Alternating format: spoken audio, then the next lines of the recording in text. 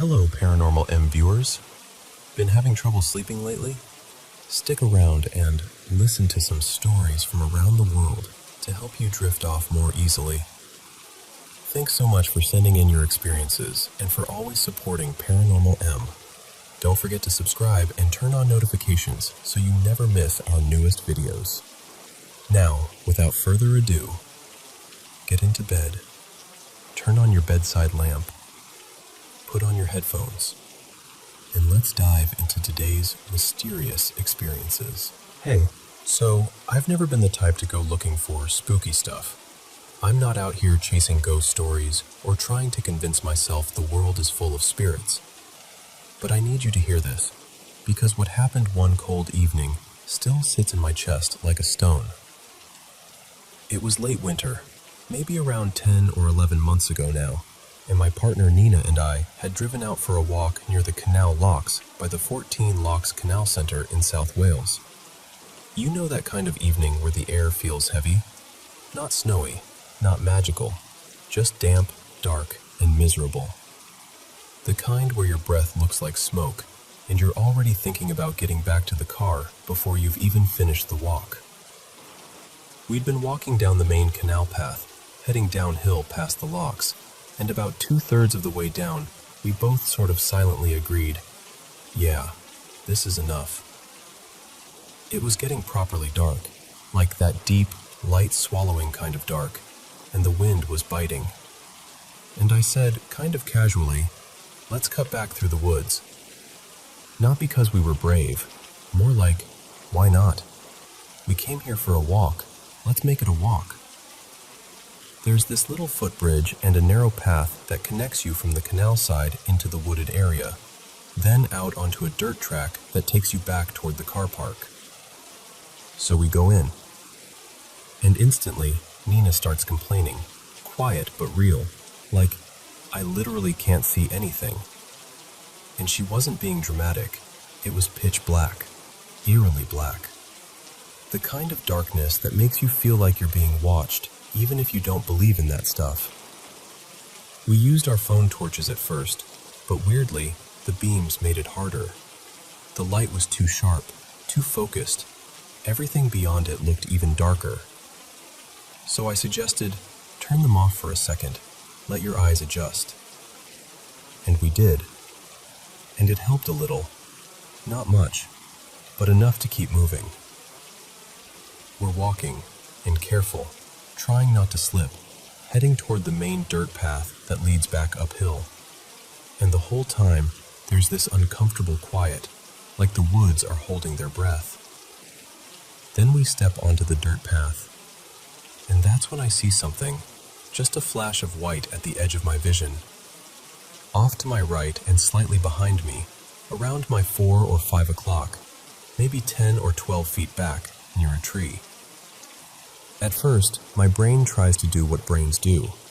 Probably litter, a sign, something reflective, mist, a plastic bag, anything normal. So I turn my head to get a proper look. And the second I actually see it, my whole body reacts before my mind even catches up. I swear to you, I jerked my head away almost instantly, like some instinct in me was screaming, do not look at that. I took maybe 10 more steps, heart pounding, pretending I didn't see what I saw. And then I finally whispered, Nina, did you see that? And without even hesitating, she goes, yes, don't look. Let's get the hell out of here. And the way she said it, no confusion, no what? Just immediate certainty. That's the moment my stomach dropped. Because it meant it wasn't just my imagination playing tricks. Still, we both did it. We glanced back. And it was closer. Not a little closer. Right behind us. That's when we ran. And I mean ran. Full sprint. No talking. No checking footing. Just pure survival mode. And what's crazy is the way back to the car park is uphill. Normally it's a proper climb, especially in the cold. But we flew up that path like the ground was flat, like something was pushing us from behind. Adrenaline does wild things to your body. Only then did we slow down, bent over, gasping, and when we looked at each other, we had the same expression. That wide-eyed, shaken look like, what just happened to us? Now listen, this is the part I always struggle to describe, because it didn't look like anything I can easily compare to a person or an animal. It was bright white, like not white clothes, not someone with a torch, more like a white presence. A tall, skinny-ish shape, maybe 6 to 7 feet, but the weird thing was it didn't have clear arms or legs. No face, no features. It wasn't like a human silhouette. It hovered, about a foot off the ground, I'd say, and it had this faint glow to it, like the air around it was slightly lit. The best way I can describe it is like a pale smudge in the air, roughly the shape of one of those rounded ice cream sticks, but thicker, and not fully solid, slightly transparent, like something that shouldn't be standing there, because it wasn't standing. It was just there. And what messes with me is how aware it felt, like it knew we were there the moment we knew it was there. The second time we looked back, and it had moved closer, way too close. That's what convinces me it wasn't just a trick of the light or a weird reflection. It felt intentional, interested. Afterward, I kept thinking, maybe I'm overreacting. Maybe it was fog. Maybe there's a post or sign that catches moonlight. But Nina saw it too. She describes it the same way I do, without me feeding her details. Even now, when it comes up, we both end up describing the same thing almost word for word. And that's the part that keeps me grounded in it. Because if it had only been me, I'd probably have convinced myself I imagined it. I'd have talked myself out of it, made jokes about being tired, whatever. But we both saw it. I've even gone back since, daytime, nighttime, trying to debunk it like a sane person. I walked the same paths, looked for signs, reflective surfaces, anything tall enough to create that shape. There's nothing. Nothing that would sit at that height, nothing that would glow like that, nothing that would explain how it looked closer the second time. So I don't know what it was. A ghost? A spirit? Something else. Something we don't have a neat word for. All I know is, it was real enough that two people saw it, at the same time, in the same place, and we ran uphill in the dark like our lives depended on it. And honestly, even telling you this now, I still get that cold shiver inside.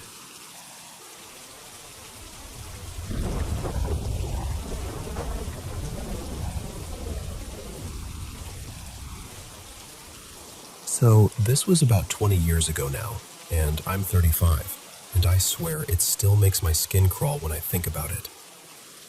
Picture a small town high school, year 8, and 4 girls who were way too confident after watching a couple of creepy movies. You know the type of confidence, like, we can totally handle a spirit board.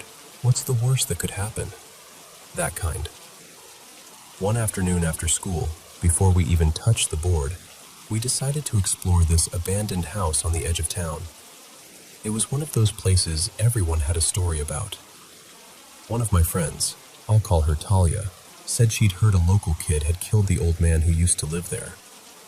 No idea if that was true, but even repeating it out loud made the air feel heavier. And we shouldn't have been in there. I remember that clearly, this tight, warning feeling in my chest, like my body was trying to drag me back out the door. But we stayed. And honestly, we acted like absolute jerks, kicking through junk, picking things up and tossing them, laughing too loud to cover how creeped out we were. There wasn't really furniture left, nothing personal, but we were still disrespectful. Just dumb teenagers doing dumb teenager things. When we left, we crossed the road into this empty paddock, like a big open field with patchy grass, and somehow decided right there, across from the dead man's house, was the perfect spot to mess around with a spirit board. Even saying it now, I'm like, what was wrong with us? One of the girls, let's say Mika, had made the board at home. It was the classic DIY thing. Letters, numbers, yes, no, a little goodbye in the corner that we absolutely did not take seriously enough. We sat in a circle, fingertips on the planchette, and started asking those cheesy questions you ask when you're trying to be brave. At first it was giggles, then it wasn't. The planchette started moving in that slow, deliberate way that makes you look at each other like, "Are you doing that?" And nobody wants to be the first one to admit they're freaked out. I remember yanking my hand away at least once, maybe twice, because the movement felt confident, not random, like something was answering. And the name that came through, this is the part that makes me laugh and cringe at the same time, was something totally ordinary. Not Beelzebub or Lilith or anything dramatic. It was Graham, a normal name, which somehow made it worse because it felt real, like, oh, you're not playing a character, you're just here. We got scared fast, pulled our hands away, talked over each other, and then, because we were brilliant, we didn't say goodbye. We just stood up and left it. Like you can just wander off mid-summoning the way you wander off mid-conversation. Time passed. I lost touch with those girls over the years for totally normal life reasons, but I've always wondered what they remember about that day, because I know what happened after, and it still doesn't sit right with me. Over the next few weeks, 2 of them told me they started having really messed up dreams, and I started waking up at 3 a.m. exactly. Not around 3, not somewhere in the middle of the night. I mean bang on. I'd snap awake, heart thudding, and this cold dread would roll over me like a wave. Every time I'd stare at the glowing digital clock to confirm it, like I was hoping it would prove me wrong. And around the same time, my life was already messy. My parents had just split. My mom and I were getting ready to move interstate. I didn't have words for it back then, but my whole nervous system felt like it was stretched tight. I started having panic attacks and constant anxiety, and I truly thought I was losing it. I kept it to myself because I didn't want anyone to think I was being dramatic or crazy. My friends threw me a going-away party before I moved. Half our year showed up. Everyone was loud and hyped and running around like it was the best night of their lives, and I remember standing there feeling completely detached, like I was watching it from behind glass. Later that night, this small group came back from going for a walk, and apparently they'd tried messing with the board again, or doing some kind of spirit dare. One of the boys, I'll call him Ryan, looked wrecked. Like pale, shaken, not joking. He kept saying he'd seen this horrible vision of his whole family dying. And what do a bunch of teenagers do when someone says something that heavy? They brush it off. They keep partying. They laugh too loud. They pretend it's not real. But I remember thinking, I want nothing to do with this. I didn't even want to hear details. My whole body was like, nope, nope, nope. A few weeks later, it was moving time. Most of my stuff was packed up, and since my dad was staying in the house, I ended up sleeping on the couch in the living room, just for those last nights before Mom and I left. The 3 a.m. waking thing was still happening on and off, but that final night in the house, that's the one that's burned into my memory. I fell asleep on the couch with the room pitch black, and I had this weird, vivid dream where I was out in the backyard near the clothesline. There were people there, friends, family, just normal, casual, like a barbecue vibe. And then, suddenly, they all dropped, like their bodies just shut off, like they'd died.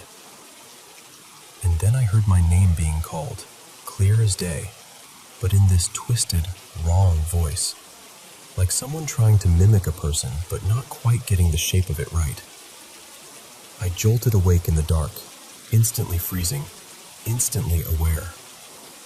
And I looked down toward the end of the couch, and there was a figure standing there. Not a shadow I imagined, not a coat hanging on a chair.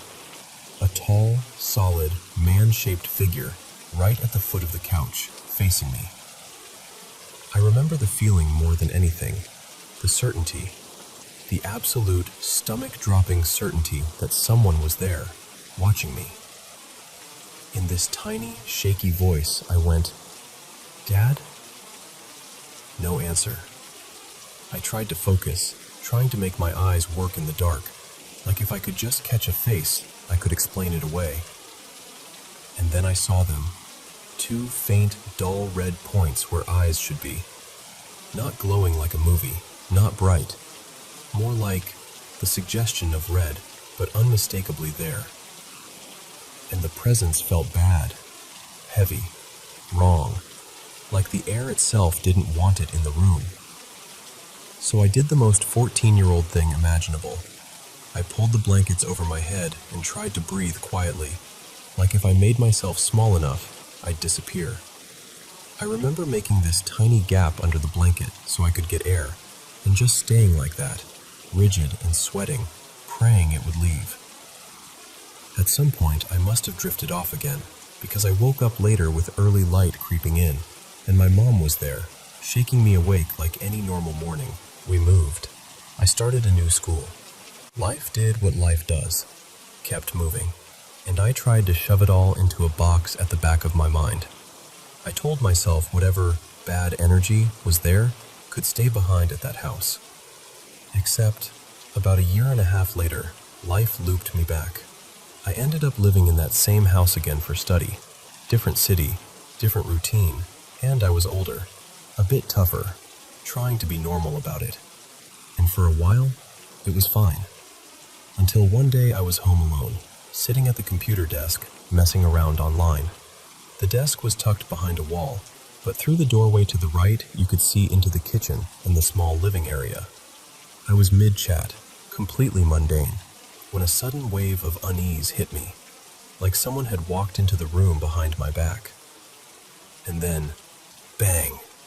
It sounded exactly like the oven door being slammed, except ridiculously loud. The lights flickered at the same time. The sound had weight to it, like it shook the house. I froze, then shot up and looked into the kitchen. Nothing. No one. No open doors, no fallen objects. Just that horrible, sour, crawling feeling in the air. I didn't even try to be brave. I grabbed the cordless phone, bolted out the back door, and called my dad, with my heart trying to climb out of my throat. I probably sounded insane. All I could get out was, "Something's wrong in the house. Please come home." After that, I don't remember anything else dramatic happening. Maybe it stopped. Maybe I got better at ignoring it. Maybe I just got busy growing up and burying things the way you do. I'll be honest, there were years where I went out a lot, came home tipsy, and that probably helped me sleep through anything weird. But those memories? The paddock, the board, waking up at 3 a.m. like a bell going off, the figure at the end of the couch. That stuff doesn't fade the way normal memories fade. So yeah, if you take anything from this, don't mess with spirit boards when you're a teenager trying to impress your friends. Actually, don't mess with them at all.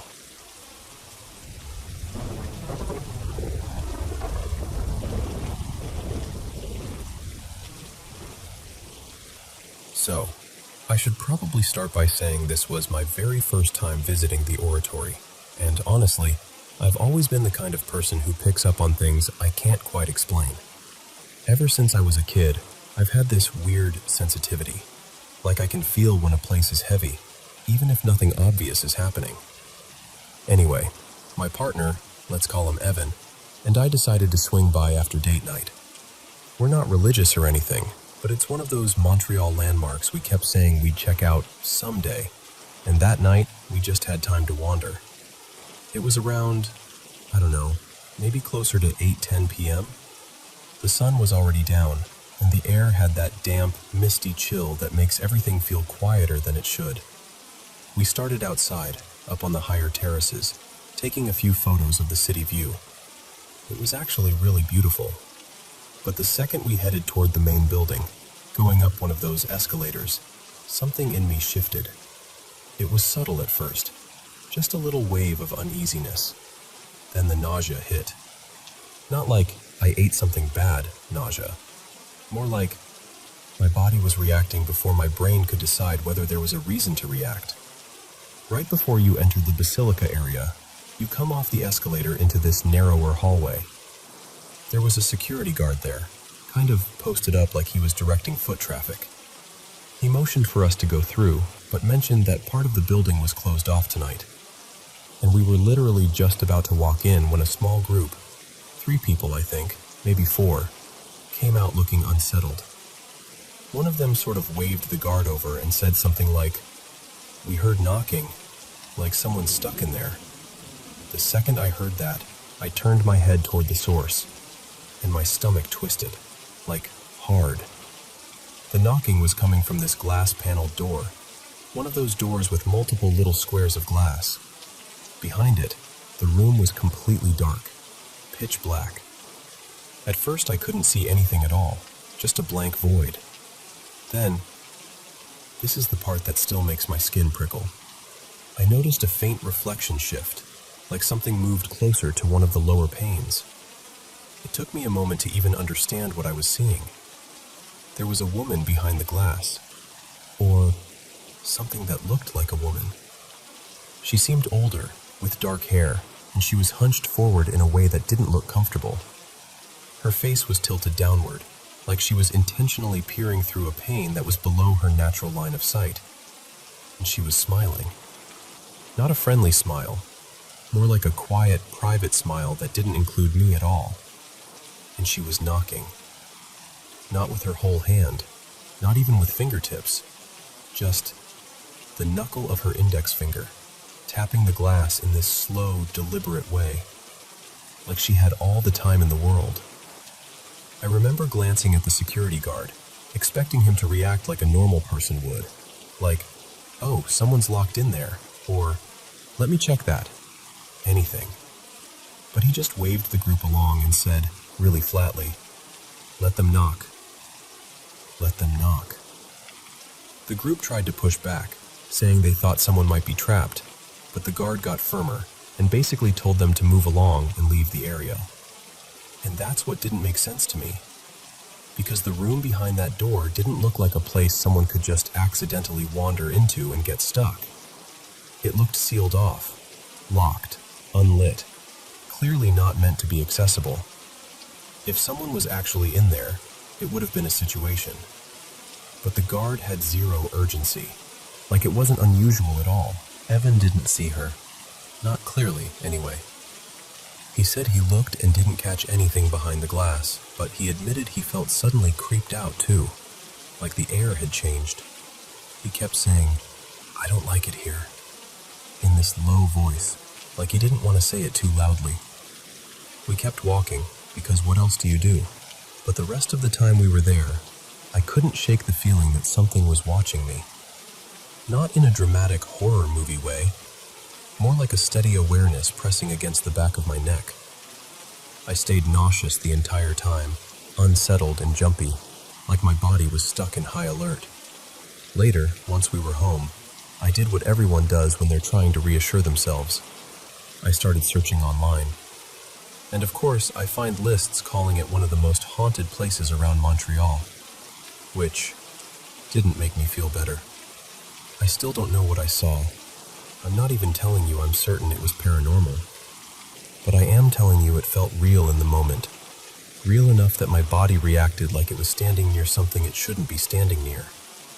And if you've ever had anything weird happen there, anything at all, or you know any rabbit holes worth diving into, I genuinely love to hear it. Because I've been trying to find stories like mine, and it's strangely hard to track down the specific kind of experience I had. But that knocking, that slow, patient tapping behind the glass, yeah, I don't think I'm forgetting that anytime soon.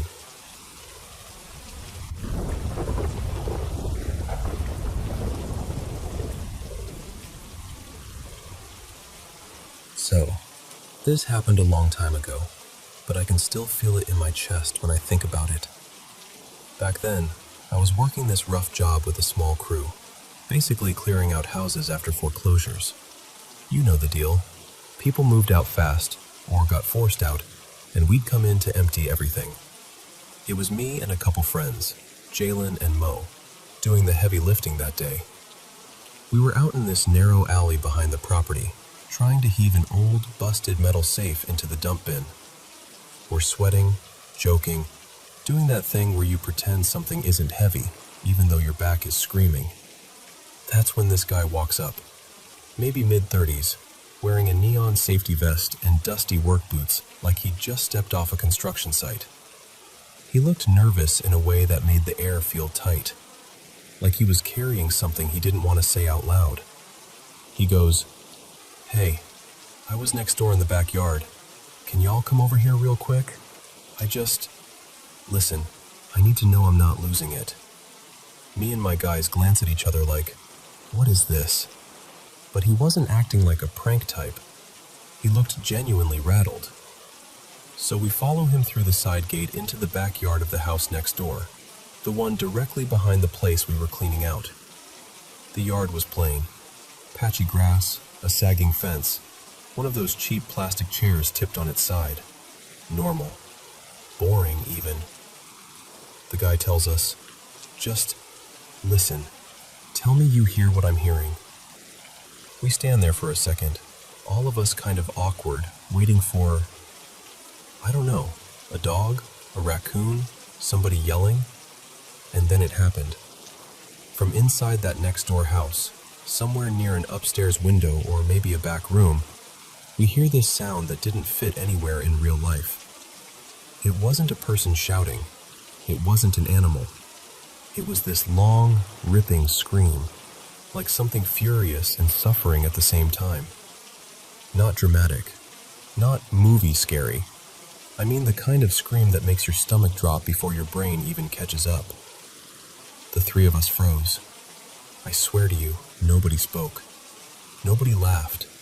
Nobody moved like they had options. And then the moment it stopped, we all instinctively backed away, like the sound had weight. We end up stumbling back into the alley, and the guy in the vest is breathing fast, eyes wide. He says, Okay, you heard it. I'm not crazy." Then he tells us something that made it worse. He goes, "I work with the guy who owns that house. He told me I could take some of the cars off the property." Like that was just a normal sentence. So now in my head I'm thinking, cars? What cars? Why is this man giving away cars? And what is in that house? Me and Jalen look at each other and we're both pale. Mo keeps trying to act tough, but he's doing that fake calm thing where you can hear the fear in the silence. We decide we're not dealing with this alone, so we go inside the house we were supposed to be clearing and grab our project lead, Terry. He's one of those guys who's seen everything and doesn't get shaken. The type who doesn't believe in weird vibes, only deadlines. We tell him what happened. He smirks like, "A demon scream? All right, sure." So we're like, "Come with us. Just stand there and listen." We walk him next door into that backyard again, and this time it feels even heavier, because now we're waiting for it. It's quiet for a good minute. Terry starts to look annoyed, like we dragged him outside for nothing. Then, that scream hits again. No debate. No, let's investigate. No, maybe it was this or that. Just, we're done. We packed up like our lives depended on it. And I'm not exaggerating. We didn't finish a thing. We didn't even want to be on that street anymore. And here's the part that still messes with me. The house we were clearing out, our actual job site, looked like whoever lived there left mid-life.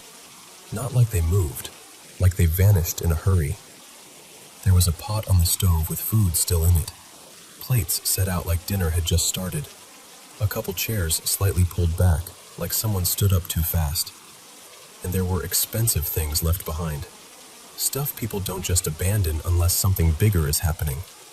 Jewelry, electronics, tools, good furniture.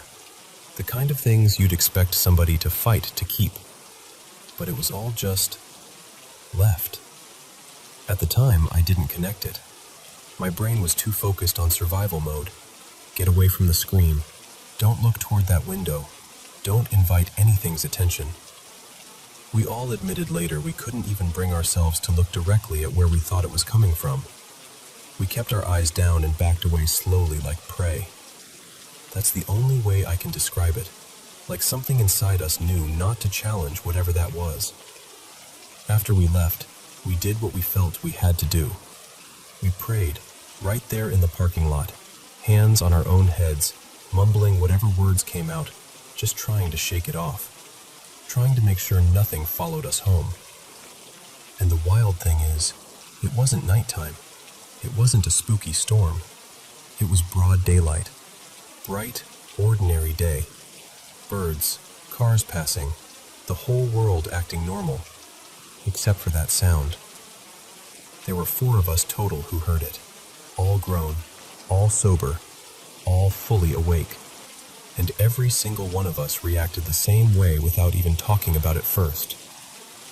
That was years ago now, and I haven't experienced anything that intense since. But I'll tell you this honestly. Whatever that was, it changed how I look at the world. I don't play around with stuff I don't understand.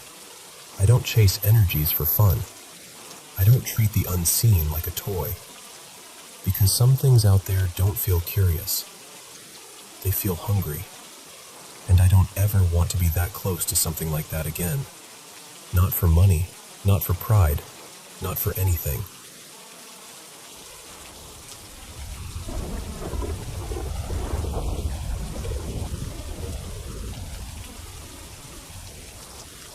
Hey, thanks for listening.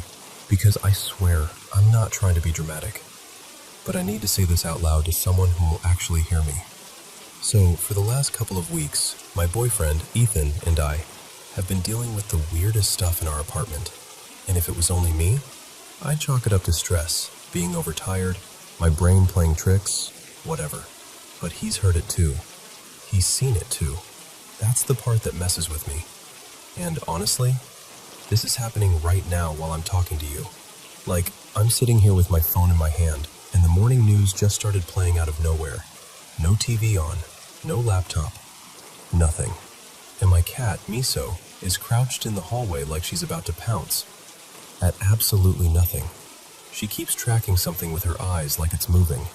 I feel ridiculous saying that, but that's exactly what's happening. Okay, back up. It started about 2 weeks ago.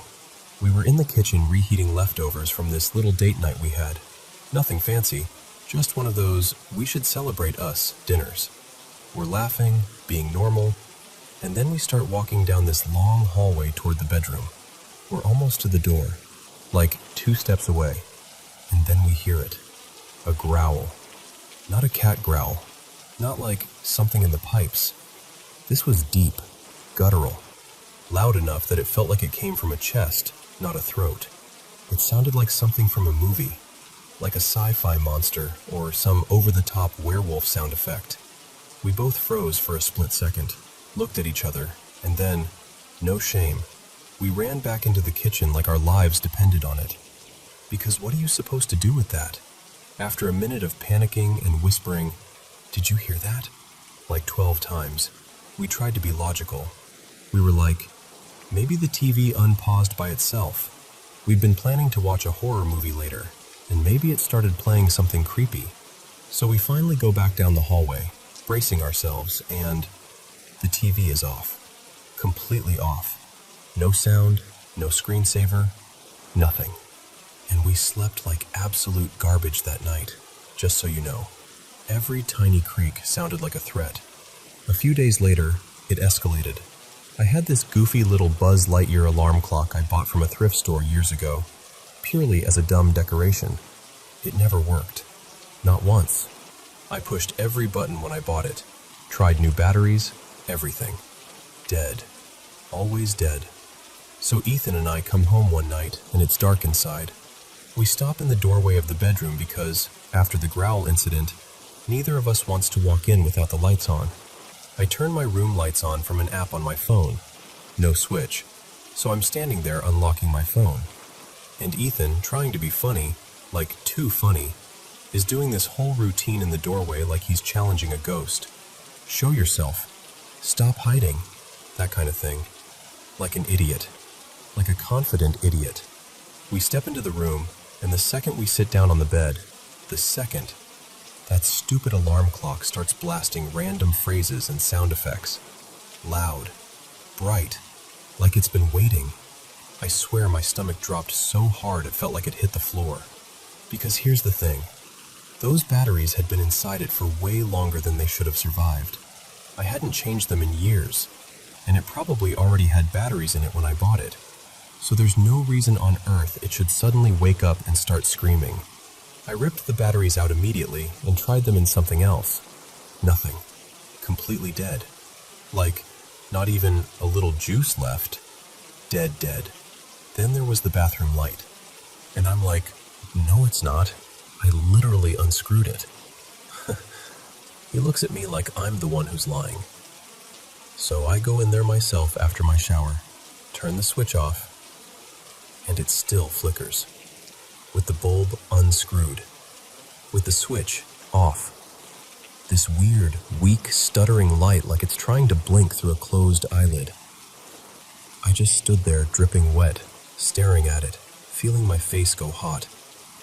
Because that's when it stopped being maybe and became, okay, something is wrong. Then my speaker, my big one, turned itself on. It's not a hair trigger button. It takes a real press. But it was sitting on my dresser, and it suddenly powered on and played that little startup sound like someone had just done it on purpose. And then, this is the part that really sealed it.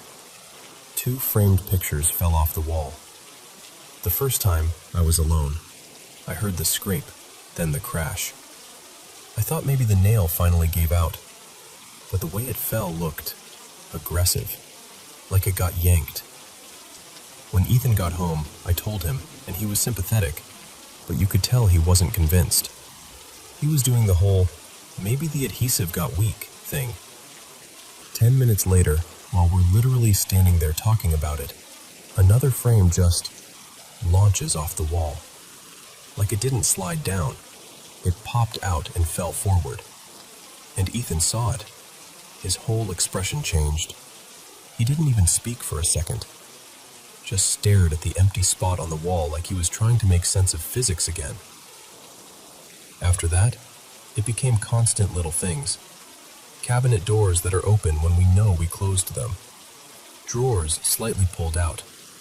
Stuff moved from where I put it, and we both do that thing where we're staring at each other like, was it you? No. Was it you? And it's always no. And the weirdest one, I'll lose something, like truly lose it, tear the room apart, check the obvious places 5 times, finally give up, and then it appears in the open, right where I would have seen it, like 20 seconds later, like it's being returned, like somebody's messing with me for fun. We haven't changed anything. No renovations, no new electronics, no new neighbors that I know of. Nothing that explains why all of this started so randomly. The only thing I can think of, seriously, the only thing, is that a little while ago, I moved my grandmother's ashes into my room. They were in my mom's room before she moved out, and I didn't want them tucked away somewhere, so I put them in my dresser drawer. But she wouldn't growl, right? I mean, my grandma was sweet. She was gentle. She wouldn't make my cat want to fight the air in the hallway. So I don't know. I'm trying to stay grounded, but it's getting harder when things keep responding like the house is listening. If you have any explanation that isn't, you're losing it, please tell me. Because right now, it feels like something's here, and it knows we noticed.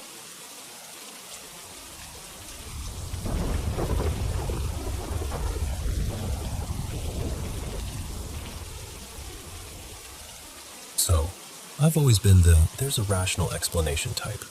I'm the person who rolls their eyes at ghost stories, not because I'm trying to be tough, just because I genuinely don't believe in any of that stuff. But I need to tell you what's been happening lately, because I'm running out of explanations that actually make sense. My partner Nadia and I moved into this little apartment not long ago. It's older, like you can feel the age in the floors and the walls, but it's close to both our jobs, and the rent was weirdly low for the area. We convinced ourselves it was a win. A little cramped, sure, but worth it. The first thing that felt off wasn't even something I noticed. It was our cat. Her name is Pickle. She's usually calm, almost lazy. Not destructive, not jumpy. The kind of cat who watches the world like she's mildly disappointed in it. But after we moved in, she started acting wrong. We'd wake up and find stuff tipped over in the living room. A book on the floor when it had been neatly stacked. A little plant knocked sideways. We'd hear these dull thuds at night, like something heavy bumping into furniture. And naturally, we assumed it was Pickle getting the zoomies in a new place. Stress, new smells, smaller space, all that. I kept telling Nadia, give her time, she'll settle. Then one night, we're in bed watching a movie on Nadia's laptop. Lights off, blankets pulled up, the whole cozy routine. When we hear this sudden crack from the living room. Not a little bump, not a shuffle. Glass, shattering. I jump up, half annoyed, half worried, and walk out there expecting to find Pickle standing guilty next to some mess. And sure enough, there's a vase on the floor, completely smashed, water creeping across the wood like a slow leak. And without thinking, I actually say out loud, okay, guess Pickle finally went feral. But then Nadia shows up behind me in the doorway, and she's holding Pickle in her arms. She goes, really calmly, no, she didn't. Because Pickle had been in the bedroom with us the entire time. I remember just staring at them both, like my brain was trying to flip through possible explanations, and nothing was landing. After that, it didn't stop. We'd hear things from the living room when nobody was there. Little knocks. Soft, dragging sounds that would go quiet the second we got up to check. And items kept ending up on the floor. Sometimes stuff that didn't even make sense for a cat to reach. And I kept doing what I always do, trying to reason it away. Maybe there's a mouse. Maybe there's some weird draft. Maybe the building shifts and the furniture isn't level. Maybe the table is tilted and I just never noticed. I even got down on the floor once, like an idiot, squinting at the legs of the coffee table like it was going to confess something. At one point we found a chair tipped over, fully on its side, not just scooted, and I still tried to be chill about it. I said, maybe she jumped on it and it wobbled weird, even though I heard myself saying it and knew it sounded ridiculous. Then last weekend happened. Nadia took Pickle to visit her parents for a few days. Pickle likes their house, more windows, more sun. I stayed behind because of work, so for the first time since we'd moved in, I was alone in the apartment. The first morning, I'm in the kitchen making breakfast.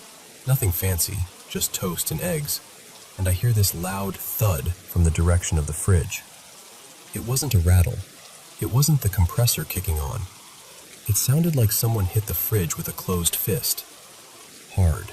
I walked over and put my hand on the fridge door like, I don't even know why. Like I expected it to be warm, or vibrating, or guilty. Everything looked normal. The thing ran fine. No obvious mechanical issue. Still, that sound had weight to it. Intent. And later that day, something happened that honestly unsettled me more than the fridge. We keep this thick candle on the coffee table in the living room. It's one of those chunky ones in a glass holder. Heavy, stable. The kind you don't accidentally knock across a room. When I left for work that morning, it was right where it always is, center of the table. When I came home, it was gone. I assumed I'd moved it without thinking, so I started looking around. Under the couch, by the TV stand, behind the curtains, like it could have rolled away on its own. And then I found it, across the room. Not just on the floor near the table, across the room, like something had sent it sliding or flying. The candle itself had snapped cleanly in two, and the glass holder was cracked like it had taken impact. It looked deliberate, like someone had grabbed it and tossed it. But nobody had been in the apartment all day. The doors were locked. No signs of a break-in. Nothing missing. No open window. No pets. Just me and whatever was doing this. I know each thing by itself sounds like nothing. A vase breaks. A chair tips. A fridge makes a weird noise. A candle falls. But it's the pattern. The way it keeps happening. The way it seems to escalate when I'm alone. And I hate saying this because it sounds like the kind of story I'd normally dismiss, but I'm starting to feel like the apartment is reacting to us. Or like something in it is. And I'm sitting here trying to tell myself there's a normal explanation, because that's what I do. Except now, I don't know what that explanation is supposed to be. So yeah, that's why I'm telling you. Have you ever had something like this happen? Like a place that just feels active? Like it's doing things when you're not looking?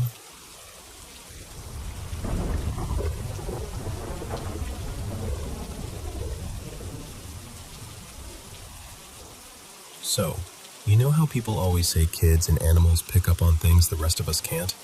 Like they're tuned in to some other frequency we've forgotten how to hear. I've come to believe it, because my little boy Cal is absolutely one of those kids. For months now, he's been playing with someone, or something, that I can't see. And I want to be clear, it's never scary, it's never heavy, it's the sweetest thing.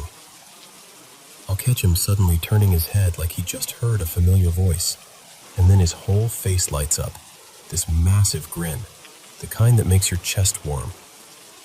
He gets all wiggly and excited, like he's trying not to laugh, but he can't hold it in. At night, when I put him down, I'll check the baby monitor, and there he is, on his back, kicking his little feet, giggling like he's being tickled by an invisible best friend. One time, I even saw it happen in the car. We were driving home, and he kept looking over his shoulder at the empty seat behind him, laughing and babbling like he was having the best conversation of his life. And honestly, I've always told myself it's something gentle. Maybe my late great-aunt, or a grandparent, or, if you're the kind of person who believes in it, maybe just some kind of guardian energy that's fond of him. Whatever it is, it feels loving. That's the only way I can describe it. And Cal, he adores animals. Like, adores. Animal books, animal sounds, documentaries, cartoons. If it has fur, feathers, scales, or hooves, he's in. His favorite toys? All animals. His favorite videos? Animal compilations. If we're walking outside and a squirrel so much as blinks in our direction, he's thrilled. He's also been around all kinds of dogs. We used to have a gigantic, gentle Great Dane who passed not too long ago. Still miss that sweet old soul. He's been around my friend's tiny, furious little Chihuahua that barks like it pays rent. My sister has this bouncy Aussie mix and a happy-go-lucky chocolate lab. And my father-in-law's cattle dog, oh my gosh. Picture a dog that treats every visitor like an intruder in an action movie, barking non-stop, throwing himself at the window, acting like the glass is the only thing keeping the world from ending. And Cal? He thought it was hilarious. Not scared, amused. Like, wow, what a funny guy. So that's why what happened this week completely floored me. A few days ago, I stepped in to help a dog I knew wasn't being treated right. He'd spent most of his life either tied outside or shut in a crate for basically the entire day. I'm talking all day, every day. No real play, no real walks, no real love. Just existing. He's about 9 months old, a pit terrier mix, and I renamed him Milo. And despite everything he's been through, he isn't mean. He isn't snarling or snapping or acting aggressive. If anything, he's this desperate, energetic, skinny little love bug. A good dog who just never got to be a dog. The plan was to keep Milo, at least for now, and introduce him to Cal slowly after a few calm days, once Milo had settled and learned the rhythm of our home. No rushing, no pressure. But this morning, my husband put Milo outside on the back patio, right near our sliding glass door, so Milo could get some air while we did breakfast. And when I brought Cal into the kitchen and he noticed the dog through the glass, Cal's whole body changed, and I stood there thinking, what is happening? Because I have never seen him do that. Not once.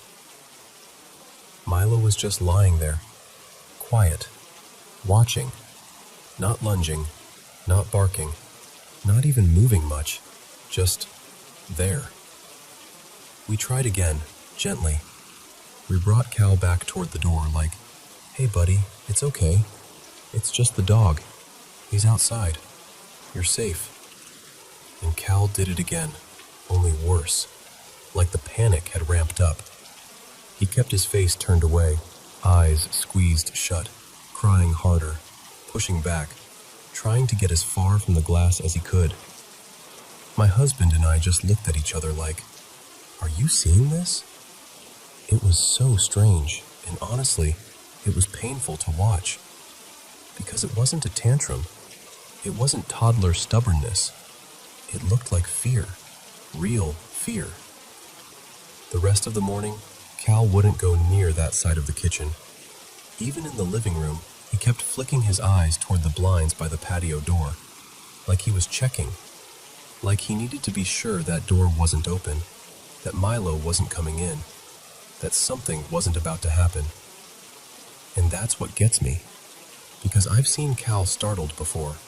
I've seen him jump when a loud dog barks suddenly.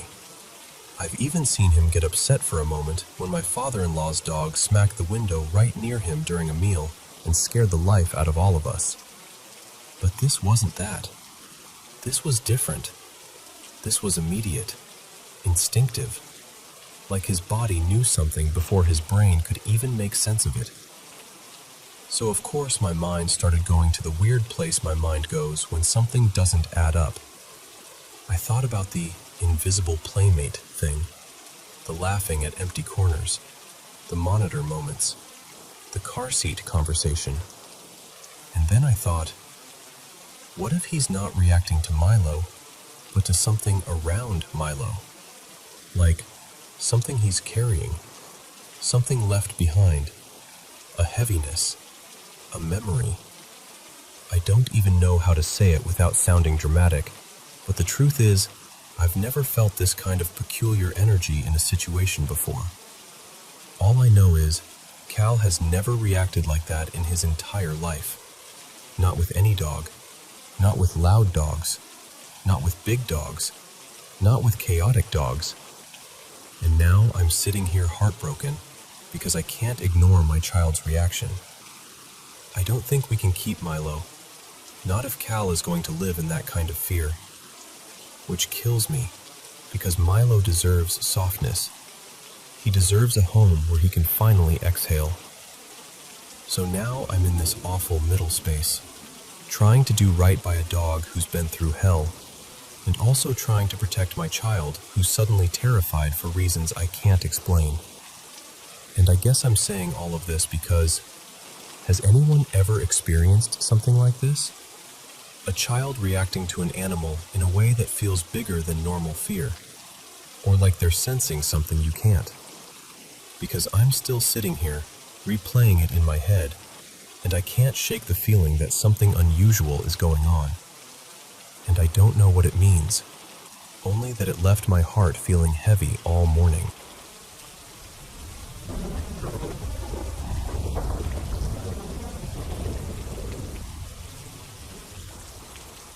So a couple years back, I was in the middle of this ridiculously long coastal walk, One of those treks where the days blur together and your whole life fits into a backpack. I've been wild camping the entire time, and honestly, it was mostly uneventful in the best way. The odd nuisance, sure. One night a fox made off with my dinner.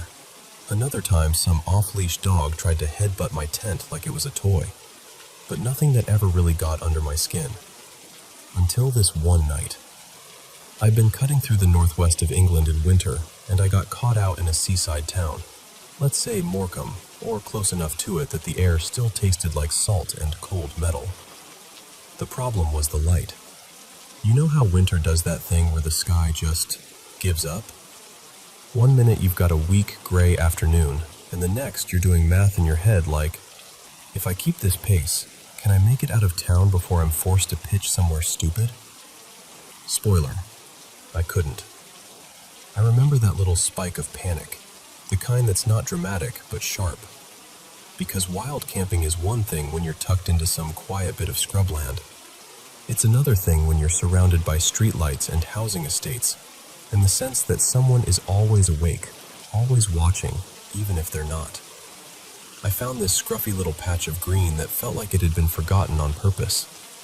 There was a skate park that blocked the view from the road, a low concrete wall with layered graffiti, and a blackened circle on the grass where someone had clearly had a fire. It wasn't pretty, but it was hidden-ish, and at that point, hidden wins. I crawled into the tent thinking, right, I'll be gone at first light. No one will care. I'll just look like, well, like someone down on their luck. And here's the thing. When you're in a tiny tent in a town, you start imagining how you're being perceived. Like, if anyone sees the shape of a person in there, they might assume you're homeless, or dangerous, or both. And that thought doesn't help you sleep, funnily enough. Still, I did drift off. And then, sometime deep in the night, maybe 2 or 3 in the morning, I woke up instantly. Not gradually, not with a yawn. Instantly, like a switch had flipped. Because I could hear footsteps, crunching, slow and deliberate on frosted grass. And they weren't nearby. They were coming straight toward me. I remember my whole body going tense, and my brain doing that horrible thing where it tries to decide whether to be practical or terrified. I held my breath, listening so hard it felt like my ears hurt. Then the singing started. A woman's voice, clear, unhurried, like she wasn't drunk shouting or messing around.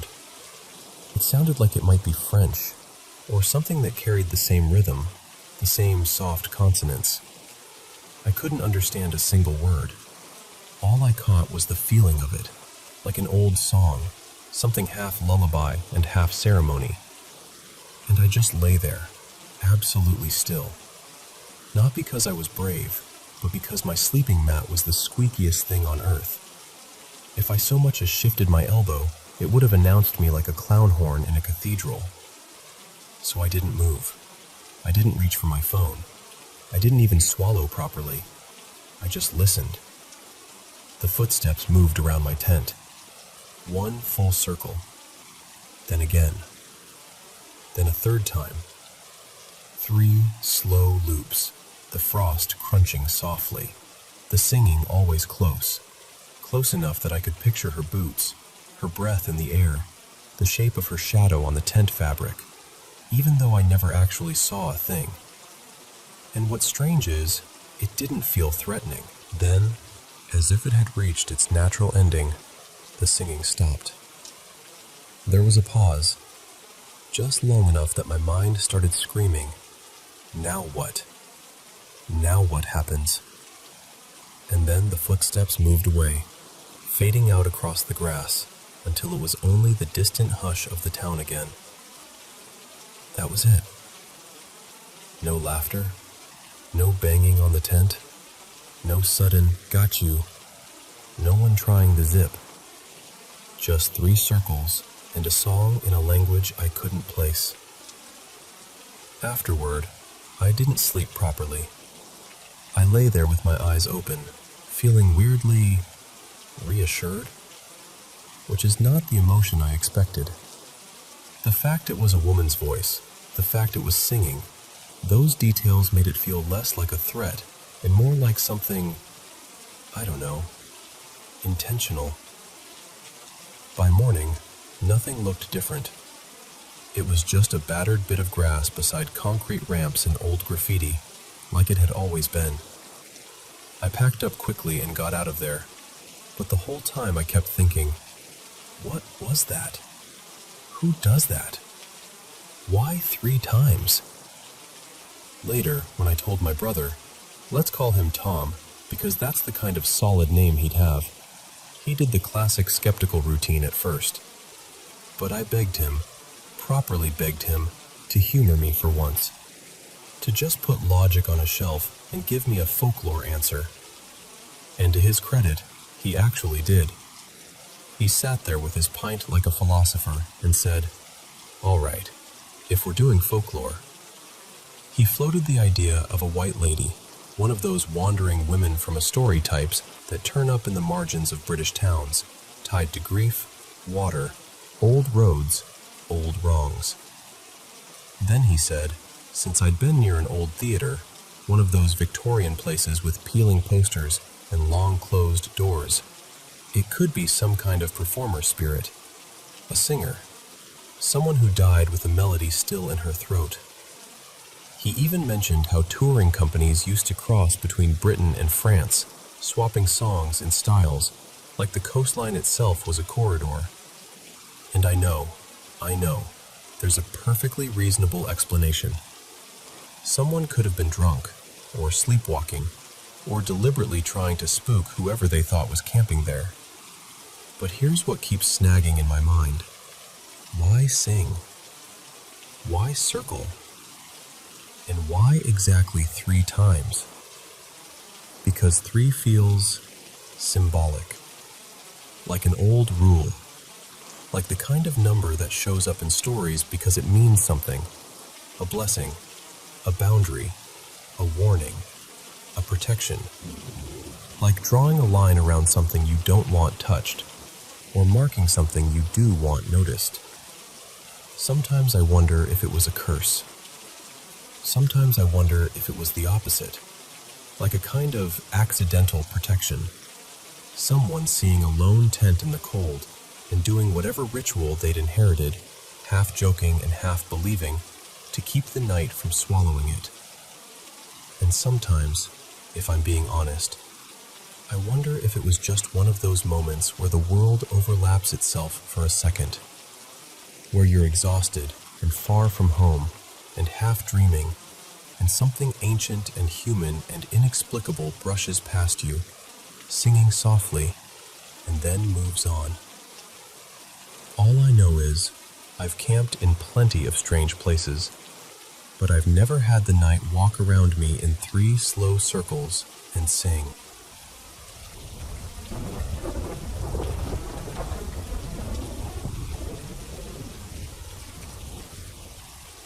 So, this happened a long time ago now, like almost 20 years back. I was little, maybe 8-ish, give or take, so I'm telling it through that foggy, vivid childhood lens, where some things are blurry, but the feeling of it? The feeling is crystal clear. I grew up out on the South African veld, wide, flat land where you can see forever in every direction. Mostly tall grass and farmland, with scattered scrubby bushes and the occasional thorny tree standing alone like it got forgotten out there. At night, it could feel massive, like the sky started low and stretched forever. This was during a weekend camp. Could have been a school camp or a church one, I honestly can't remember which. But I remember the game. We called it Lantern Stalk. That was the big event everyone looked forward to.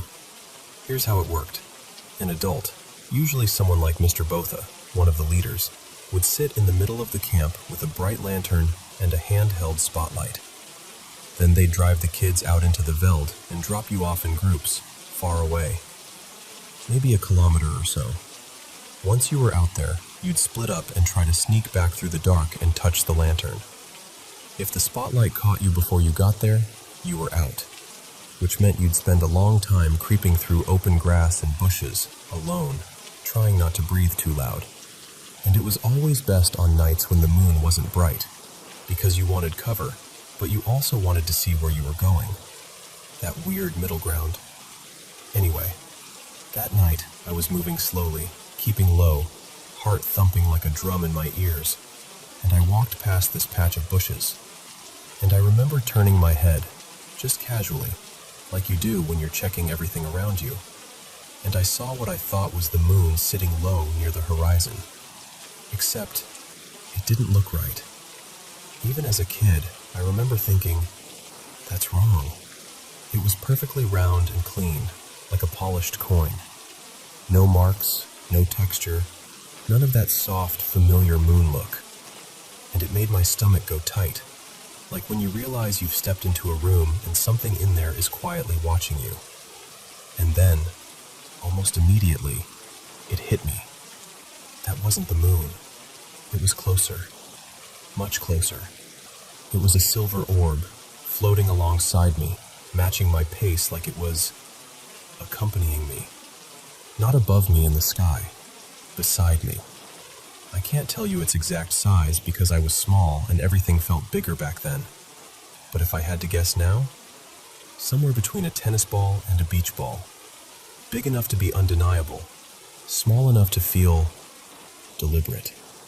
And it had this shine to it. Not like a flashlight beam, not like fire.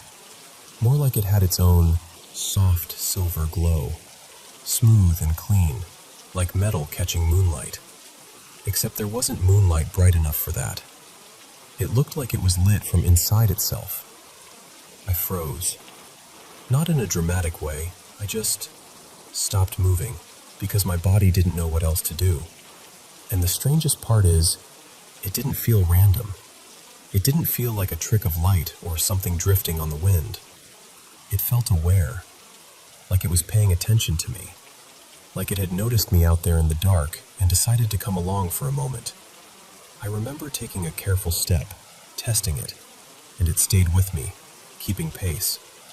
Then I shifted again, faster this time, and it kept up.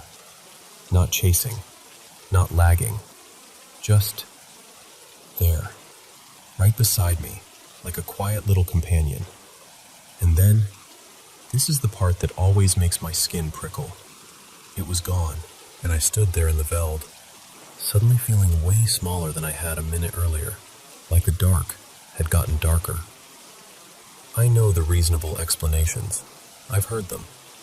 Ball lightning, weird reflections, some kind of atmospheric thing. Maybe even just my imagination. Kids are good at spooking themselves, right? But here's the problem. I never forgot it. It didn't fade like a dream fades. It stayed in my head the same way my earliest clear memories stayed. The first time I stood on a rugby field with my stomach flipping, or the smell of dust after rain, or the way grown-ups' voices carried over the grass at night. This memory has that same weight, that same realness. And it wasn't just what I saw, it was the feeling of it. That sense that it was keeping pace with me, that it was present on purpose, that it was alive, in some way I didn't have words for at 8 years old. These days I live overseas, far from that flat, endless veld. And sometimes, usually around this time of year when people start swapping spooky stories, it pops back into my mind like it never left. And honestly, I still don't call it aliens. That explanation just doesn't sit naturally in me. I can't even fully explain why. But if you asked little me what it was, without hesitation, I'd tell you, I saw a fairy. Not one with wings and a wand and a cute little face. Something older than that. Something quiet. A watcher. A silver listener in the grasslands, drifting beside a child for a few heartbeats. And then gone.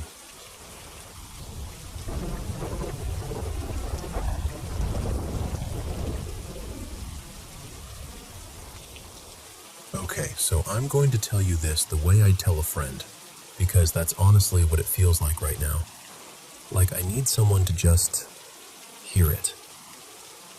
My boyfriend Lachlan lives in this house that backs onto a strip of woods, and faces this huge open farm field. It's the kind of place that looks peaceful in the daytime. Gray sky, long grass, quiet roads. But at night, it feels like the dark has space to stretch out, you know? We're not far from Stirling, still in Scotland, so it's not like we're in the middle of nowhere. But it feels like it sometimes. Lachlan's tall and skinny. He's 18, and he lives with his mom and his stepdad, Ewan, who's really into paranormal stuff. Like, not in a joke way. He takes it seriously. And I used to roll my eyes a bit at that, I'll admit. Not anymore. Because every so often, in the middle of the night, there's this sound, this howling. Not like a fox, not like a dog. Something longer, hollow. It doesn't make sense because there aren't any big dogs nearby that we know of. And there's this bathroom door in the hallway, directly opposite Lachlan's bedroom, right beside his mom and Ewan's room. That door will slam shut at night even when nothing's open. No wind, no windows, nothing. Sometimes it's not just once either. It'll be like, bang. Then a while later, bang again. Like it's trying to make sure you notice. Anyway, here's how the last few nights went. Night 1. It was around 1:20 in the morning. Lachlan heard the howling, and instead of doing the sensible thing, which is staying in bed, he got up to look. He told me later he doesn't even know why, like his body just moved before his brain caught up. He went toward the window, and he said the only way he could describe what he saw was something like that creepy rake thing people post online. Pale, too long, wrong looking.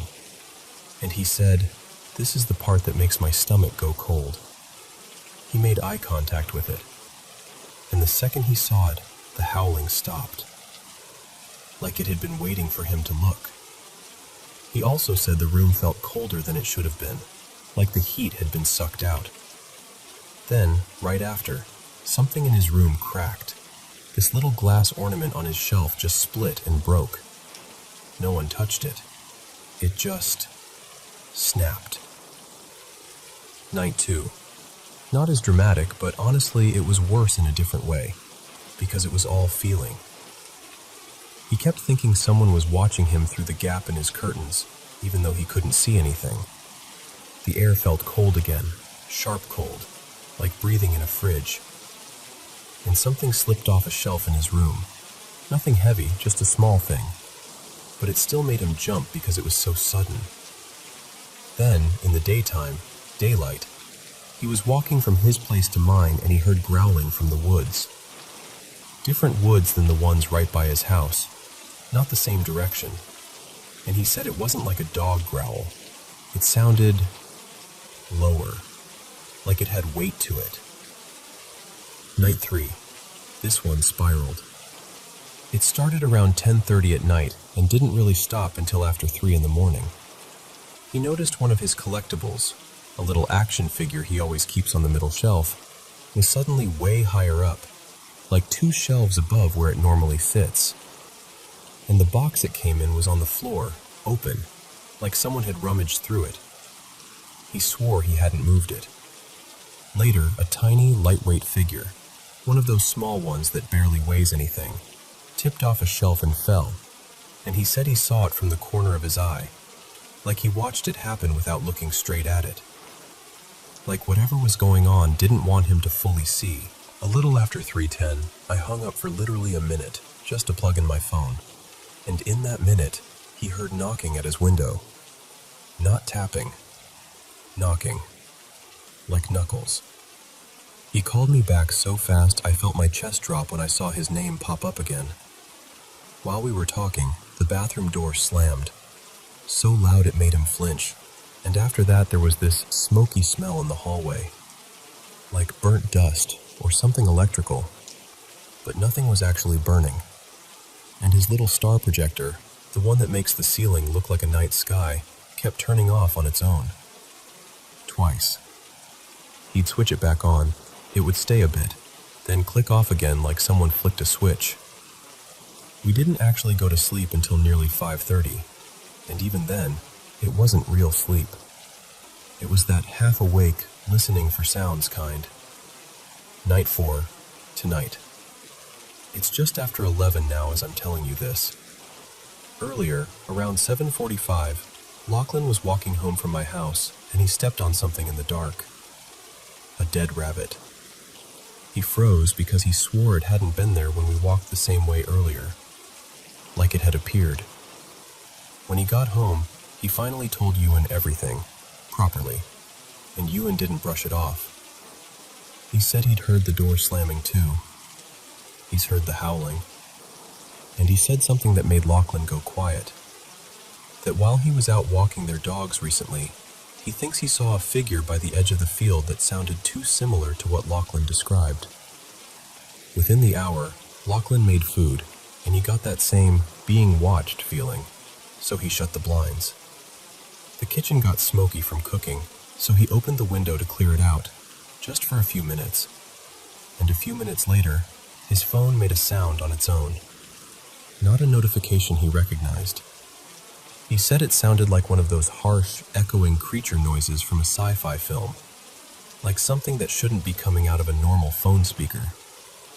He said it reminded him of those alien movies, the way people describe them. I haven't seen them either, but the way he said it, he sounded genuinely shaken. So that's where we are.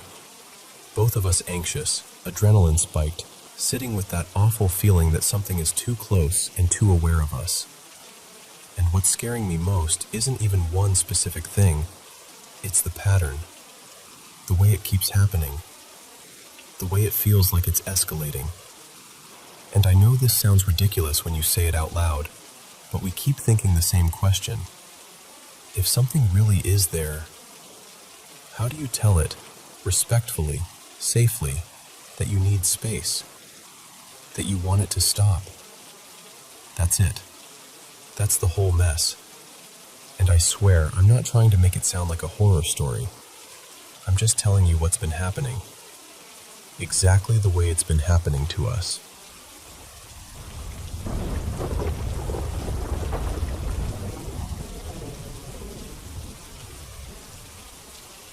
Okay, so before I tell you what happened, I need to give you a little context, because without it, this sounds like something you dismiss in 5 seconds.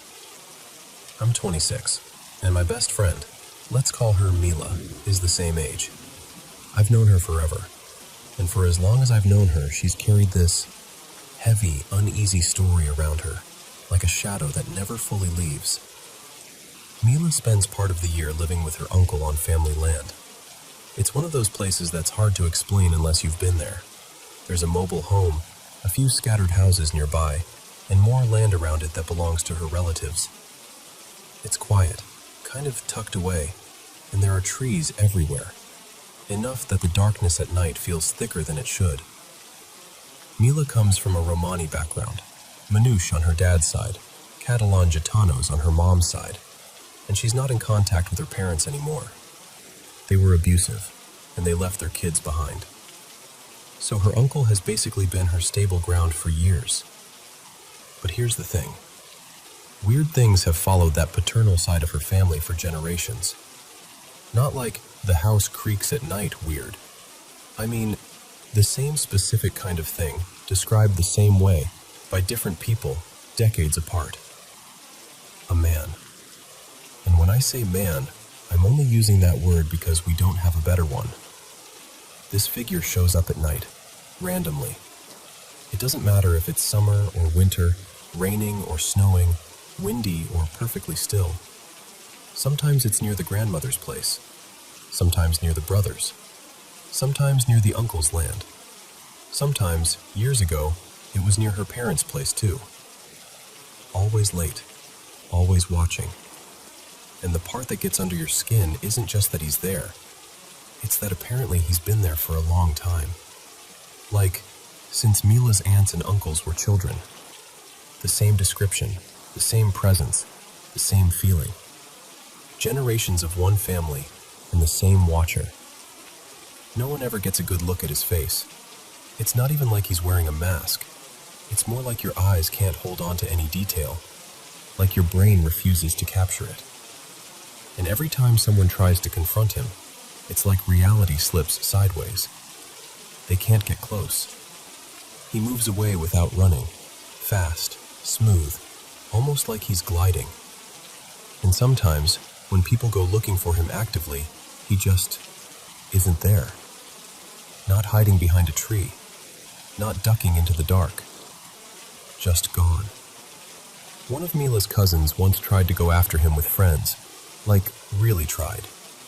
They went out together, lights, flashlights, calling out, spreading around the property, and the man vanished, as if he'd never been there at all. But what really scares people isn't even the visual, it's the feeling. Everyone describes it the same way. This wave of discomfort that hits your body first, like your chest tightens, like the air is suddenly wrong. And it doesn't just affect the person who sees him. People who are farther away, inside the house, even on the other end of the land, they feel it too. Like something has stepped into the night and the whole place knows. Mila told me the first time she ever saw him, she was about 6. She got up in the middle of the night to get water. Kid stuff, half asleep, just padding down the hallway. And when she looked toward the patio door, there he was, standing right there, close enough that it didn't make sense. And he was so tall that from where she stood, she could only see his shoulders, not even his head. Just this massive shape filling the space in front of the glass. And they stayed like that for what felt like forever, watching him stand there, motionless. Then, slowly, he backed away. And that's the only way Mila can describe it. He didn't walk off like a person. He kind of retreated into the dark. And then he was just gone, hidden, or disappeared. No footsteps, no sound, no, oh, he went behind the shed. Just nothing. The second time she saw him was years later at her grandmother's place. It was one of those nights where the yard feels too quiet. Mila looked outside and saw him again, tall, completely still, facing toward one of her uncle's plots of land, like he was watching something specific. Her cousin saw him too, and immediately started panicking, like a full-on panic attack, trembling, struggling to breathe. It wasn't one of those moments where people talk themselves down. It was instant terror. Mila's uncles and her father at the time rushed outside, determined, angry, trying to be brave. They started toward him. And the same thing happened. He moved away without running. Fast, effortless, always just out of reach. And still, no face, no details. Just that towering silhouette and the sense that he was aware of them without reacting like a normal human being would. Now, the third time is the one I can tell you about personally, because I was there. This was at her uncle's place on the land. I remember it so clearly because I wasn't primed for it the way her family was. I had heard the stories, sure, but part of me still filed it under someone creepy or family legend that got bigger over time. That night, it didn't feel like a story. It started with the dogs. They weren't barking like they do when a fox or a cat shows up. They were whining, low, distressed, like they didn't want to go near the windows. And Mila's uncle, who sleeps like a rock, truly, like nothing wakes him, suddenly jolted awake, like someone had yanked him out of sleep. He sat up, eyes wide, breathing hard, and without even speaking much, he reached for something. This time it was a heavy stick he kept by the door, and he was shaking so badly I could see it even in the dim light. He went outside, and I swear to you, the second he stepped off the porch, the night felt heavier, like the air pressed down. We didn't see footsteps. We didn't hear movement. But Mila's uncle stared into the trees like he was looking straight at someone. And then, this is the only way I can describe it, the presence seemed to evaporate into the vegetation. Not ran into the woods, not hid behind a bush. It was like mist pulling back into the dark. I didn't even have to see him to know something was out there, because I felt it. A pressure, like being watched so intensely it almost made my skin hurt. Like eyes on the back of your neck, except it lasted for hours. Even after we went inside, even after we tried to act normal, even after the house was quiet again, I remember lying there thinking, if I turn my head, I'm going to see him through the window. And the worst part? It didn't feel like a stranger passing through. It felt like something that already knew the place, like it belonged to the night there, like it had done this before, over and over, long before I ever stepped foot on that land. And that's why, even now, when people ask me if I believe in paranormal stuff, I don't even know how to answer. Because all I can say is, I was there. I felt it. And I've never forgotten what it felt like to be watched by something you can't reach, can't understand, and can't make leave.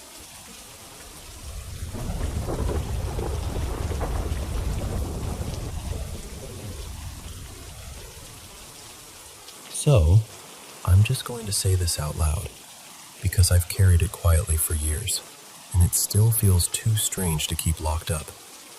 I haven't told many people, mostly because I don't expect anyone to take me at my word, but I think it deserves to be heard. I've always been the kind of person who leans on logic, cause and effect, patterns, explanations. I like things that can be proven, and that's exactly why this unsettles me, because no matter how I try to file it away as coincidence, it keeps showing up in the same exact way. The first time it happened, I was in elementary school, 3rd grade, I think. It was one of those bright, loud afternoons where recess feels like the whole world. Me and a few friends were playing tag, and I was it, sprinting full speed after this kid named Mason. And then, right in the middle of running, I stopped. Not like I chose to stop, like my body just shut the game off. Every hair on my arms and neck lifted, and this cold ripple moved through me, like a wave that started in my chest and rolled outward. Not painful, just intense, like being suddenly dipped into icy water, except it wasn't on my skin, it was inside me. Along with it came this heavy sadness, the kind that doesn't have a story attached to it.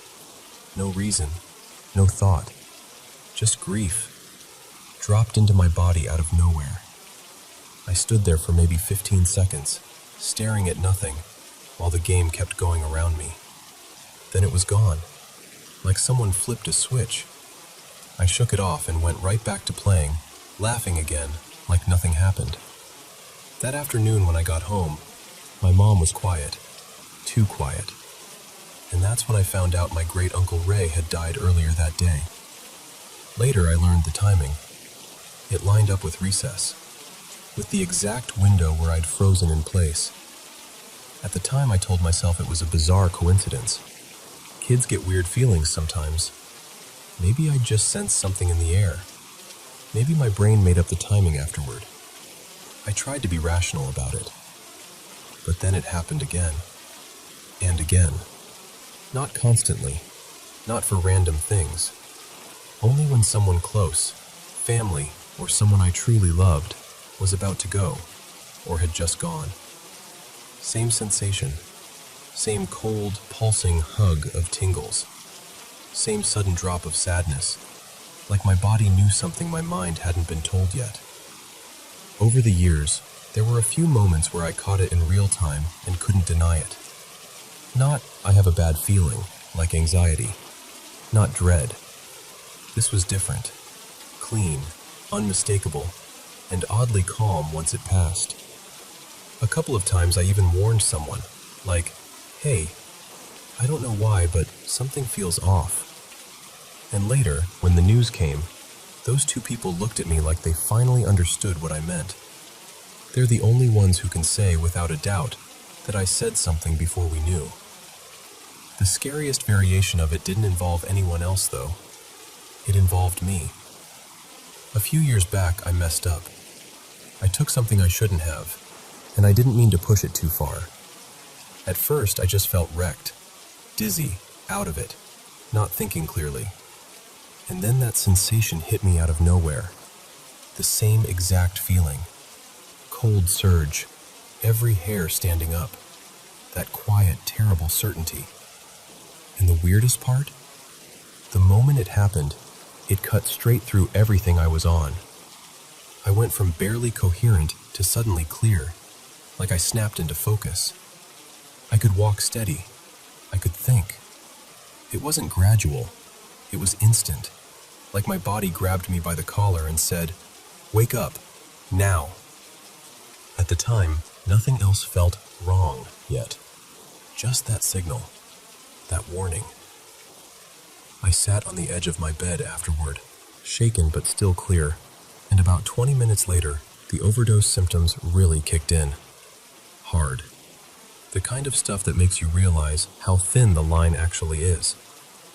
I'm not exaggerating when I say I don't think I'd be here if that feeling hadn't jolted me into action before my body started failing.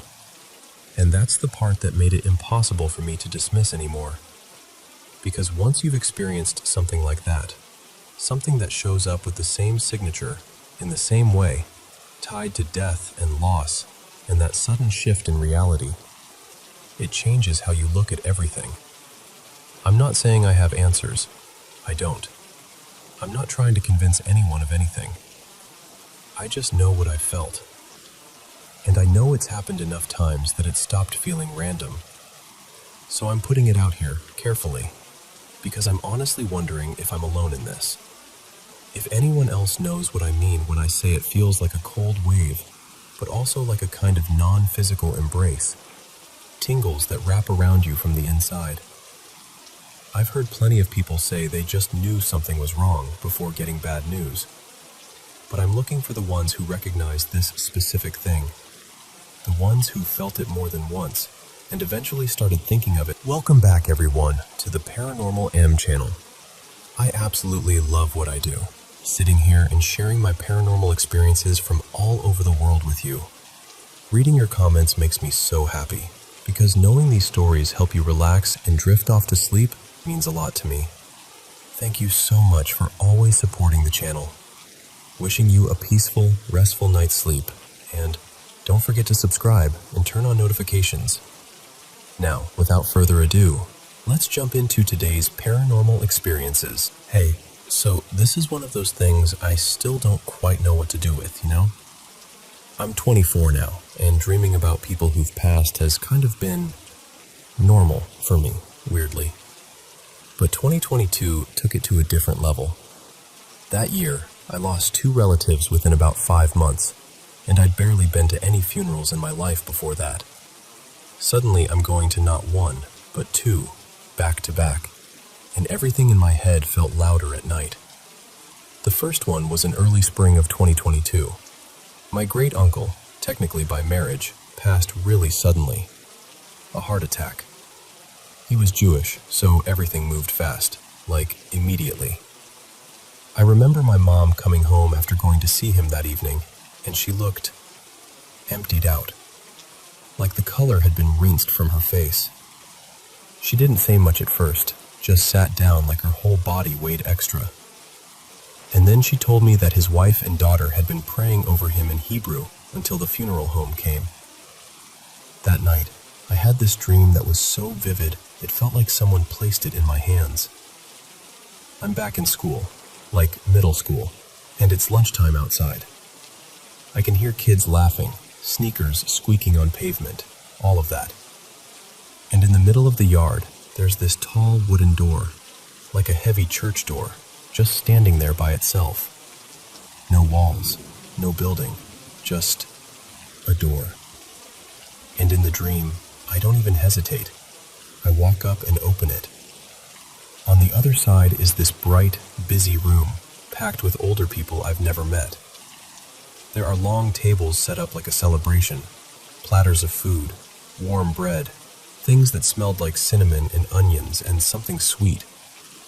And there are candles lit everywhere, mostly blue and white. And I remember thinking, this looks like something from my relatives' gatherings, even though I'm not Jewish myself. I grew up around some of the foods and traditions through extended family, but still, being in it like that felt surreal.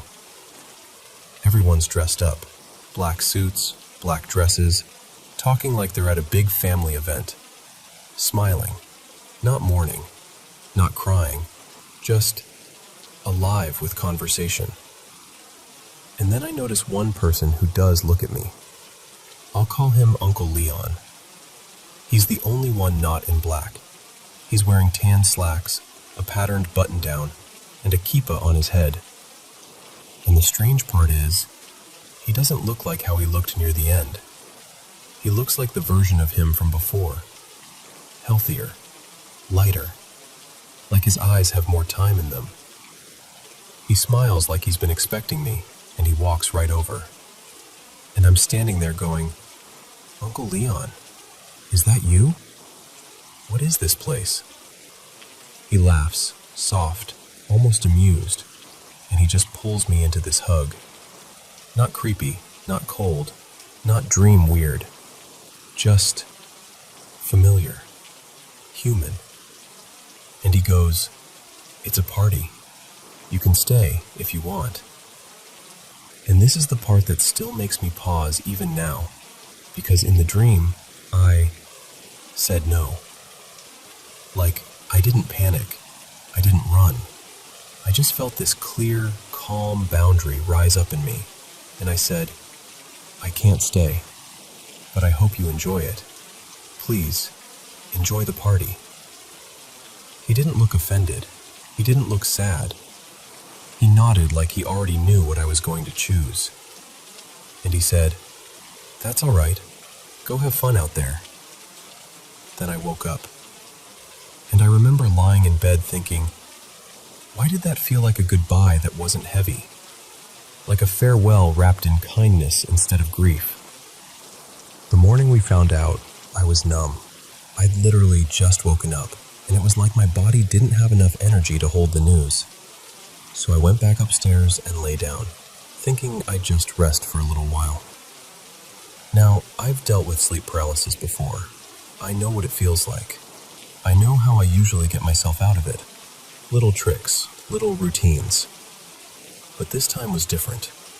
I woke up, but I didn't. I could see my room. I could see my bed. I could see myself lying there. And I had that heavy, pinned feeling, like my body was locked. And then I realized there were two presences beside my bed. Two women. One of them felt instantly familiar, like the air changed in a way my chest recognized before my mind did. The other one was unfamiliar, but strong, protective.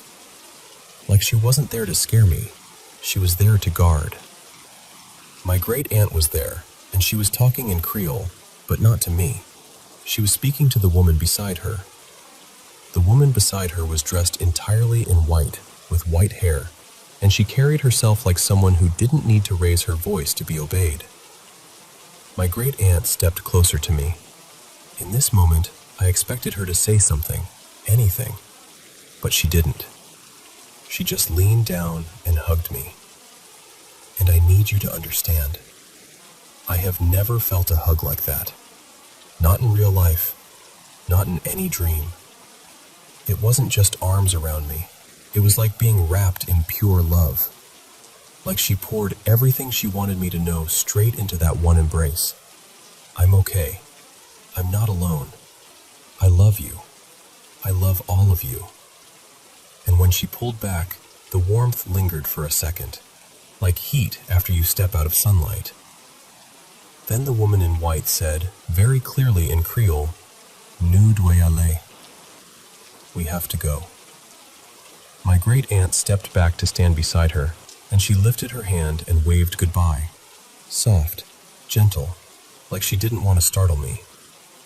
And then I woke up for real, like snap, back inside my body, heartbeat loud, mouth dry. I ran downstairs and told my family everything, still shaking. And the reaction I got wasn't disbelief. It was shock, yes, but the kind that comes from recognition. because they told me the woman in white sounded exactly like my great-aunt's great-grandmother, someone I'd never met, but they described her in a way that matched what I felt. And then, this is the part that made my stomach flip. They went and found a photo. And in it, my great-aunt was wearing the exact outfit I'd seen. A bright red top and blue jeans, the same way it looked in that moment by my bed. So yeah, I don't tell these stories to convince anyone of anything. I'm not even sure what I believe all the way. I just know what I experienced, and how it felt. One goodbye was a door to a party I wasn't meant to stay at. And the other goodbye was a hug so warm, it felt like love refusing to let the last moment be lonely.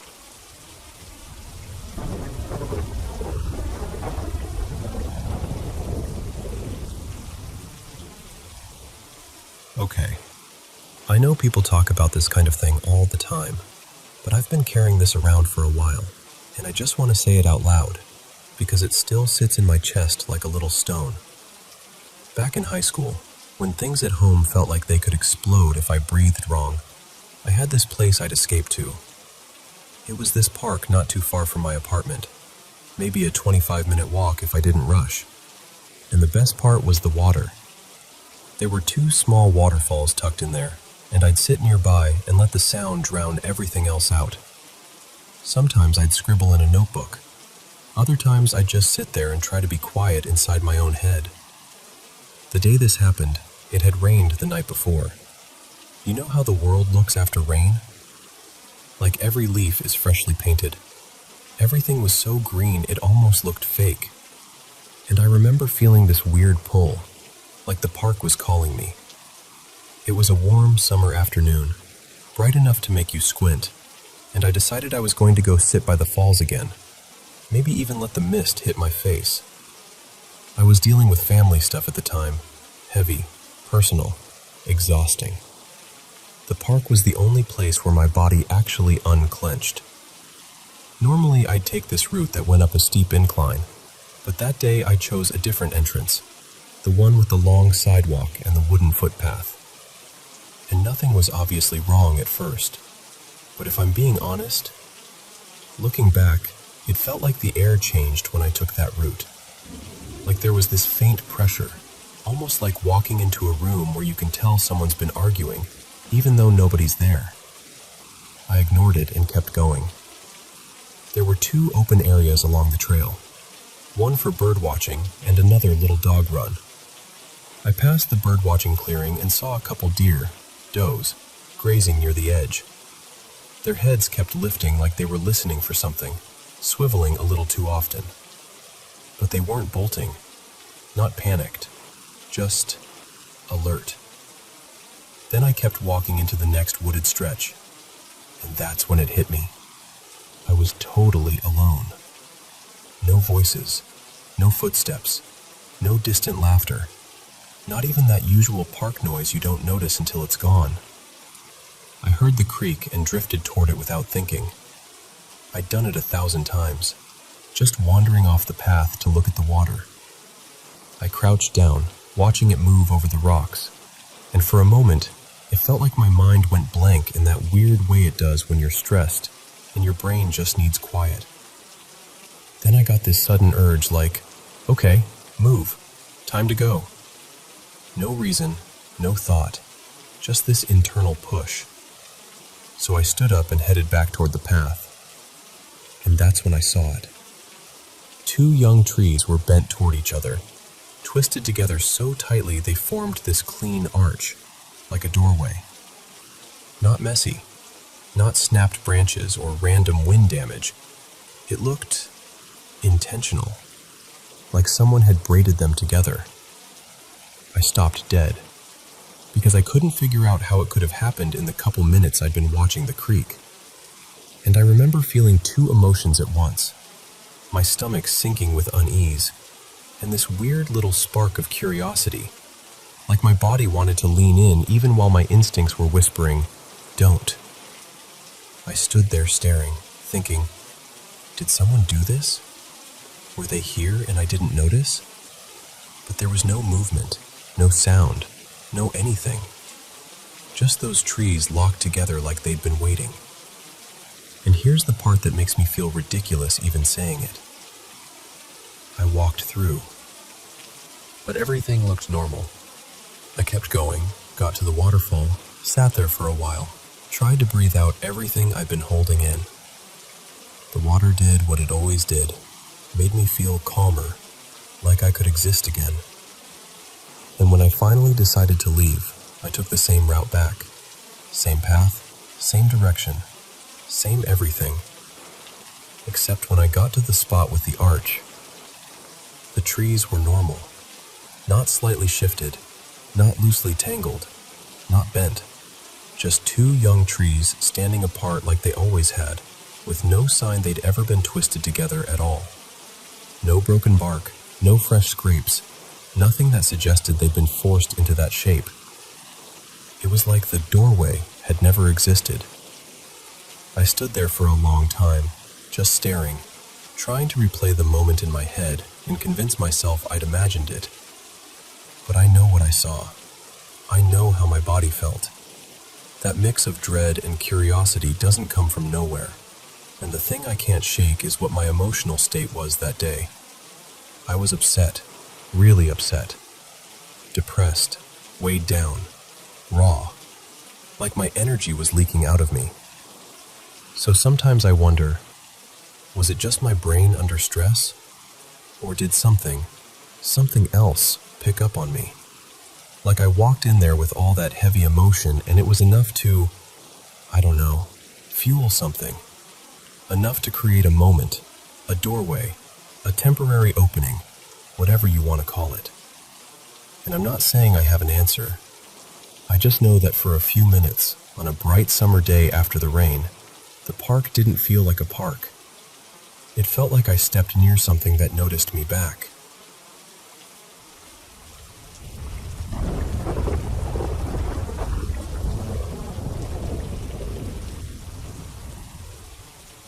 So, I've been carrying this around for most of my life, and I don't always know how to say it out loud without sounding a little unhinged.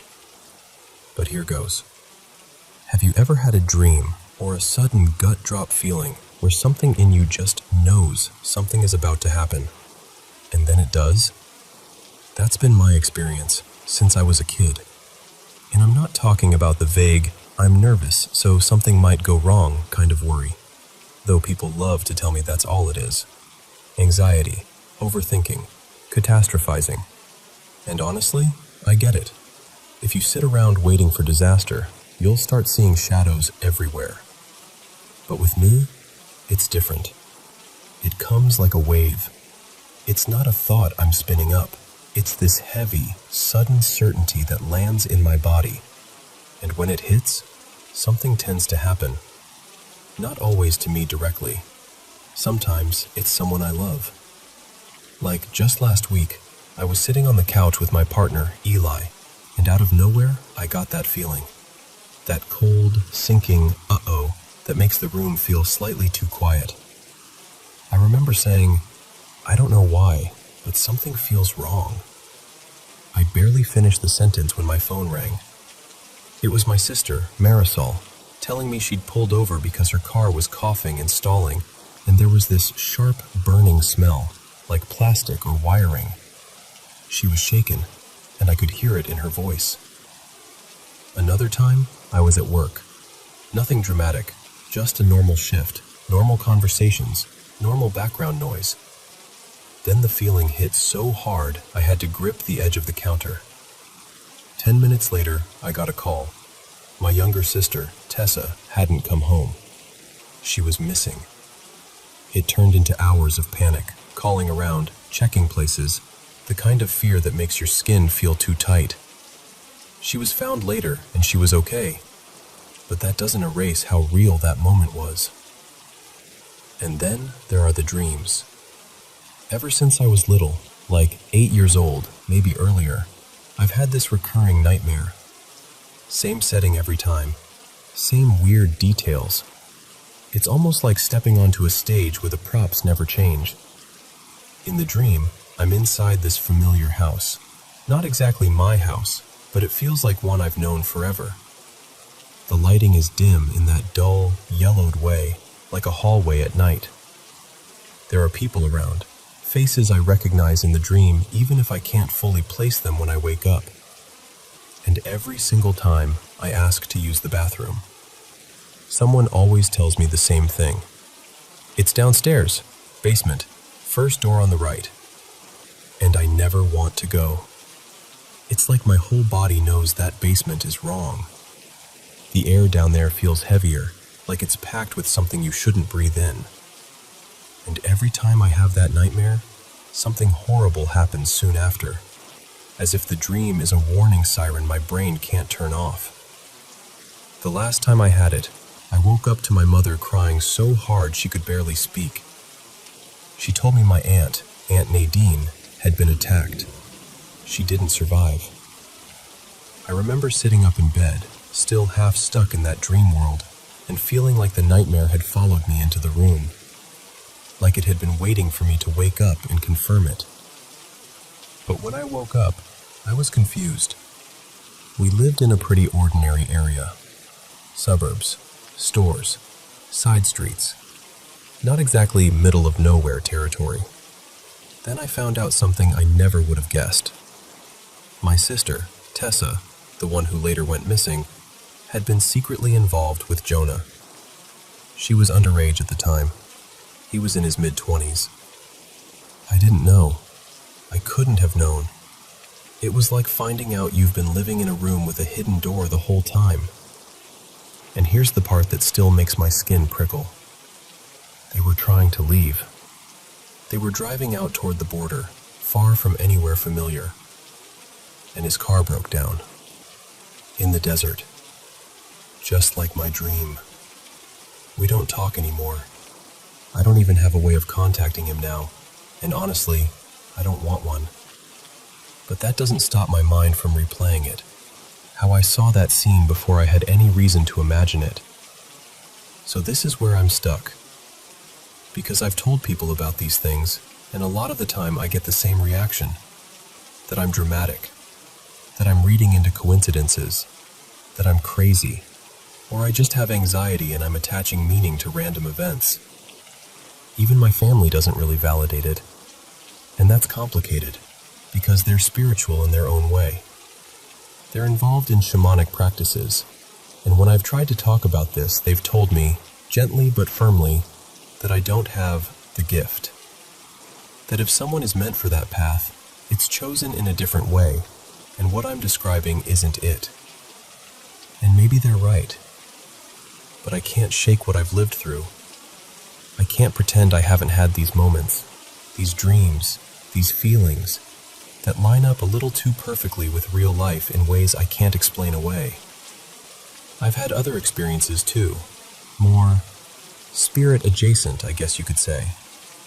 Strange encounters that don't fit neatly into a logical box. But that's probably a whole other conversation. Right now, I just want to know I'm not alone. So I'm asking, genuinely, has anything like this ever happened to you?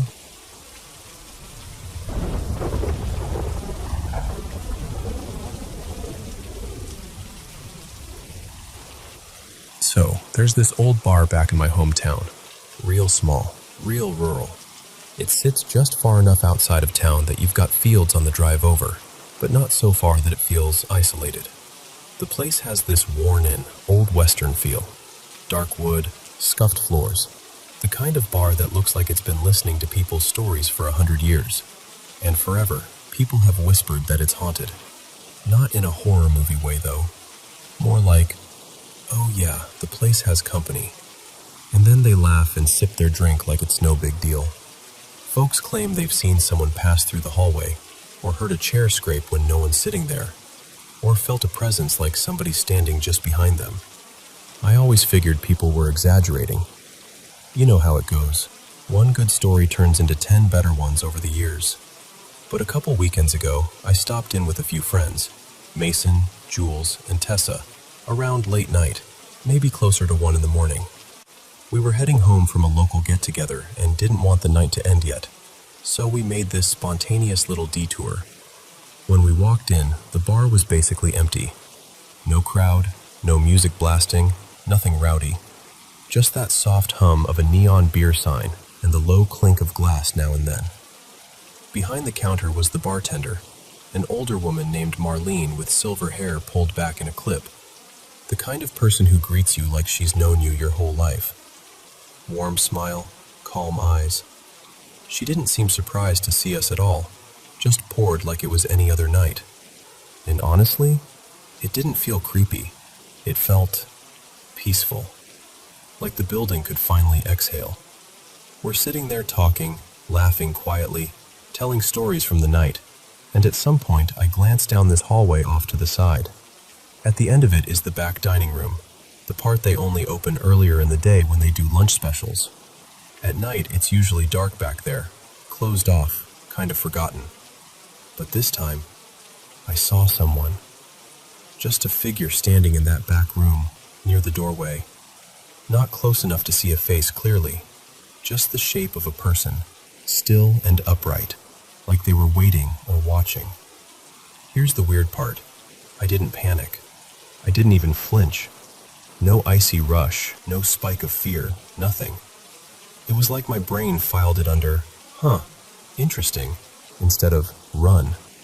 I kept listening to my friends talk, nodding along, but my eyes kept drifting back like I was checking a clock. And the figure didn't do anything dramatic. No sudden movement, no rush toward the hallway. It just shifted, like it took a small step sideways, and then it wasn't in my line of sight anymore. And that was it. I remember thinking, maybe it's a worker cleaning up back there. The simplest explanation. So I let it go. I didn't say a word. I didn't want to be the person who ruins the vibe with, did anyone else see that? We stayed a while, long enough for the warmth of a few drinks to settle in. Not sure how many, maybe 2, maybe 3. Time gets a little soft around the edges in places like that. Eventually, we started getting ready to leave. That's when I noticed Marlene dragging a vacuum out from behind the bar. Not the casual, end of shift kind of thing. More like she was about to do the real closing. She headed toward the exact back room where I'd seen that figure, and something clicked in my head. I waited until my friends were busy pulling on jackets and joking around.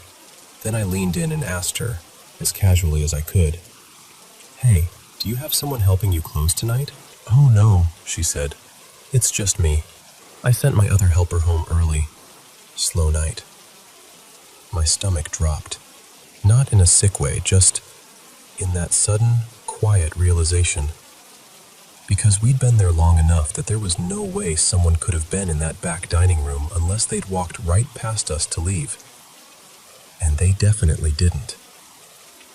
So I just sat there for a second, holding my smile in place, acting normal, while my brain went, "Oh, okay, so that wasn't an employee."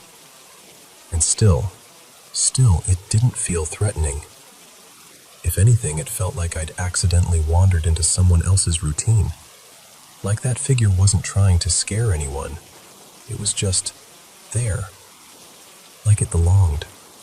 Like it was checking in on a familiar place the way some people still drive by their old neighborhood years after moving away. I thought about telling my friends. I really did. But I could already hear Mason laughing and going, "Sure you did." And I just didn't have the energy to defend myself in the middle of the night. So I kept it to myself. But later, driving home with the dark road stretching out in front of us, I couldn't stop thinking about it. About how normal it felt. About how calm the whole moment was. And I kept thinking, I should have asked Marlene what she thought.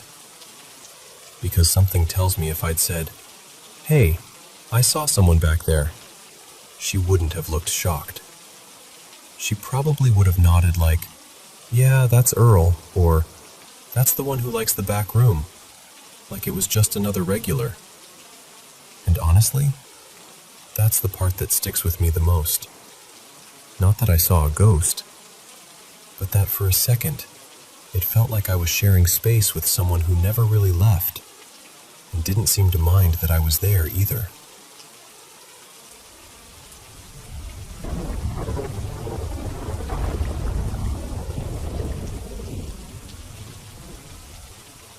So, this happened last night, and I'm still kind of wrecked this morning. Not only because it was scary, because it really was in the moment, but because of what it means. Because now I feel like I know my grandma is still around, and I truly believe she's met her great-great-granddaughter. Let me back up a little. My great-grandma, her name was Marisol, at least that's what I always called her in my heart, passed away about 8 years ago. And she wasn't just a relative. She was the only grandparent figure who ever really showed up for me and my brother. The only one who made us feel wanted, safe, loved. When she died, it felt like she took pieces of us with her. Like the world got quieter in this specific, permanent way. Now I've got a baby girl. She's just a little over 6 months old, and it's honestly eaten at me that she'll never meet Marisol. Like, I'll be holding my daughter and suddenly it hits me all over again. You would have adored her. I've always been kind of spiritually sensitive. I don't even try to make it sound mystical. It's just my normal. I've had strange experiences since I was a kid. I can usually tell when a space has something in it, when someone is near, when the air changes. But aside from one night years ago, I never felt my grandma again. And I never said this out loud before, but I started wondering if maybe she was just gone. Like maybe wherever she went, she didn't come back. Okay, so last night. It was late, around 11, maybe a little after. My partner, the baby, and I were all in bed. Our bed faces this big window, like almost as tall as a door, with blinds covering it. Everything was calm, soft, the kind of quiet that makes you whisper without thinking. And I suddenly realized I'd never told my partner about the one time Marisol did visit me years ago. So I start telling the story, kind of casually at first, but then I get more serious. And I remember saying something like, that was the only time I ever felt her. The only time she ever made herself known. After that, nothing. I'm mid-sentence, looking right at the blinds as I'm talking. And then it happens. The blinds, right in front of us, lift and pull to the side. Not a tiny twitch, not a little sway, like someone actually picked them up and moved them over, a good 6 inches, like a hand had grabbed them. My partner and I both watched it. Then the blinds let go. And they didn't just fall still. They swung back and forth, hard, like a pendulum, like they'd been released with force. It kept going for almost a full minute, long enough for my brain to go, no, no, no, this isn't real. Long enough for my body to go cold. We didn't speak. We just sat there, frozen, listening to that plastic clicking softly as it swayed, waiting for it to stop, waiting for it to make sense. When it finally did stop, it was like my mind snapped back into survival mode. I started scanning for explanations. Air vent? A draft? A passing car shaking something? An uneven window? Anything. But there was nothing. No fan, no breeze, no reason. And then this wave hit me. This feeling that didn't belong to the room, but belonged to memory. Familiar. Warm. Almost stern, honestly, like, don't talk about me like I'm not here. I just broke. I started crying so hard I couldn't breathe right, and I turned to my partner and whispered, that wasn't a coincidence, right? And then, this is the part that really undid me. About 20 minutes later, my daughter was on the floor playing, just doing baby things, rolling a little, grabbing at her toy, making those soft little sounds. And then she stops.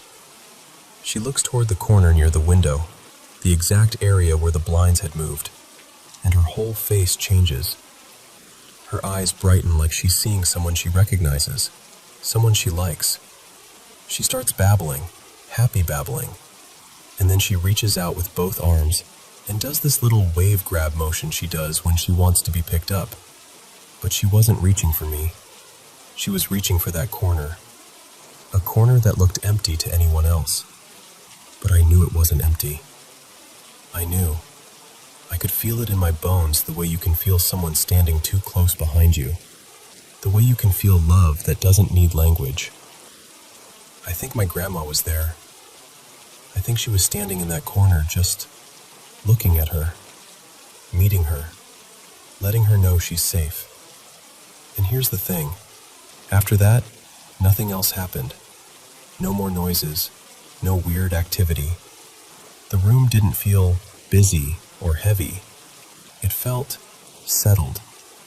Like she came in, made her point, made her introduction, and then stepped back. We've had strange things happen in this house before, but never in our bedroom. We've always treated this space like a boundary, like, this is the baby's safe place. Nothing comes in here, nothing negative, just peace, just love, just God. And apparently, her grandma. It's such a strange thing to say, feeling connected to someone you lost so long ago. But that's exactly what it feels like now. Connected. Like a thread got tied back together. I feel her presence again. Not constantly, not like a spooky movie. Just like a quiet protection. Like someone watching from the edge of the room with a soft expression, making sure we're okay. And I never thought I'd say this, but I genuinely hope one day, when my daughter is old enough to talk, she tells me she sees someone. I hope she says it casually, like it's normal, like, yeah, Grandma's here. And I hope she feels what I felt growing up. That kind of love that doesn't disappear, even when the person does.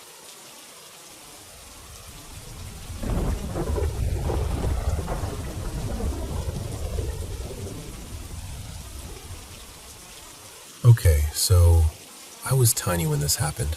Like, I couldn't have been older than 6, maybe 7 at the absolute most. I used to spend whole afternoons in our backyard, just doing kid stuff, making up games, poking at bugs, chasing my own imagination around. And there was this concrete wall at the back of the yard that separated our place from my neighbor's property, which was actually my great-uncle's. The wall wasn't totally intact either. One section was crumbled enough that you could slip through if you really wanted to. But on the other side, it wasn't like a nice little yard. It was this long stretch of weeds and tall grass that went on forever. At least, it felt like forever when you're little. I'd seen litter back there, and I was convinced there were rats. So I stayed on my side. I'd play near the broken part of the wall all the time, but I didn't cross it. That day, my mom was inside talking to my grandparents in the kitchen. I couldn't see them from where I was, but they could see me through the window, and they were close enough that if I yelled, they'd hear it. So I'm out there, messing around near the broken section like always, when this girl suddenly shows up on the other side, like she'd been there the whole time and I just hadn't noticed, except, no. I'm telling you, she wasn't there, and then she was. She looked a little older than me. Not by a lot, but enough that it felt like she was the one in charge of the situation, you know? And she was really friendly, like instantly friendly. I can still picture what she was wearing, which is part of why I've never been able to convince myself it was a dream or something. She had these bright blue denim overalls that were kind of too big for her, like the straps sat funny and the legs bunched up. And she was wearing a straw hat, the kind with a simple brim, like something you'd see in a picture book. I remember thinking she looked like a little farm kid from an old illustration. Her skin was really pale. She had freckles across her nose, and her hair was straight, sort of shoulder length, maybe a little longer, but not super long. We talked and played for a bit. I honestly can't remember what the game even was, but I remember the feeling of it. Like it was easy, like we'd known each other already. She told me her name was Elowen, here's where it got weird. She wouldn't come over to my side, not even a step. She stayed on her side of the broken wall the whole time, but she kept trying to get me to come over there with her. Not in a mean way, more like persistent. Like she was sure I'd eventually say yes. And I kept saying no because 1. Rats. 2. Trash. 3. I was absolutely positive I wasn't allowed to go back there. I remember telling her that. Like, I can't. My mom said I can't. There's gross stuff over there. And she did this thing where she looked disappointed, but also kind of irritated. Not angry, not scary, just like she thought I was being ridiculous. She kept insisting there was nothing back there. No rats, no trash, nothing to be afraid of. And the way she said it made me feel weirdly self-conscious, like I was being a baby for not trusting her. I didn't like that feeling at all. So I said, fine, maybe I could go, but I had to ask my mom first. I remember thinking that would make her happy, like it was a compromise. Like, see, I'm trying. I ran inside as fast as I could and told my mom, like kids do. I was like, there's a girl outside by the wall and she wants to play. Her name is Elowen and she's wearing blue overalls and a straw hat. My mom's face changed immediately. My mom started asking questions in this polite way, like she was humoring me. And I remember getting offended, like genuinely offended, because I wasn't pretending. I wasn't playing. So I insisted. I told her, no, she's real. She's right there. Come meet her. My mom hesitated, but she came with me, and I bolted outside first, because in my mind I was thinking, see, she's still going to be there. I'm going to prove it. The whole trip, from backyard to kitchen and back, couldn't have taken more than a minute. But when I got there, she was gone. Just gone. I remember my stomach dropping, like that sudden cold, embarrassing swoop.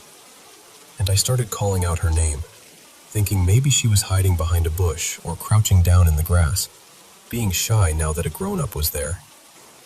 And my mom started talking the way adults talk when they're addressing an imaginary friend. Like cheerful and polite, but aimed at air. Hi there, she said, like she could totally see this girl. So, you're Elowen? And I remember feeling my face get hot, because now it looked like I was the one playing pretend, like I dragged her outside for nothing. I started looking around harder, and I kept drifting closer to the broken wall, because I was thinking, she has to be right there. She has to. But my mom's voice sharpened. She got impatient. She didn't want me going near the opening, and definitely not through it, which just made me more frustrated, because I already knew I wasn't allowed. That wasn't the point. The point was, I wasn't lying. We went back inside, and I kept expecting Elowen to come back, like the next day, or the day after, or at some point when I was outside again. But she never did. And what made it worse, what honestly made it stick in my chest for years, was that my mom didn't believe me. I could tell she didn't. Not really. She thought I'd imagined her, or made her up, or maybe seen something and turned it into a story. After that, my mom started acting like Elowen was already there, like she was playing along. Like, oh, is your friend out there today? In this sweet, encouraging voice. And I know she meant well. I do. But as a kid, it felt like I was being handed an imaginary friend I didn't ask for. Like she was trying to smooth over something I wasn't ready to let go of. Because to me, that girl had been real. Eventually, I kind of went along with it, I guess. I was little, and little kids adapt. But the imaginary friend version of her wasn't the same at all. In my head, she turned into this big, gentle butterfly. Basically a cute cartoon creature I liked at the time. with big friendly eyes and soft wings. That imaginary butterfly was comforting and safe, and I always knew it wasn't real. The girl by the wall was different. The girl by the wall felt like someone I actually met. And the older I got, the more I noticed how people reacted when I told the story. I always told it as this thing about my mom not believing me. Like, this is the first time I remember feeling that kind of frustration. That kind of, why won't you trust me? But people didn't focus on that. They'd get quiet. They'd look unsettled. They'd say things like, that's creepy, or that's not normal, or are you sure? And over the years, yeah, I started to feel a little spooked too. Maybe because everyone else was. Maybe because the details never faded. Maybe because I can still see the blue overalls and the straw hat like it's a snapshot. I don't have some dramatic explanation for it. I just know what I remember. I know she was there. And I know what it felt like to be telling the truth, and to have the only adult who could have backed me up look at me like I was pretending.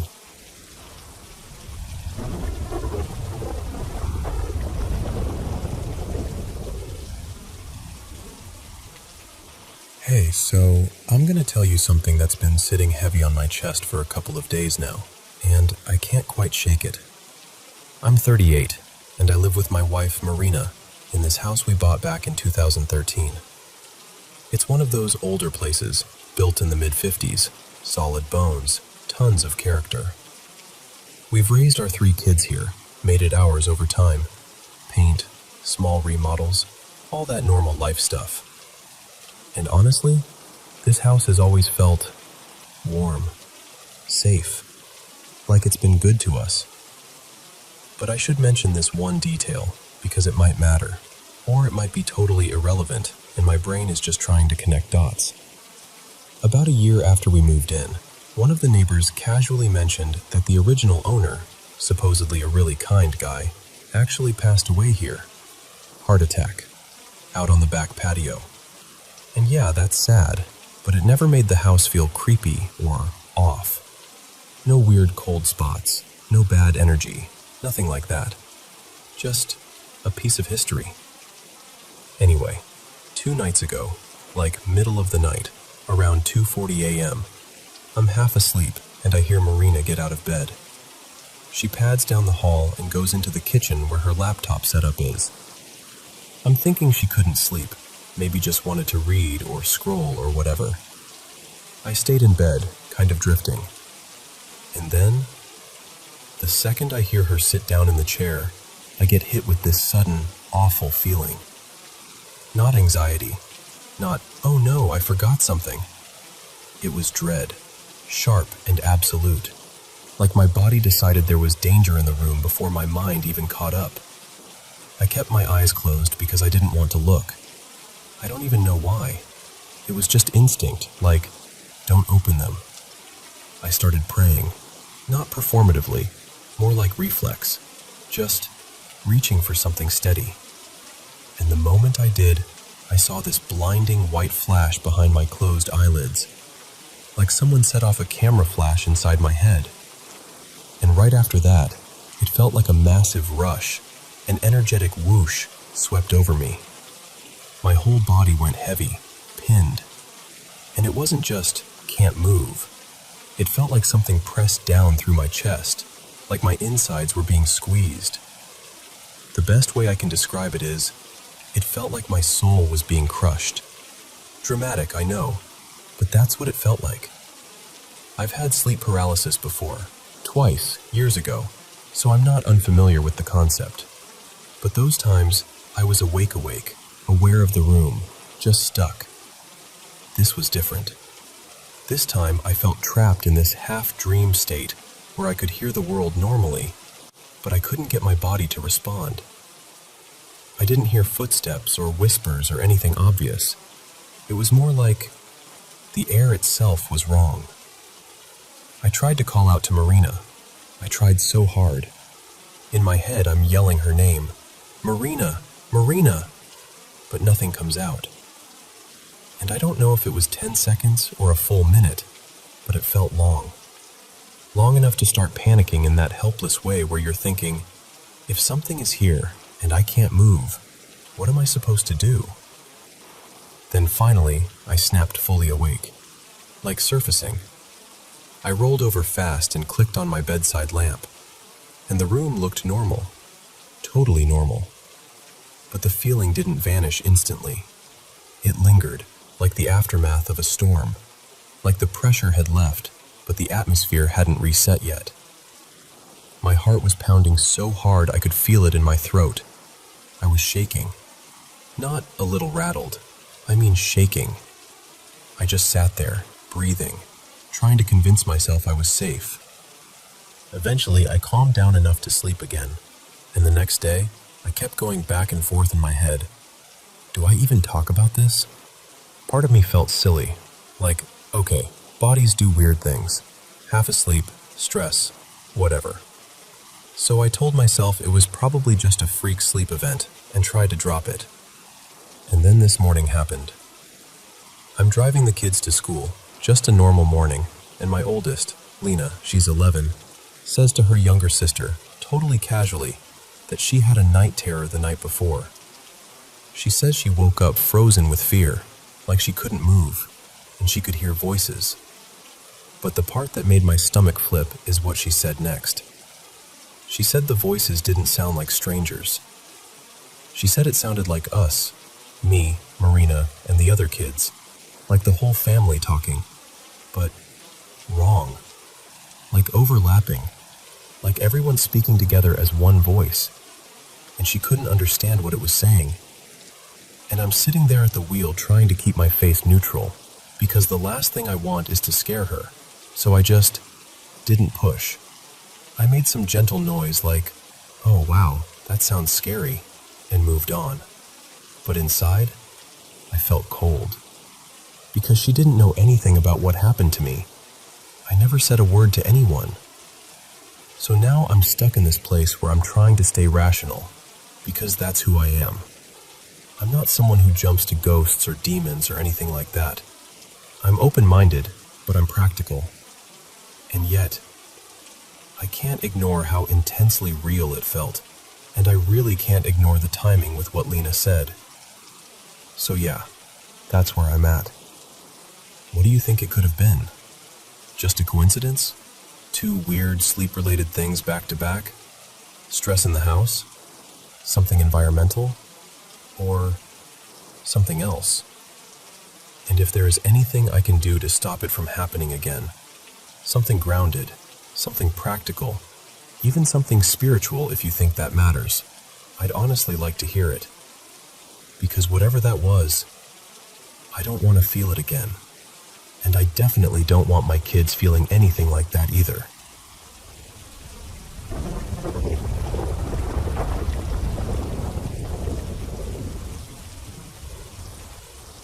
So, I need to tell you about the house we moved into. Because if I don't say it out loud, it still doesn't feel real. About 9 years ago, my wife Lena and I found this old Victorian, built in the 1890s. Tall ceilings, carved woodwork, that kind of, they don't make them like this anymore, charm. It was the kind of place you walk through and instantly start picturing holidays, coffee on the porch, a future. We had no clue it was active. The first few months were normal, nothing dramatic, just us settling in, learning the quirks of an old house, the creaks, the drafts, the way you have to pull one door just right or it sticks. And then, somewhere around month 4 or 5, the house started doing this thing where it felt like it was trying to get our attention without fully stepping into view. At first, it was little stuff. Cabinets in the kitchen, just barely swinging open, like someone had nudged them and walked away. Upstairs, footsteps in the hallway when both of us were downstairs. Bedroom doors that we knew were shut when we went to sleep, standing wide open in the morning like a silent announcement. I was here. And our bathroom. This is the part I still can't make logical. There's an old clawfoot tub with one of those vintage shower setups. 3 separate knobs, You don't accidentally turn it on. You have to commit. But more than once, we'd wake up and the shower would be running full blast. Then things started getting physical. Stuff getting knocked off shelves. One time in the master bedroom, another in the kitchen, another time in this back room down in the basement. Not sliding, not falling, like it had been flicked off with intention. That's when you stop saying, "Huh, weird," and start saying, "Okay, what is going on?" After that, the house got bolder. We'd hear knocking, hard knocks, coming from the living room when nobody was there. A heavy thud from the basement, like something dropping, but when you go down, there's nothing. Lights flickering for no reason, even after we changed bulbs. And the disappearing things. That's the kind of stuff that messes with your head. Like, you put your keys on the little table by the stairs. You know you did. And then they're gone for days. You tear the place apart. You question your sanity. You blame the cat. You blame each other. Then a week later, there they are again. Right where you left them. Like the house is returning them after it's done playing. But the creepiest shift, the moment it stopped being strange and started being personal, was the footsteps on the stairs. Not the gentle old house creaks. These were heavy, angry, like someone stomping up from the bottom step, each footfall louder than the last, and then stopping a few steps from the top, like whoever it was standing there, just out of sight, deciding whether to come the rest of the way. And the thing is, it wasn't just me. My friend Caleb experienced it alone. Lena experienced it alone. I experienced it alone. Same pattern, same weight, same stopping point. Then it started copying us, mimicking. One afternoon I was walking through the kitchen, passing the little hallway that leads to the stairs, and I heard Caleb's voice, right by my ear, like he was standing inches from me, clear as day. I actually turned my head, expecting to see him. He wasn't there. I texted him immediately. "Are you home?" He wrote back from work, sent a picture of his desk like, "Dude, I'm not even close." Another time, Lena and I were in the house together and heard that same voice from another room, followed by a hard thud, like something hit the floor. And then, this is where it flipped. It copied me. He says, "I heard footsteps outside the door, and then I heard you sniffling. But I wasn't near the bathroom. I was sitting still, watching the movie, not moving, not messing around." A few days later, it happened again. Caleb was alone in the living room while Lena and I were out in the garage, and he swears he heard me sneeze, loud, close, coming from upstairs, from my office. I didn't sneeze. I wasn't even inside. It was like something was practicing our voices, testing them. When we bought the place, nobody warned us. The realtor didn't say a word, but the house came with this old storage box, like a history of the home kind of thing. Deeds, old photos, receipts from repairs, even newspaper clippings. And mixed into it were details about deaths tied to the property. 3 of them, confirmed in the paperwork. One person had a heart attack in the garage, another died after a long illness, and another, this one hit me hard, drowned out in Lake Michigan. And then there was this single sheet, like someone had typed it up on an ancient machine, listing reported hauntings from tenants back in the 1980s. They wrote about seeing a man near the fireplace or standing by a front window. They described him in detail. Tall, older, thinning hair but long in the back, dressed like he belonged to another century, suit, and this long tailcoat. I'm telling you. Lena read that and went dead quiet, because she'd already seen him. She said she'd caught glimpses of a tall man on the stairs more than once. Sometimes he'd just be there, and she'd have to walk past him like you do when you're trying to act calm around something you don't understand. Sometimes, this part makes my skin crawl. She said he'd move like he realized he'd been caught, and then he'd disappear through these old swinging butler doors that lead toward the entryway. And before she ever saw that paper, she described him exactly the same way. The suit, the shape, the hair. Most of the time, Lena handled it better than I did. She'd shrug off little things. "Old houses are weird," she'd say, like that explained a cabinet opening itself. But there was one night she couldn't shrug off. She woke up around 3 in the morning and saw someone peering over the doorway from the hallway into our room, hunched over, watching her, smiling. She told me she couldn't tell if it was a woman or maybe a child, smaller, bent forward in a way that didn't look right. But what she remembers most were the eyes. She said they looked pale, almost yellow-white, too bright, like they were reflecting light that wasn't there. She got so scared she literally climbed on top of me to wake me up, not shook my shoulder, not called my name. She jumped onto me like she needed to get off the bed, off the floor, away from whatever was in that doorway. And the last thing, the most recent thing, that still messes with my sense of reality, happened a couple months ago. It was late, after 2 a.m., and Lena and I were on the couch in the living room. Down in the basement, I have this little compressor for my airbrush setup. It kicks on every so often to rebuild pressure, and it's loud enough that you can hear it through the vents. Lena goes, "Can you please unplug that? I can't sleep with it turning on." And instantly, this feeling hit me. That gut drop feeling where you don't even have a reason, but something in you says, "Don't go down there right now." I told her I'd do it in the morning. She laughed and said it would take 30 seconds. She'd go upstairs and let our cat out of the room he'd been trapped in, and we'd meet back in the kitchen. So I did it. I practically jogged down, yanked the plug, and ran back up. We met in the kitchen at almost the exact same moment, less than a minute total.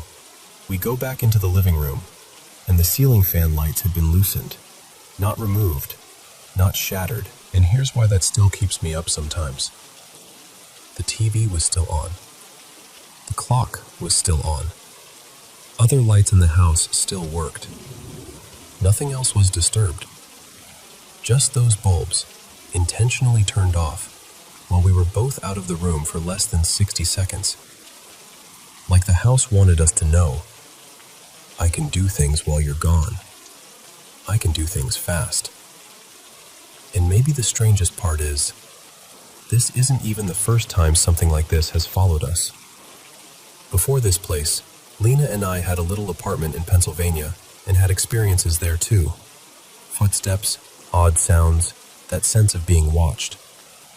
I also used to work at this old, haunted attraction not far from here, and once did a ghost tour where they used one of those spirit box setups, and it spit out my name. Twice.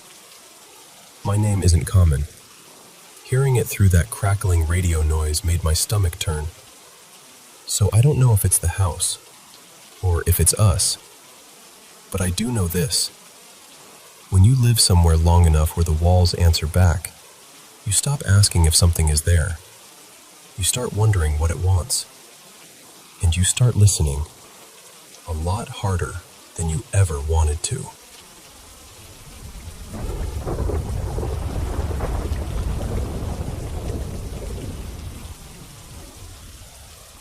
So, I've got to tell you what's been going on, because it's starting to feel like the kind of thing you can't just shrug off anymore. For a little background, my day job is in a funeral home, and I know how that sounds already, but honestly, most of the weird stuff there is almost routine. A door that swings when it shouldn't. Something that vanishes and turns up later in the most obvious place. A patch of foggy air that lingers in one corner like it forgot to leave. Strange, sure, but usually it doesn't feel bad, you know? It's more like, oh, that again. But a couple of months back, a few of us started noticing something else. Just a dark shape, like a shadow, catching the edge of your vision in different parts of the building. And every time it happened, it left this little aftertaste of unease. Not terror, not panic, just that crawling, something's off feeling that sticks to your skin. Anyway, around the same time, my family moved into a new place. It's a duplex apartment. Nothing fancy, but it's cozy. It's me, Renee, my partner Matt, my daughter Ivy, she's 10, 2 indoor cats, Juniper and Beetle, and our outdoor dog, Scout. We'd barely been there 6 or 7 weeks, and everything felt totally normal. Until the whispering started. And when I say whispering, I mean the kind that feels like it's right in your ear. Close enough that you almost flinch from the breath of it. This has happened to me a couple of times in the past, years ago. Back then, it was always a woman's voice. Soft, calming, like someone speaking to you when you're sick or scared. I could never remember the words afterward, but I always woke up with this warm, protected feeling, like I'd been wrapped in a blanket from the inside out. I mentioned it once to a couple of people who are really tuned into spiritual stuff, and they told me, very matter-of-factly, "That sounds like a protector, like someone watching over you." So when it happened again recently, in those early morning hours right before sunrise, the first time, I wasn't even afraid. That first time was just like before. Same gentle female voice. I woke up, didn't open my eyes, and just listened. I couldn't tell you what she said if you held a flashlight to my face and demanded it, but I remember the feeling. Peaceful, steady, like someone was reminding me, "You're okay, you're safe." But then the second time happened, and that time, it sounded exactly like Ivy. I heard her voice, clear as day, right by my ear. "Mom?" In that exact way kids say it when they're about to ask a question. It jolted me awake. I sat up, looked around. No one. Matt was already gone for his early shift. The bedroom was quiet, the door closed, everything still. So I went down the hall to Ivy's room, expecting to find her standing there or sitting up in bed. She was out cold, fully asleep, not even stirring. That's when the nice, comforting, guardian feeling started to wobble. A few days after that, Matt told me something that gave me goosebumps immediately. He said he'd woken up in the dark to a voice, his own voice, saying either "mine" or "9." He couldn't tell which. He said it wasn't like he'd spoken in his sleep. It was like he heard it, external, like someone else used his voice as a sound. He sat up, confused, scanned the room, and there was nothing. Just me sleeping. Then I had this other moment, middle of the day, when I was home alone because I'd been off work recovering from pneumonia. I was in bed, drifting in and out, door closed, and I heard 3 knocks. Not random tapping, not a settling noise. 3 deliberate knocks, like someone at a front door. Knock, knock, knock. But then, this is the part that still makes my stomach twist. This morning, before sunrise again, Scout started barking outside. That sharp, urgent bark she uses when she thinks something's wrong. I got up to calm her. It was still dark, but the sky had that faint early light, enough to see without turning lamps on. I got her settled, and I was walking back down the hall toward the bedroom when I heard Matt's voice from behind the closed bedroom door. "I got him!" It was playful, but there was something underneath it. Something that didn't match him. Like a grin you can't see in the dark. I stopped so fast I swear my whole body locked. Because while I was standing there, I could also hear Matt lightly snoring. Steady, unbroken. He hadn't moved. He hadn't paused. Nothing. And right after I heard the voice, both cats hissed. Like full, angry, spitting hisses. And they bolted away from the bedroom door like something had rushed at them from the other side. Juniper and Beetle never do that. They live for that door. They usually camp there like little furry burglars, waiting for someone to open it so they can sneak in and nap on the bed. Matt and I finally sat down and talked about all of it. He told me he'd heard knocking too, coming from the kitchen late last night. 3 knocks. And here's the thing. I hadn't told him about the knocks I heard earlier in the day. Not a word. So when he said 3, My heart kind of dropped. We even checked the security cameras, because of course that's what you do when you're trying to be rational. But nothing showed up. And all of it has been happening on the far side of the apartment, away from the wall that connects to the other unit. So we're pretty sure it's not a neighbor or someone thumping around next door. And then there's me. I've been feeling drained, like someone unplugged me, mentally and physically. Even when I sleep a solid 8 hours, by mid-afternoon I'm barely upright. I keep telling myself it's left over from being sick. Pneumonia will knock you around, I know that. But this exhaustion feels sticky, like it doesn't lift. And yesterday at work, something happened that I haven't been able to stop thinking about. I was talking with coworkers when I felt pressure on my left shoulder blade. Not pain, pressure. Like a hand, but not a normal hand.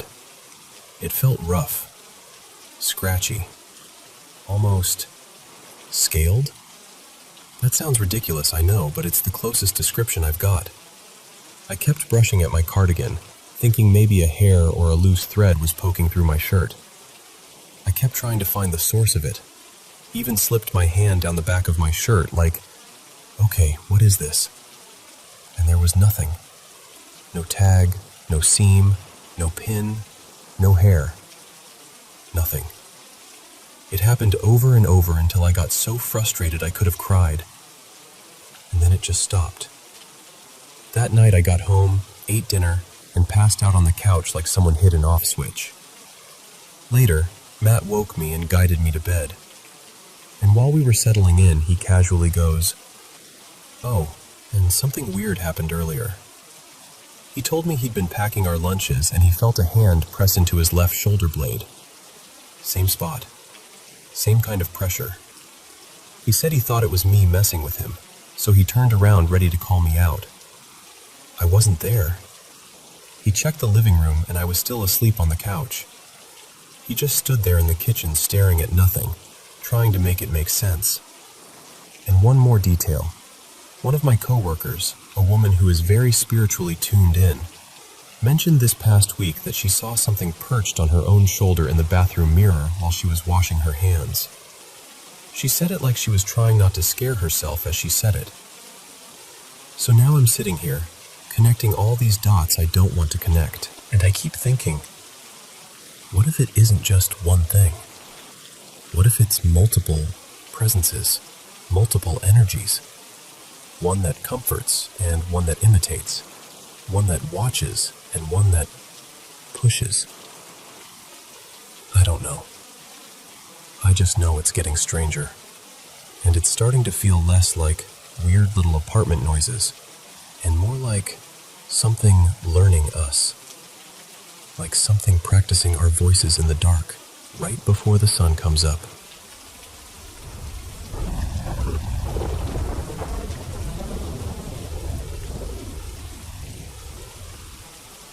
So, I don't tell this story to freak you out. I tell it because it still sits in my chest the same way it did back then, like a cold hand pressed flat against your ribs. When I was younger, me and a few friends, let's call them Nate, Owen, and Jess, used to go poking around this abandoned, winterized house out near Mason, New Hampshire. And when I say out near, I mean out there. Dirt roads, trees packed in tight, and no neighbors close enough to hear you yell if you needed help. It was the kind of place where the world gets quiet in a way that feels unnatural. The house itself was oddly intact for being empty. We found old boxes and paperwork that made it look like nobody had really lived there since around 2006 or so, like time just stopped and left everything behind. Most rooms were trashed from people rummaging through. Bedrooms turned inside out. The living room littered with junk and broken things. But the sunroom, that was different. On one wall there was this messy, half-faded writing, like somebody tried to copy Latin without really knowing it. And there was a symbol on the floor, something like a star drawn inside a circle. Not neat, Not dramatic like in movies. More like someone scribbled it in a hurry and didn't care who saw it later. There were also these painted snakes winding along part of a wall. And I remember thinking, why snakes? Why here? We went there more than once because it was private. Nobody bothered us. We could mess around, explore, talk, laugh, whatever. But here's the thing. Even when nothing happened, the place always felt sour. Like the air had a mood. You know how some rooms feel warm, even if they're cold? This was the opposite. It felt like you weren't welcome, but you were being tolerated. And then, one day we decided to go into the basement. The basement stairs were narrow and steep, and the smell down there was sharp. Dust, metal, something chemical. Our phone flashlights were doing that jittery thing, cutting little slices out of the dark. And the second we got to the bottom, we saw it. Heavy chains fixed up near the ceiling area, like restraints. The kind you'd strap around wrists, arms raised up. It wasn't subtle. It wasn't maybe. It was exactly what it looked like. And on the floor beneath it there was a stain, old, dark brown, spread in an uneven patch. I remember my brain trying to argue with itself. It's rust. It's old paint. It's something. Anything but what your gut says. Nearby there was a workbench, and it was loaded with stuff. Bottles that looked like chemical containers, strange little glasses, tools, random pieces that didn't belong together. Like someone had been experimenting, or cleaning, or preparing. I don't even know. I just know my skin went tight. And then, this is the part I still struggle to explain without sounding crazy. I got this sudden, clean, violent certainty in my head.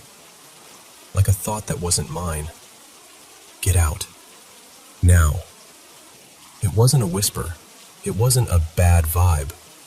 It was like someone shoved the words straight into my mind, hard enough to make my stomach drop. So I didn't try to convince anyone. I didn't make a speech. I just told the guys, I'm going outside. I've got a really bad feeling. And I moved fast, up those stairs, 2 at a time. At the top, there's this little gap where the basement door and the front entry are close. And I remember kind of hopping over clutter, like my body was on autopilot, just trying to get air and daylight. Outside, the daylight didn't even help much. I paced in front of the house, pretending I was fine, waiting for them to come up. But then that feeling hit. The one where you can feel eyes on you, even if you can't see anything. Top floor, left side window. And there was a white face staring down at me. Not a shadow that could be a curtain, not a trick of light. A face, pale, still, watching me like I was an insect under glass. I swear, my whole body snapped into panic. I screamed, just one ugly burst, and bolted straight into the woods like a kid. I didn't make it far, maybe half a minute, long enough to realize I was alone and breathing like I'd been running for my life because, honestly, I thought I had. I forced myself to walk back, slowly, trying to act like I didn't just lose it. When I looked back up at the window, gone. A few minutes later, the guys came up, laughing at first, until they saw my face. I told them exactly what happened. Nate got that stubborn, angry look and said we should go check upstairs. Owen, being Owen, started talking about breaking the window, just to prove nobody's in there. I didn't like that. I told them not to. But you know how it goes when you're young and someone's trying to feel brave. My protest got swallowed by their adrenaline. We stayed outside for a while after that, like we were daring the house to do something. Eventually, we decided to leave. My car was an old '98 Saturn coupe, nothing fancy, but it always started. Always. I turned the key. Nothing. Not even a click. No dash lights. No interior lights. Just dead. Like the car had been unplugged from reality. At first, I assumed I'd done something stupid. Left a light on. Left the key turned. Something. But I knew I hadn't. We popped the hood. Tried the basics. Waited. Tried again. Still nothing. And out there, service was garbage. The trees just swallowed the signal. So we sat near the car as the sky started dimming, trying to call anyone we could. And while we're doing that, Jess walks up and says, really quietly, "Look at the upstairs window, the top left. Tell me if you see anything." My stomach did that same drop again. I looked, and I'm not exaggerating when I tell you what was there. 2 huge, faint, dark red eyes. Not a whole face, not a head, just eyes, floating in the window like embers in smoke. They shifted slightly, like whatever it belonged to was breathing, like it was leaning in and out just a fraction. I told him, "Yeah, I see it." And he just stared at me, pale, and said, "I thought I was losing my mind." We kept looking back at the window while the others fought for signal, and the eyes didn't leave. They stayed there, unblinking, holding that spot like it owned it. Eventually, thank God, someone got through and a friend came to pick us up. But we still had to deal with my car. We didn't want it sitting right at the house, because if cops rolled up for any reason, we'd be done. So we pushed it, quietly, urgently, down the road and deeper into the woods to a little pull-off near a lake, where a tow truck could reach it later without parking right at the property. The next morning, I had it towed to my shop, and that's when the mechanic called me with a tone I'll never forget. He goes, "This is weird. Both fuse panels are blown. Like everything. Not one fuse, not a couple. All of them. Every single fuse in both boxes. They had to replace the entire set. And even after that, they couldn't point to a normal electrical problem that would have caused it. No clear short. No obvious damage that explained the scale of it." I remember sitting there with the phone in my hand, just staring at the wall, feeling that same basement warning humming behind my eyes. Because I know what it felt like out there. I know what I saw. And I know what it felt like to be watched, but I never went back to that house. And here's the part that makes it worse, in a quieter way. I've always been sensitive to stuff. I can walk into certain places and feel the atmosphere shift, like emotions hang in the air. Sometimes I pick up on people's feelings before they even speak. I don't pretend I understand it. I just know it's real for me. A couple months later, Nate sent me a photo of the house, just casually, like he was reminiscing. And in one of the side windows, there were 2 small shadows. Short, thin shapes, almost like children standing close together. Then he asked me if I remembered a little black box the guys had found that day, one that 2 of them wouldn't let anyone else open. He told me they ended up burning it. When I asked why, he wouldn't go into detail, just said it was kids' stuff, and that it was bad. His voice changed when he said it, like he regretted even bringing it up. And then he said something that made my stomach go cold all over again. He said he sometimes wondered if whoever owned that house had done horrible things to children, took them, documented it, and then made sure they never left. I didn't argue. I didn't try to reason it away, because the truth is, some places don't just feel abandoned. Some places feel like they're still holding on to what happened inside them. And that house felt like it was still watching.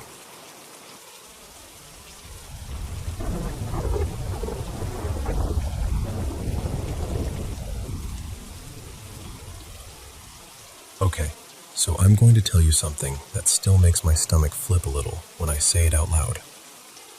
It started a while back, late spring, around the end of April, I think.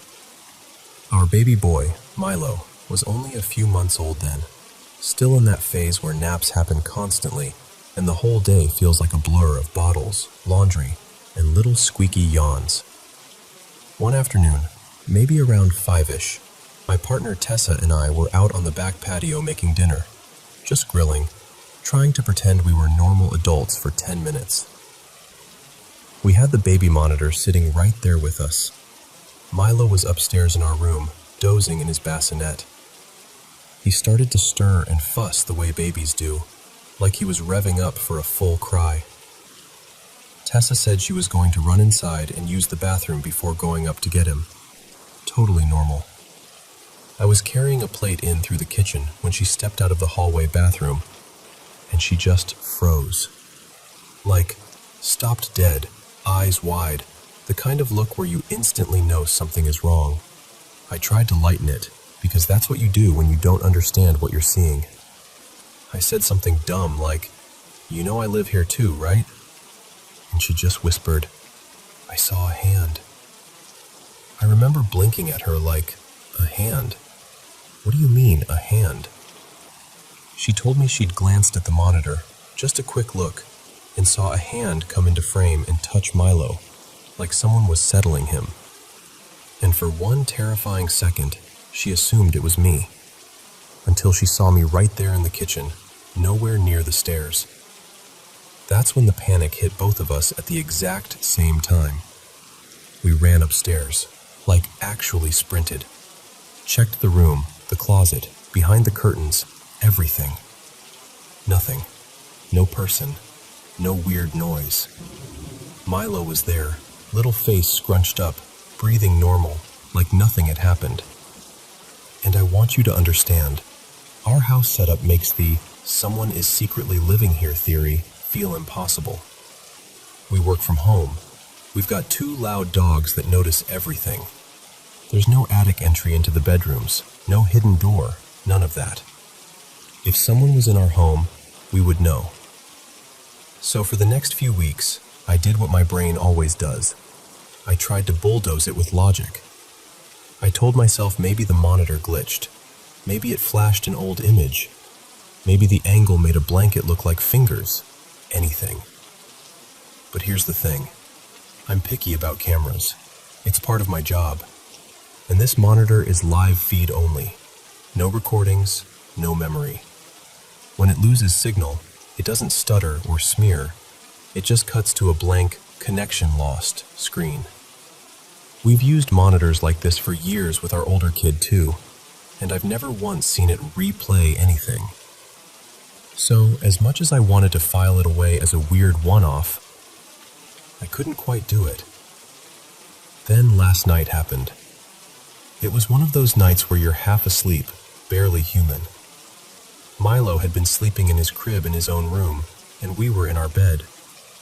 I remember the time because my eyes hit the clock right after. 3 a.m. exactly. I heard him cry through the monitor on my nightstand. Not just a whimper, an actual cry. I rolled over to nudge Tessa, but her side of the bed was empty. And as I turned back toward the monitor, I saw it. A hand slid into view from the edge of the frame. And I didn't even panic at first, because my brain went, "Oh, Tessa got up and went in there. Of course, that's what that is." But literally seconds later, the bathroom door in our bedroom opened, and Tessa walked out rubbing her eyes. She hadn't been in his room. And I swear to you, the way my whole body reacted, it was like someone dumped ice water into my chest. I sat up so fast my heart felt like it tripped over itself. I tried to speak and it came out broken, just, "Oh my God, I thought it was you." We ran across the house again, checked everything again. Milo was alone in his crib. No one else. No movement. No hiding place. Nothing. And that's the part that messes with me the most. It wasn't scary in the way you'd expect. It didn't feel aggressive. It didn't feel like something trying to hurt him. If anything, it looked gentle. Like whoever, or whatever did it was trying to comfort my baby. But then you're left with this horrible question hanging in the air. If it's something not normal, why would it show itself at all? And why twice? We even have a second camera in the room, just a separate live view cam on a shelf, so it's not like there's only one device involved. And it wasn't a little floating light or a vague blur. It was a physical-looking hand.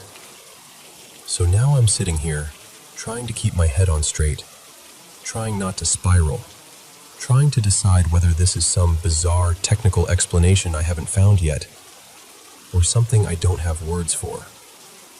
And I keep coming back to the same thought over and over. If it's real, and if it's something, it doesn't seem cruel. It seems like it's watching over him. But still, I'd be lying if I said I'm not shaken.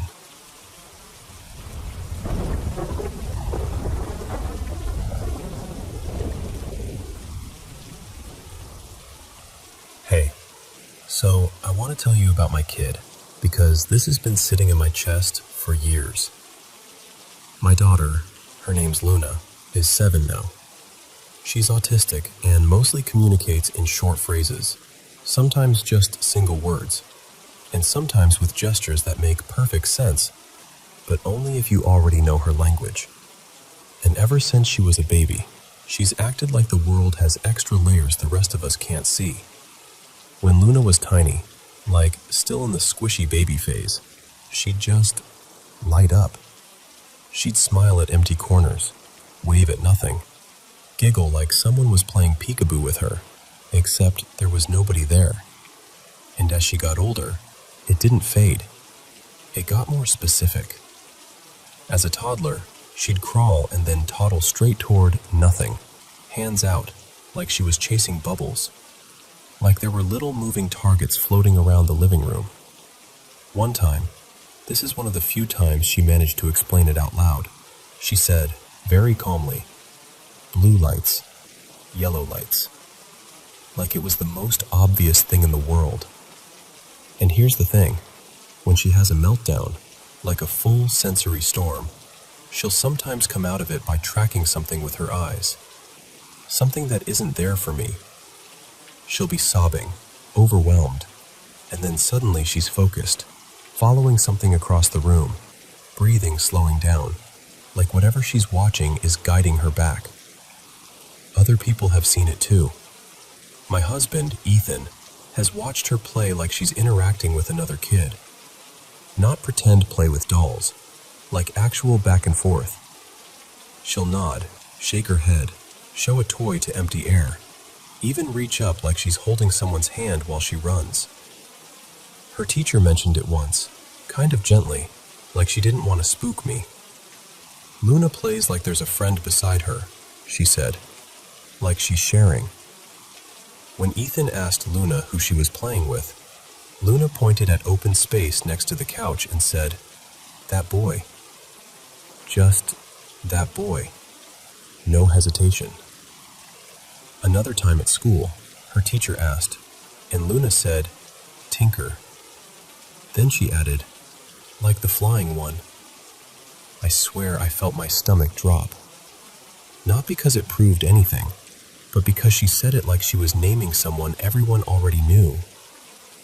Most of that you could chalk up to imagination, a vivid inner world, an invisible friend, totally reasonable. But then there are the moments that don't sit neatly in that box. Like this one. My dad came over to visit. When he was getting ready to leave, Luna looked up from her little pile of blocks and said, "Pop goes in the blue car."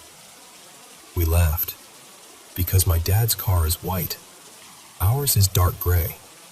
Outside the window, no blue car, nothing. 10 minutes later, my dad goes to start his car, and it won't turn over. Dead. He ends up calling for a rideshare.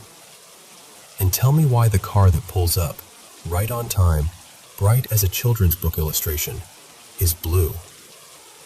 Or this, Luna's birthday last year. My in-laws gave her a gift bag with tissue paper and a bow. the whole thing. Luna took one look at it and frowned. Then she said, "Flower broken." She didn't want to open it, just stood there, stiff, like, nope. We coaxed her gently, thinking maybe she just didn't like surprises that day. Inside was a little tea set, porcelain, delicate, covered in tiny painted flowers. And one of the cups had a crack right through the center of a flower, like it had been split with a thin, precise line. No explanation. She'd tense up if you tried to guide her over it. And then, a year later, my younger kid, my son Jude, got sick and threw up all over that exact patch. Same place, like the carpet had been waiting. She did something similar with one of Ethan's shirts. A totally normal shirt, soft cotton, no weird texture, no strong smell, nothing. But if he wore it, Luna acted like he was radioactive. She'd back away, scrunch her face, hide behind furniture like she was avoiding a monster in a cartoon. Months later, Ethan is holding Jude while wearing that shirt, and Jude suddenly vomits all over Ethan's chest. It sounds funny when I say it like that, I know. Like, okay, maybe she's just got a sixth sense for puke-related disasters, but it kept happening in ways that made me feel watched.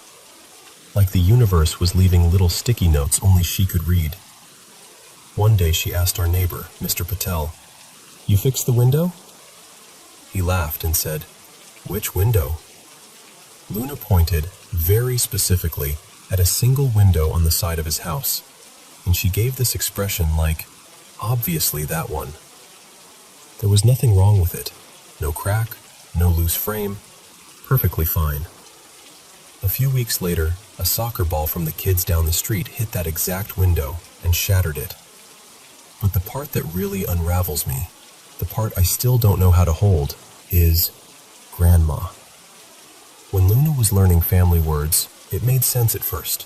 Mama, Dada, Nana, Pop, all that. Normal little kid stuff. Then she started saying, Grandma. And I froze the first time because my mom, my actual mom, disappeared when I was 12. She was never found, presumed dead. It's one of those losses that doesn't finish happening. It just keeps echoing. Here's the thing. We don't talk about her as Grandma in our house. Not because it's forbidden, just because it hurts, and also because Luna never met her. We refer to her by her first name when we have to, or I'll say, my mom, quietly, like I'm trying not to disturb something. Luna has never been told about her. Not in detail, not in bedtime story form, not in a way that would give her an image to latch onto. But Luna would mention Grandma like she was someone current. She played with me, Luna would say. I'd ask, carefully, do you mean Nana? Meaning Ethan's mom. And Luna would shake her head hard. No, Grandma. And then she started drawing her. Always the same hair, dark, curly, the same shape it used to sit around my mother's face. And once she drew her wearing a shirt with a pattern I recognized so fast it made my throat close.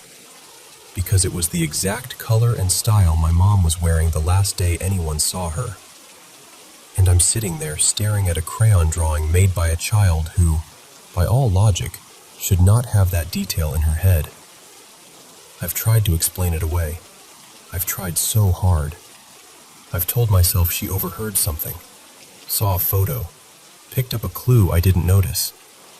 But the truth is, I don't think she did. And I'm not someone who grew up believing in ghosts or signs or any of that. I'm the person who rolls their eyes at spooky stories and then feels guilty about it later. I like explanations that can be measured. But Luna keeps handing me moments that don't fit into the measuring cup. So I'm left in this strange place where I'm not fully convinced of anything, but I'm also not able to dismiss her either. Not even fear. Not even certainty. Just the sense that maybe the world is bigger than I thought, and my kid can see farther into it than I can.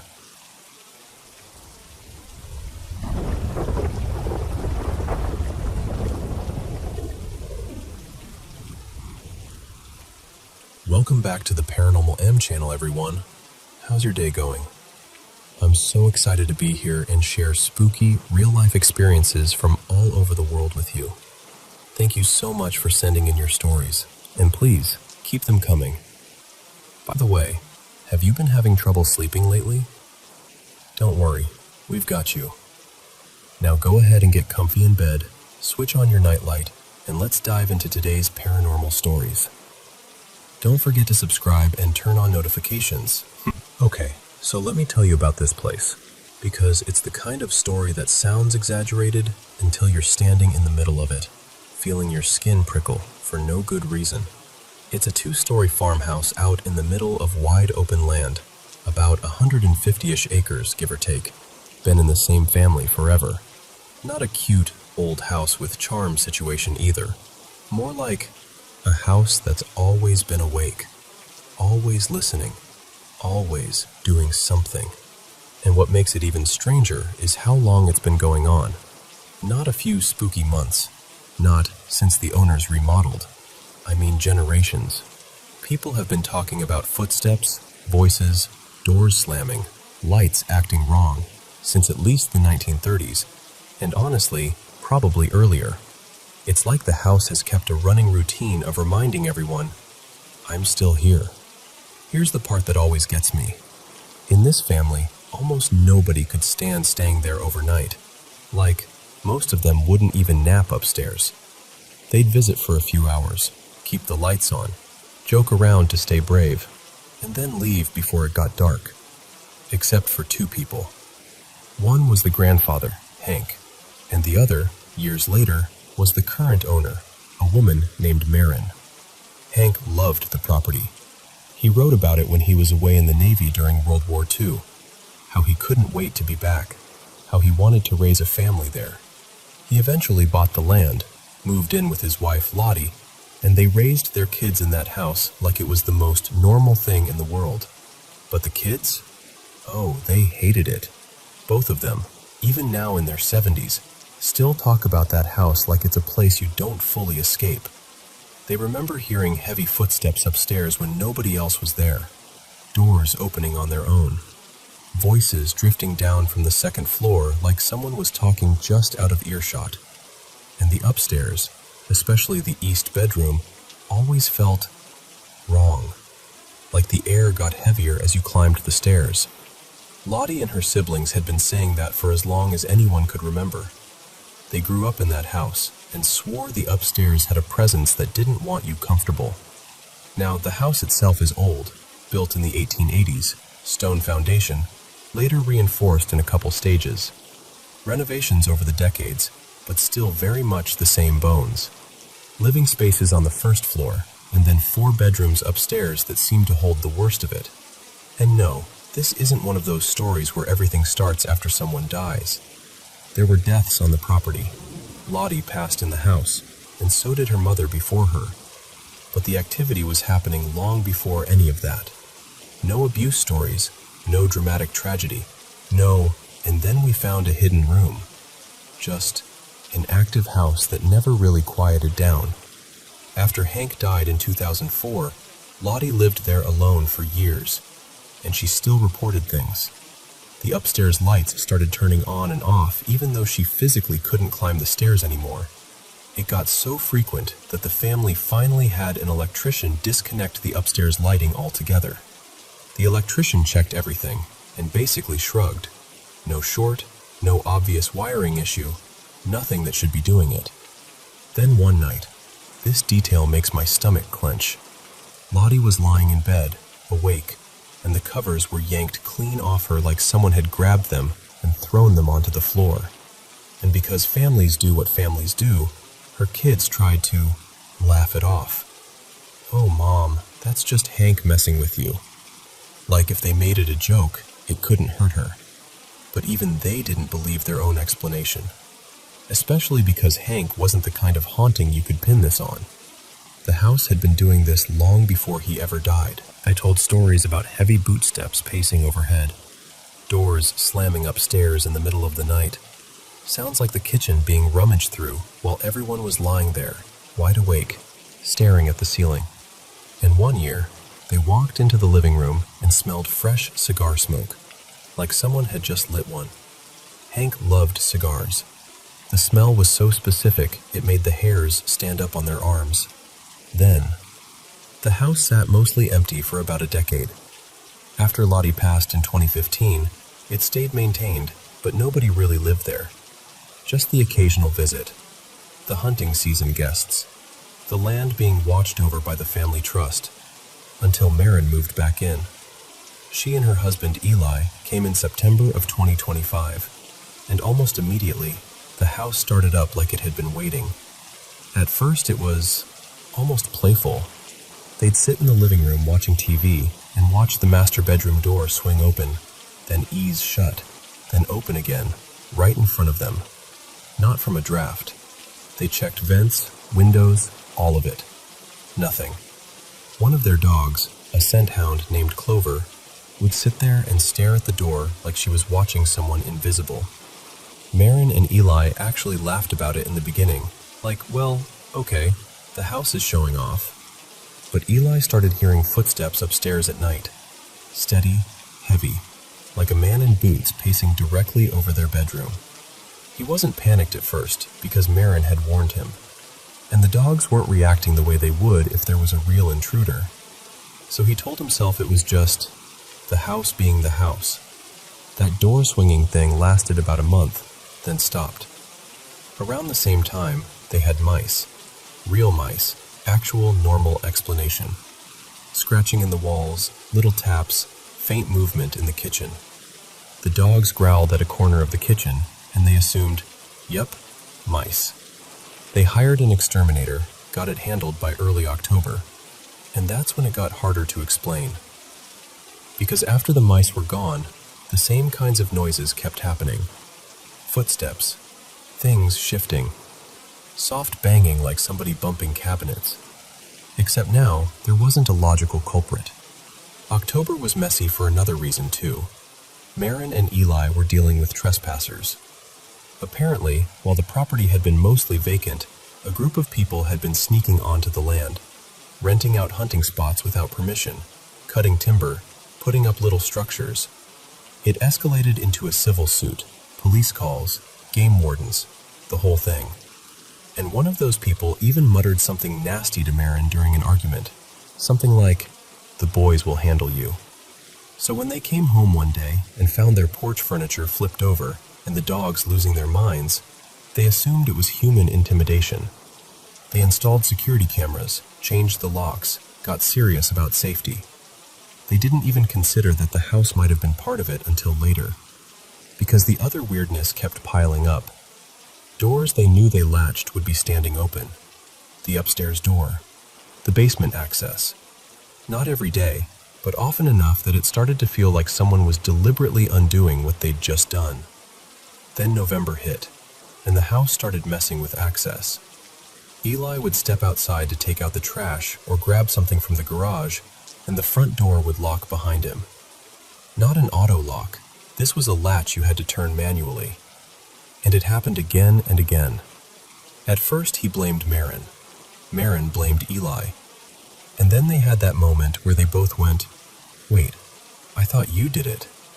After a while, they stopped leaving the house without keys, even for 30 seconds, because being locked out became a normal risk. Another day they came back from visiting family out of town and found the back door standing wide open.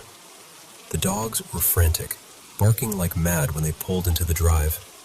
But they hadn't bolted outside through that open door.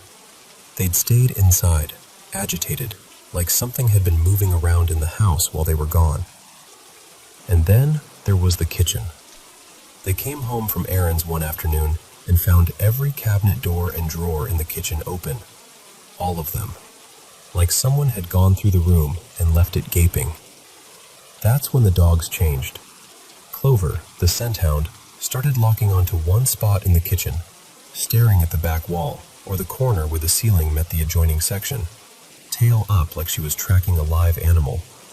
Growling, barking, hackles raised. No sound, no movement, nothing visible. Their other dog, Bramble, was a big sheepdog, protective, watchful. the kind that naturally positions herself between you and a doorway. She started staying awake at night, posted in the entry between the living room and kitchen like she was guarding a boundary, sleeping in the day, watching all night. And the worst part? The dogs started waking them up, over and over, sometimes multiple times a night, barking toward the kitchen like someone was standing in there. Eli would get up, check doors, check windows, scan outside for tracks, even go upstairs and downstairs. Nothing. No animal signs, no break-in, no explanation. They tried shutting the bedroom door to sleep. The dogs panicked, scratched, whined, acted like being trapped away from the kitchen was dangerous. So Marin finally said, "Okay, we need someone to look into this." They contacted an investigation team, and the first visit was just a meet and greet, mid-morning on December 10th, 2025. They put the dogs in the master bedroom because the dogs bark like crazy at strangers. Everyone sat at the kitchen table going over the process, what the investigators look for, how they set equipment, what can be explained naturally. And right in the middle of it, a pair of missionaries came to the door, doing their Christmas rounds. Eli answered the door. The dogs started barking in the bedroom because of the knock. Marin stepped away to check on them, then returned to the table. And while the investigators were waiting, everyone heard a loud knock from across the house. 4 knocks in a rhythm, clear as day. One of the investigators, Tess, actually assumed it was another visitor who'd walked around to the back door. She asked Marin, "Did you hear that knocking? Do you need to get it?" And Marin, totally casual, said, "Oh, that's probably the dogs. They knock when they want out." But then, this is the moment where the air changed. Another series of loud knocks hit, that same 4-beat rhythm, but this time it was clearly right at the master bedroom door. Not the front door, not outside, the bedroom door. When the missionaries left and everyone came back inside, the team brought it up again. All 4 adults had heard it, and Marin and Eli finally admitted the dogs couldn't make that sound. Not like that. Not that clean, hard, deliberate knocking. They let the dogs out, and the dogs came barreling into the room, agitated and frantic. Nothing looked disturbed in the bedroom. No explanation. Just knocking. And then came the Christmas break. Marin and Eli had their kids home for the holidays, and they were on edge. Not because anything had hurt anyone, but because the house was escalating and they didn't like the idea of the kids being around when things were unpredictable. One afternoon, everyone was spread out. Eli in the kitchen warming soup because everybody had a cold, Marin at her desk in the dining room, the kids in the living room. And 3 things happened at once. And then, this is the part that makes it hard to breathe. Marin turned in time to see a spoon fly across the kitchen and strike Eli in the back. Not slide, not tumble, not fall off a counter. Fly. Eli froze, thinking the bowl had exploded, but the bowl was intact. No mess. Nothing that explained the sound. He called out to the kids to make sure they were okay, because it sounded like something had detonated. Marin tried to recreate it with him later, over and over. Could the microwave pop have jolted the knife loose? Could the knife hitting something have knocked the spoon? But the spoon hadn't even been near where the knife fell. It had come from behind Eli, like it was launched from the opposite side of the room. And of course, the motion cameras weren't rolling then, because the whole house was awake and active. Bad timing. The kind of bad timing that seems to happen a lot in stories like this. After that, the investigation shifted into longer-term monitoring, because this wasn't an abandoned building where you can just lock down and run cameras all night in every room. People were living there. Dogs were living there. Kids visiting. So the team set motion-triggered cameras in key spots, ran audio recorders continuously, took EMF readings, temperature logging, RF monitoring, trying to capture correlations when the family reported events. Baseline readings were pretty normal for an older home. Nothing screaming electrical issue. And weirdly, The house itself had almost no cell service inside, even though outside you could get strong 5G coverage. The building seemed to swallow signals. Over about 3 weeks, the team captured a steady stream of audio events: footsteps, sudden gasps, banging, scraping, screeching noises that didn't match normal settling or pipes. And the motion cameras? They triggered when nothing visible moved. Sometimes one camera's infrared light would pop on, and you'd see another infrared light kick on in the same room from a different angle, like multiple sensors reacting to something at the same moment. They also caught a looping, orb-like shape making an oval path through the dining room and then lifting up toward the ceiling. And one night, they recorded Clover standing in the dining room, staring around like she was following something, while the camera triggered for a reason that wasn't the dog. The temperature logs showed sharp drops, more than 10 degrees, in different parts of the house: living room, kitchen, the main bedroom. Then it would slowly rise back to normal. Not like a draft, not like a window leak, not tied to outdoor temperature dips, just a dip and then a return. So what do you call that? That's where it got complicated, because it didn't behave like a residual haunting. It wasn't a repeating, same time, same sound, same path recording. The activity was reactive and erratic. Doors one day, banging another day, something thrown another day. And it loved opening things. Doors, drawers, cabinets, even small stuff like containers and jars. That repetitive, almost obsessive opening and closing behavior made the team lean away from the idea of a simple human spirit, especially because the timeline didn't match family deaths, and the activity predated anyone passing in the home. They even checked local tribal and historical records, contacted the Delaware Nation's Council to see if there were any old settlement or burial ties in the area that might explain a long-standing presence. Nothing came up that matched the property.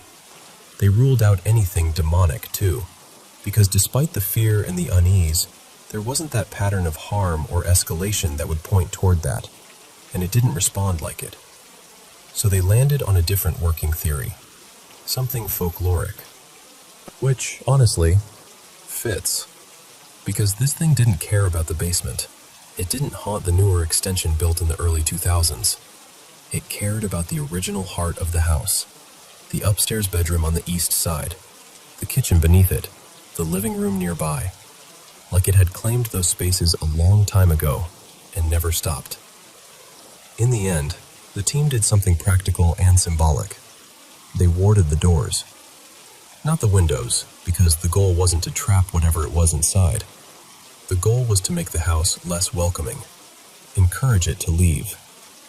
They laid salt along the thresholds in a sealed strip, like a draft guard, but spiritual. A clean, solid line, hardened so it wouldn't scatter with airflow or footsteps. Wards above bedroom doorways, and at the main entrances too. And afterward? Things calmed. Not everything stopped forever, not and they lived happily ever after. More like the volume turned down. The family stayed in contact with the team, and the owners still had that very human habit of blaming every missing object on the ghost. Because once you've lived through something like that, it's hard not to. But the worst of the chaos eased. And still, when I think about it, what sticks with me isn't even the flying spoon or the cabinets or the footsteps. It's the idea of a house keeping its own history. A place that outlasts generations and stays exactly as it is. Watching, knocking, opening doors, like it's been waiting 100 years for someone to listen.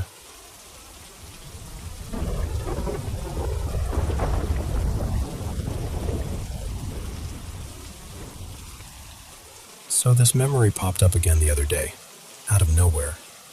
I hadn't thought about it in years, and once it surfaced, I couldn't shake it. So I figured I'd finally tell it the way I remember it.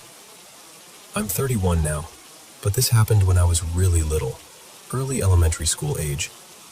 Back then, our gym teacher, Mr. Haskins, would sometimes march us up this small hill for gym days and those school physical check-ins.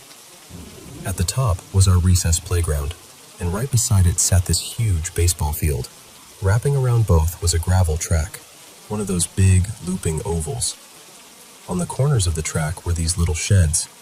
They were meant to be snack stands for games, I think. Windows with little counters, like you'd order a hot dog through them. But even then, they looked ancient. Sun-faded paint, warped wood, that slightly sour smell old buildings get when they've been closed up too long. I don't remember ever seeing them open. They just existed. Quiet and kind of sad. One day, we were doing a timed run on the track. I was one of the slow kids, not because I didn't try, but because I had asthma. So the fast group was way ahead, and I was stuck in that awkward middle-late pack with a few other stragglers, mostly spaced out and quiet, all of us trying not to cough and die in front of everyone. As I rounded the far back corner of the track, I passed the shed that always creeped me out the most. I wasn't even looking for anything, just focusing on breathing and the crunch of gravel under my sneakers. But as I came up alongside it, I glanced at the window, and I saw fingers. 5 fingers, pale at first glance, poking out from the nearly closed service window, like someone had wedged their hand through the gap.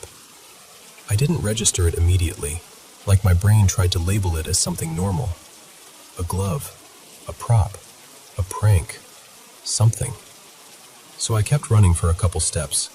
Then my brain caught up and went, "Wait, what?" I looked back, and that's when it fully hit me. The fingers weren't just there, they were curling, like the hand was gripping the outer edge of the stall, trying to pull itself through. And there were thin streaks of red, fresh-looking blood, seeping out around where the hand disappeared inside. Not gallons, just a few narrow trickles, like it was leaking down from the window frame and over the knuckles. And the fingers moved, not waving, not tapping, more like wriggling, like someone trapped in there was fighting to get out but couldn't. I stopped running, not screaming, not calling for the teacher, just frozen, staring, with this awful, sinking feeling in my stomach. The kind that tells you, before you even think it, something is wrong. I remember deciding, very deliberately in my little kid logic, that if I acted like I didn't see it, maybe it wouldn't notice me. Like if I didn't make it real, it couldn't become real. So I started running again, and I ran faster than I ever had. I mean, for an asthmatic kid, Olympic speed. I was terrified, and it was like my whole body went into flight mode. I glanced back again a few seconds later. The fingers were gone. No hand, no blood, nothing hanging from the window. Just that same half-closed snack stand, quiet and sun-bleached, like it had been empty for 100 years. But here's the thing. It wasn't a blink. It lasted long enough that I know I saw what I saw. Long enough for me to slow down, stop, look back, stare, and make a choice. Later, because kids are weird and brave in dumb ways, I asked around. I remember bringing it up in that casual, testing the room way, like, "Hey, has anything ever happened near that snack stand?" Still, it didn't help. If anything, it made the whole thing stick harder in my head. I've never had any diagnosis that would explain hallucinations. I wasn't having an asthma attack right then. I wasn't dizzy or overheated or anything like that. It was just a normal school day. Until it wasn't. And after that day, anytime we had to run that track, I'd speed up at that corner. Every single time. I'd stare at the ground. I'd stare straight ahead. I'd do anything but look at that window. Because the weirdest part wasn't even what I saw. It was the feeling afterward. Like the shed had changed. Like there was suddenly something aware there. Like I'd noticed it once, and now it wanted me to notice it again. Almost like it was thinking, "You saw me. Now look back." And I never wanted to.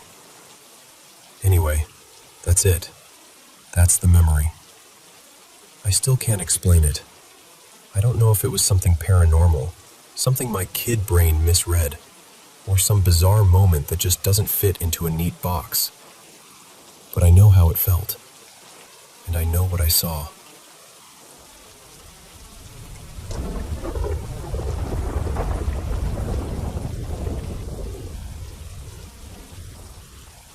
So, I'm going to tell you a story that still makes my skin prickle when I think about it.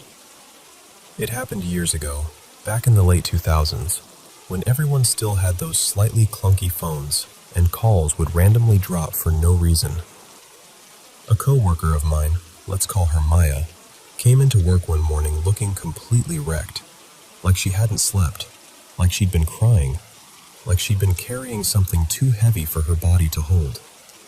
She was jittery, distracted, not herself at all. After watching her spiral quietly for an hour or so, I finally asked, "Hey, are you okay?" She hesitated, then leaned in and said, "Can you come outside with me?" So we stepped out where it was quieter, and she kind of hugged her arms around herself like she was bracing against the air. Then she told me, very carefully, "I'm only telling you this because you're open to spiritual stuff. If I tell anyone else, they'll think I'm losing it." And I remember thinking, oh boy, whatever this is, it's big. She said her sister, I'll call her Elena, had been dating a guy long distance named Riley. They'd been together for a while, really intertwined emotionally, the way long distance couples can be. And then, out of nowhere, Riley died. It was sudden, tragic, the kind of death that doesn't give anybody time to catch their breath. Elena was devastated, obviously. She started calling Riley's roommates, trying to piece together what happened, trying to hold on to anything that felt like him. And then something started happening that makes no sense, even now. While Elena would be on the phone with them, Riley would break into the line. That's the only way I can describe it. Like the call would glitch and there'd be this shift in the audio, and suddenly there was another voice, a voice that wasn't supposed to be there. At first, Elena thought they were playing the cruelest joke imaginable. She accused the roommates. She demanded answers. She even called the local police where Riley lived to confirm the death was real. It was real. He was gone. And after that, she tried to rule out everything you'd normally reach for. Prank calls, call forwarding, someone imitating him, some weird phone hack. Except it kept happening across different calls, different numbers, different times. It didn't matter who she called. Sometimes she wouldn't even be talking to the roommates anymore, and it would still happen. And what made it harder to dismiss was this. The voice knew things no one else could know. Little private memories, specific conversations, inside jokes, things that only Riley and Elena would have shared. It wasn't just a voice that sounded like him. It moved like him. The rhythm, the little pauses, the way he'd phrase things. The personality was there. Maya told me Elena and Riley would talk for hours, sometimes all night. And Riley wasn't okay. She said when he came through, he sounded angry and confused, like someone waking up in a place that shouldn't exist. He kept saying everything around him was dark, like, not metaphorically, literally dark, like he couldn't see anything, like he was trapped in some dim, closed space with no bearings. And he complained about his throat hurting. That part hit me, because the way he died involved his throat. Not in some vague way, directly. As if whatever happened to his body had left an imprint on whatever he was now. And then came the part that made Maya come into work looking haunted. Apparently, one night Riley told Elena, very casually, "I'm going to mess with Maya." Elena was like, "Don't, leave her alone." But Riley insisted, almost amused. He said, "She's going to wake up screaming, and she won't even remember why." And that night, Maya woke up absolutely screaming in her room, full body, terror screaming. Elena ran in, flipped on the light, tried to calm her down, asked what happened. And Maya just sat there, shaking, and said, I don't know. No dream she could describe, no image she could hold on to. Just pure fear, like her nervous system had been yanked awake. And later, Riley admitted it. Like he was proud of himself, like it was some party trick. Maya was furious, obviously, and Elena was shaken, because what do you even do with something like that? What do you do when grief turns into activity? At that point, Maya didn't know who to talk to, so she talked to me, and I became her safe person, the one she could unload onto without being laughed at or diagnosed or dismissed. I didn't really know what I believed, but I believed her. I believed that she believed it, and I believed she wasn't trying to spin a ghost story for attention. She was scared. She was exhausted. She was too raw for theatrics. And then came the moment that turned it from, my friend is telling me something impossible, into, this is happening to me right now. A few nights later, Maya called me while I was heading home. I was riding the bus, the kind with fluorescent lighting that makes everyone look tired and slightly green. We were just talking, normal stuff, trying to keep things light, when she said, almost offhandedly, Elena and Riley are talking right now. And I remember saying, right now? Like, on the phone? Yeah, she said, like, currently. A minute passed, maybe 2. And then, on my call with Maya, my regular cell phone call, I heard the line shift. That subtle, clicky, hollow change you sometimes get when a call gets unstable. And then a third voice slid into the space between our words. It was low, gravelly. It sounded like someone forcing air through a damaged throat. And it said, in this horrible, rasping insistence, Maya, Maya, Maya. Over and over, like it was trying to pull her attention through the speaker. I went cold. Not like goosebumps cold. Like my whole body forgot how to be warm. I gripped the phone so hard my fingers hurt. My brain did that thing where it wants to scream but also wants to pretend nothing is happening, because acknowledging it makes it real. When I finally managed to speak, my voice came out thin and shaky. Maya, can you hear that? And she went, hear what? Like, nothing. Like the line was normal for her. She even laughed a little, like she thought I was joking or maybe hearing street noise from the bus. Then she said, hang on, call me back. So I did, immediately. And when she picked up again, I said, that voice, did you seriously not hear it? She swore she hadn't. She couldn't hear anything. But I had, clear as day. And the strangest part was the feeling that the voice wasn't trying to reach me. It was looking for her. Like I was just in the way. Like I happened to be holding the line it could slide through. I don't remember every detail after that, because once your nervous system goes into full shock, time turns syrupy and inconsistent. But over the next months, Maya told me Riley's energy changed. And then something happened that, to this day, makes my throat tighten when I tell it. Maya and Elena's father had died unexpectedly, not long before all of this. It had been the kind of loss that leaves loose ends everywhere. Things unsaid. Conversations that never got to happen. The kind of death that doesn't come with closure. One night, during a call with Riley, Elena said she heard someone else. Not Riley. Their dad. And I know how that sounds. Trust me, I know.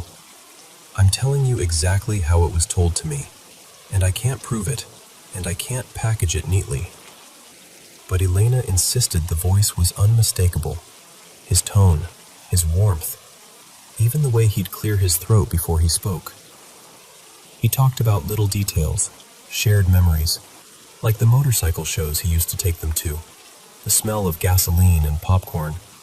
The way he'd point out the old bikes and tell stories like he was welcoming them into some secret club. He said he loved them. He said he was proud of them. And when they asked if they needed to change anything, if they needed to live differently, he said basically, no.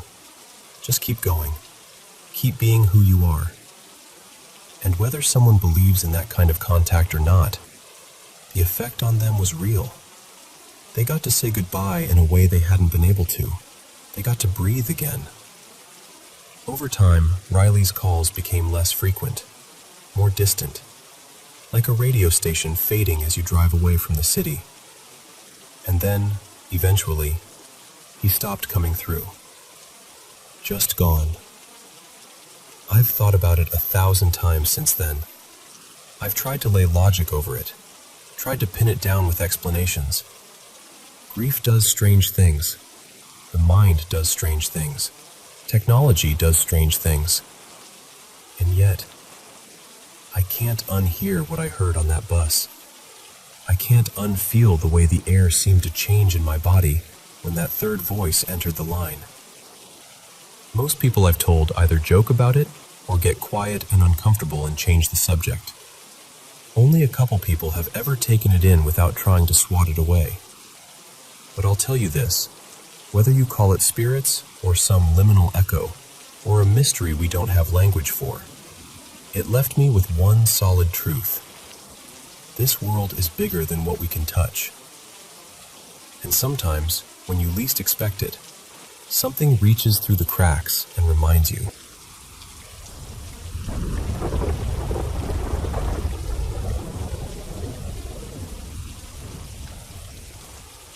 Okay, so let me tell you about this place, because it's one of those stories that sounds totally normal right up until it doesn't. We bought this old house that we now run as a little business, and before anything weird ever happened, I did what everyone does. I went digging online. On satellite images, it looks like the house has been sitting there since at least the early 2000s, and I found this little historical blurb saying the neighborhood really started growing around the late 1940s. Nothing dramatic, just old enough to have a history, you know? The first time we walked inside, though, it was strange. The layout had all these makeshift partitions, like those office cubicles, like someone tried to turn a home into a mini call center. Dusty corners, that stale, nobody's lived here in a while smell, and the whole place felt like it had been holding its breath. The woman selling it, her name was Maribel, was friendly, super casual. She told us she'd rented it out for years and that a whole bunch of people had lived there before us. She said something like, "Oh, at least 15, maybe more." And she was very insistent about one thing. She had no idea about any spooky stuff. Like, she almost laughed it off. "Ghosts? Here? No, mijo, it's just an old house." That kind of vibe. Now, fast forward. We're using it every day. There are always at least a couple people in there, sometimes 4 or 5, depending on the day. It's not like the place sits empty and creepy. It's active, busy, lights on, phones ringing, people talking. And yet, almost everyone has had something happen. My uncle, well, not actually my uncle, he's my mom's cousin, but we all call him my uncle. His name's Raul.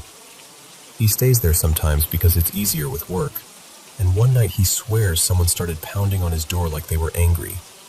Like bam, bam, bam. The kind of knocking that makes your stomach drop.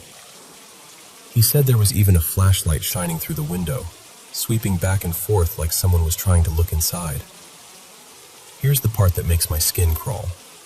We have cameras everywhere, because early on, like right when we were getting set up, someone broke in. After that, my grandpa, Hector, got really intense about security. He's former military, and once he gets a worry in his head, it's like he turns it into a mission. For a while, he was checking the camera feed multiple times a night, like clockwork. So the next morning, after Raul tells us about the banging and the flashlight, we pull up the footage. And there's nothing. No person, no flashlight, no shadow moving. Just Raoul reacting, sitting up fast, staring at the window, getting up to check. But whatever he was responding to, not there. Then there was this other night. This one honestly freaks me out the most. Grandpa Hector is watching the cameras, and he sees these quick bursts of light outside, like little flashes, the way a flashlight looks if someone's turning it or clicking it on and off. He calls Raoul right away, like, "Go outside, now." Raoul goes out. There's nobody. No car, no footsteps, nothing. But while he's standing out there, Grandpa is still seeing the flashes on the monitor. And then, this bright little orb shows up on camera. I know. Orbs. That word makes people roll their eyes. But I'm telling you what it looked like. It was this small, glowing dot, moving in a way that didn't feel like a bug drifting. It glided, stopped, shifted direction, like it was thinking. And at one point, it went behind the corner of the wall, like fully disappeared behind the wall, and then popped back out again. The next day, we had the camera guys check everything. Lenses were clean, no dust storms inside the housing, and there aren't really moths or anything like that around there. Mostly just ants and the occasional roach. Nobody could give us a satisfying explanation. After that, the stories just kept stacking up. There's a guy who works with Raoul, his name is Damien, and he told us he watched a kitchen cabinet door swing open by itself. Not slowly, not like it was loose. It was fully closed, and that cabinet is heavy. And it was indoors, no breeze, no open windows. Then one of the interns, Santi, this quiet college kid, said a regular door opened in front of him. Like a normal room door, handle and all, just easing open like someone on the other side was leaving the room.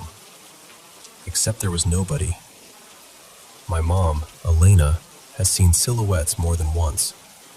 Not like a full body you can describe, just that something passed by the doorway feeling.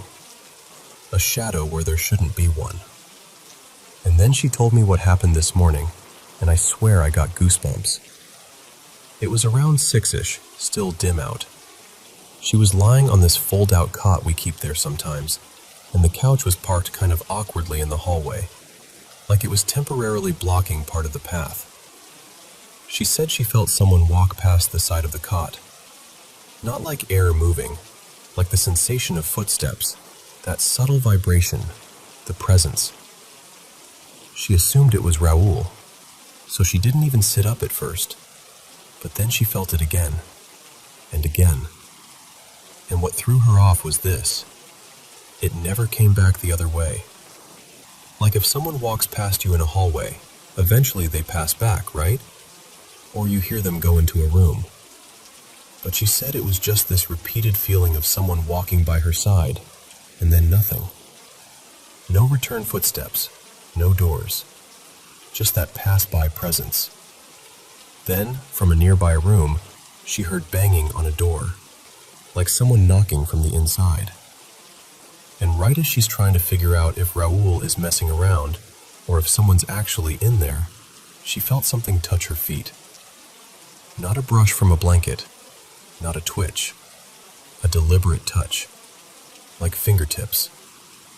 When she told me that, she got quiet in the way people do when they're trying not to sound dramatic. Like she didn't want to convince herself it happened, but she couldn't pretend it didn't. And the weirdest part? When these things happen, except those 2 orb incidents, the cameras never catch anything. No figure, no door moving by itself, no cabinet swinging, just the person reacting, turning their head, jumping, freezing, staring at something we can't see. Now here's where I feel almost embarrassed, because it makes me sound like I'm trying too hard. I've never experienced it myself. Everyone else has a story. I don't. And I've tried. I've literally tried to bait it. I'll stay late, walk into the darker rooms alone, even put on creepy videos on my phone like, okay, fine, if something's here, show me. and nothing. I get silence. I get regular house noises. I get normal. People keep telling me different things. Some say if it ever happens to me, I should talk back, like knock it off, or even curse at it to show I'm not scared. But they also warn me not to challenge it, not to be like, do it again, or prove you're real, because apparently that's a bad idea. And honestly, if I ever actually see something, like really see it, I don't even think I'd yell. I think I'd just stare. Like my brain would go, okay, there you are, because it's not nothing to them. So yeah, that's our little office house. Always busy, always lit up, and somehow still full of these moments that make people stop mid-sentence and go, did you see that? Even though there's nothing there to point to.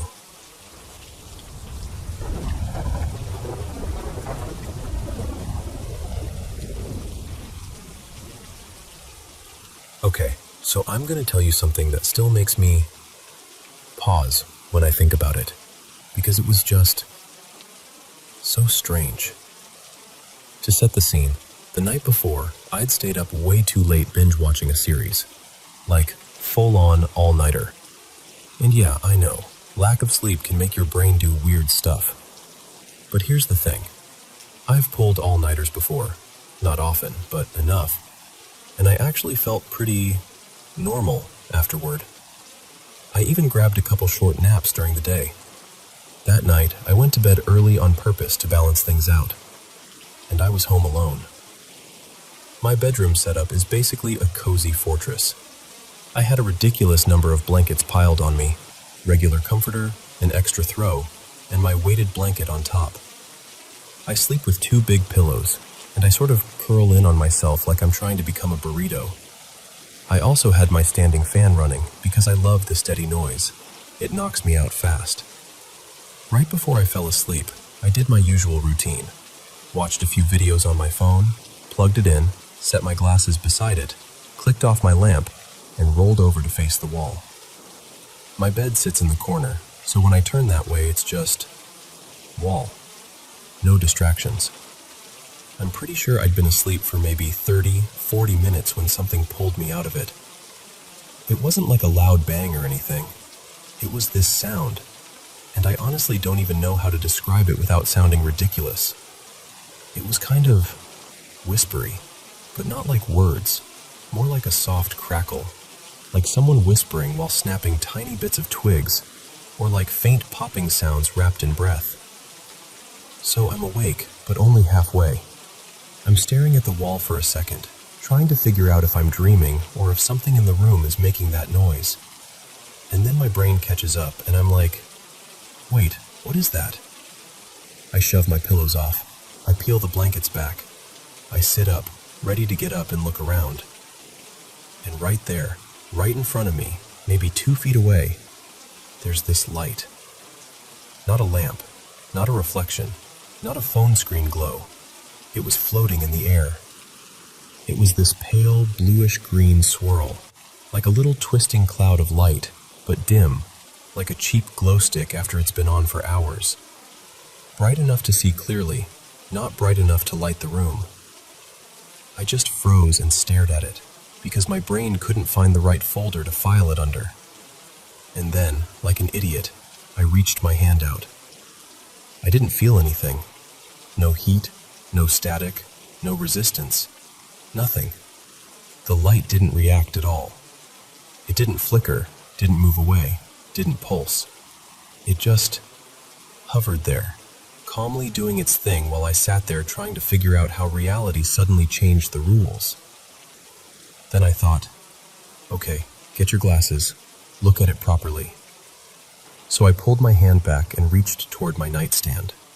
And the second my hand moved away, the crackly whisper sound stopped. The bluish-green light vanished like it had never existed. And my standing fan, still plugged in, still standing right there, shut off. Just off. No gradual slowing like it lost power. No wobble. It simply stopped, like someone hit a switch. My first instinct was to tell myself it had been a dream. That would have been the clean explanation. Except I was sitting upright, blankets shoved off, pillows moved, like I'd fully woken up and sat up on purpose. I'm not a sleepwalker. I've never done that sit straight up and start doing things kind of sleep behavior before. And I remember the sequence too clearly. Sound, sit up, light, reach out, glasses, gone. The fan turning off almost bothered me more than the light, honestly. It does have a timer feature, sure, but I never use it, because the little timer indicator is obnoxiously bright, like having a tiny flashlight pointed at you in the dark. And it wasn't on. So I just sat there in the sudden quiet, staring at the spot where that light had been, with my heart thumping like, what just happened in my room? And I'm telling you, it wasn't scary in the monster under the bed way. It was scary in the, I don't have a category for this way. Like something impossible happened for a few seconds, and then reality snapped back into place and left me sitting there, wide awake, trying to convince myself I hadn't actually seen what I know I saw.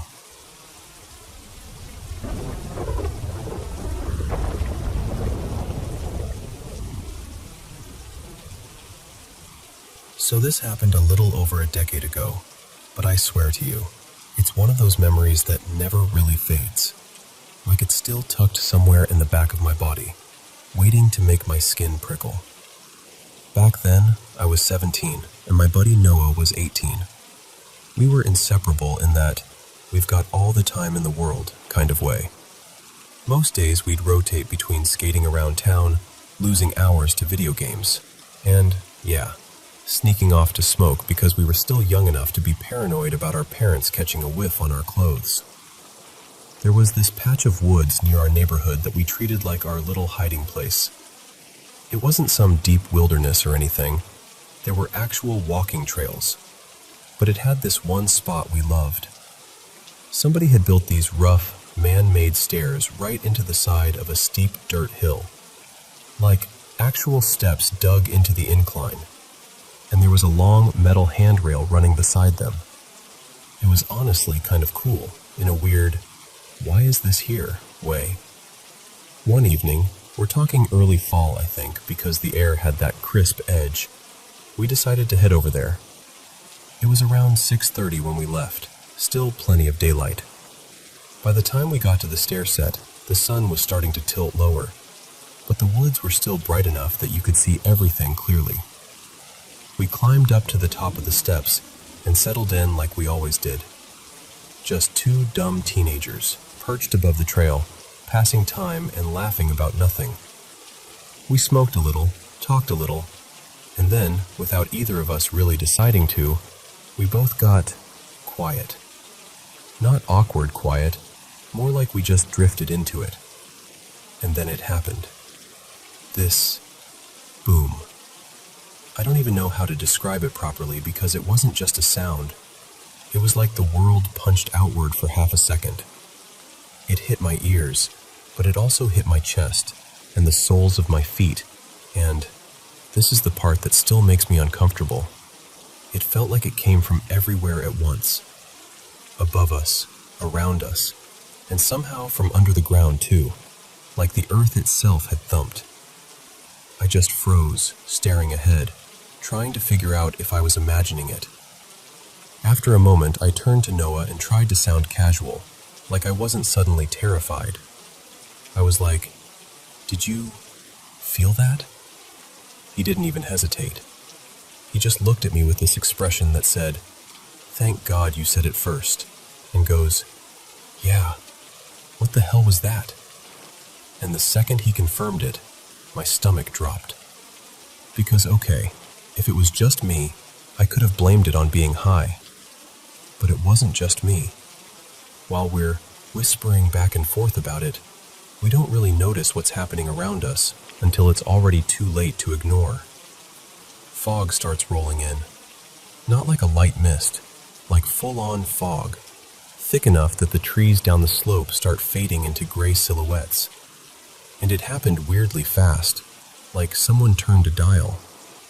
5 minutes earlier, the place felt normal, and now it felt closed in, smaller, like the forest was holding its breath. Noah tried to shrug it off because that was his thing. He starts fumbling to pack another bowl, acting like it's no big deal. And right as he's about to light it, a scream cuts through the woods. Sharp, high, long. It sounded like a woman screaming, but not in a movie way. More raw than that, more real. It echoed between the trees, and both of us just locked up instantly. I remember the hairs on my arms lifting like they had minds of their own. Then it happened again. Louder this time, closer, or at least it felt closer, like it was aimed right at us. And then a third scream, even more distinct, that sort of trailed off at the end, like whoever or whatever made it ran out of air. After that, silence. Heavy silence. Noah didn't smoke again after that. He didn't even finish packing it. We just looked at each other, and without saying anything dramatic, we did that mutual, immediate agreement thing. Like, we're leaving. Now. We packed up with those shaky, clumsy movements you get when you're trying to hurry but your hands don't feel like they belong to you. Then we half walked, half jogged down the trail toward the edge of the woods. The whole time I kept expecting something else. Another scream, footsteps, anything. But there was nothing. Just fog and our breathing and the sound of our shoes scraping dirt. Here's the part that really messed with me though. We got out of the forest, maybe 15 minutes tops, and the fog was gone. Just gone. The air outside was totally clear. Streetlights were coming on. Cars passing. Normal life. It was like we stepped out of a different world. We tried to laugh it off afterward because that's what you do when you don't want to admit you're scared. We called it a weird night, made a couple jokes, and then slowly stopped talking about it altogether. Life happened. Noah and I drifted the way people drift when school ends and schedules change, and you start becoming different versions of yourself. We didn't really talk for years. And then, years later, I ran into him again, at his wedding of all places. Same guy, just older, cleaner cut, smiling like an adult. At some point during the reception, we ended up off to the side talking, and it hit me. I brought it up like, "Hey, do you remember that night in the woods? The stairs? The fog?" And immediately his face changed. Not scared exactly, just serious.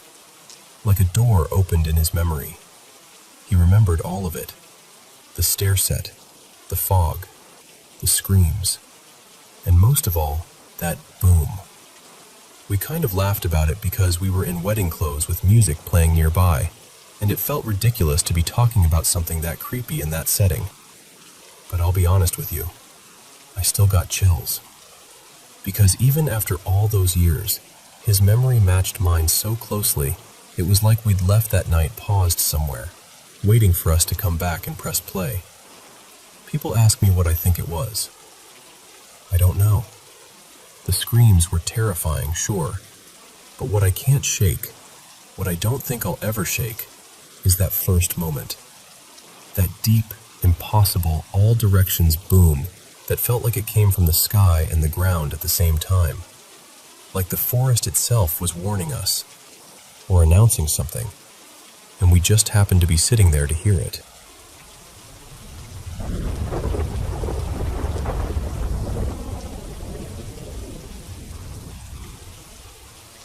You know that split-second feeling when you're sure someone is standing right behind you? So sure, your body reacts before your mind can catch up? That's what it's like for me. Except it isn't just a quick jolt. It comes as this heavy, unmistakable dread, like a cold breath on the back of my neck, like the air in the room changes shape. I'll turn around, fast, because everything in me says someone's there, and every time, there's nothing. Just empty space and that horrible quiet. And then the second part hits. This wave of sadness so raw it almost doesn't feel like mine. Like I'm being flooded with grief without any actual memories attached to it. It's emotion without context. No clear thought, no reason. Just this deep ache that fills my chest and makes me feel hollow at the same time. The strangest thing is how it leaves. Usually within half an hour, give or take, it fades like it never happened. No gradual come down, just gone. And I am left sitting there, trying to convince myself it was nothing. People have told me it's anxiety, paranoia, stress, whatever label makes it fit into something tidy. I've tried to accept that.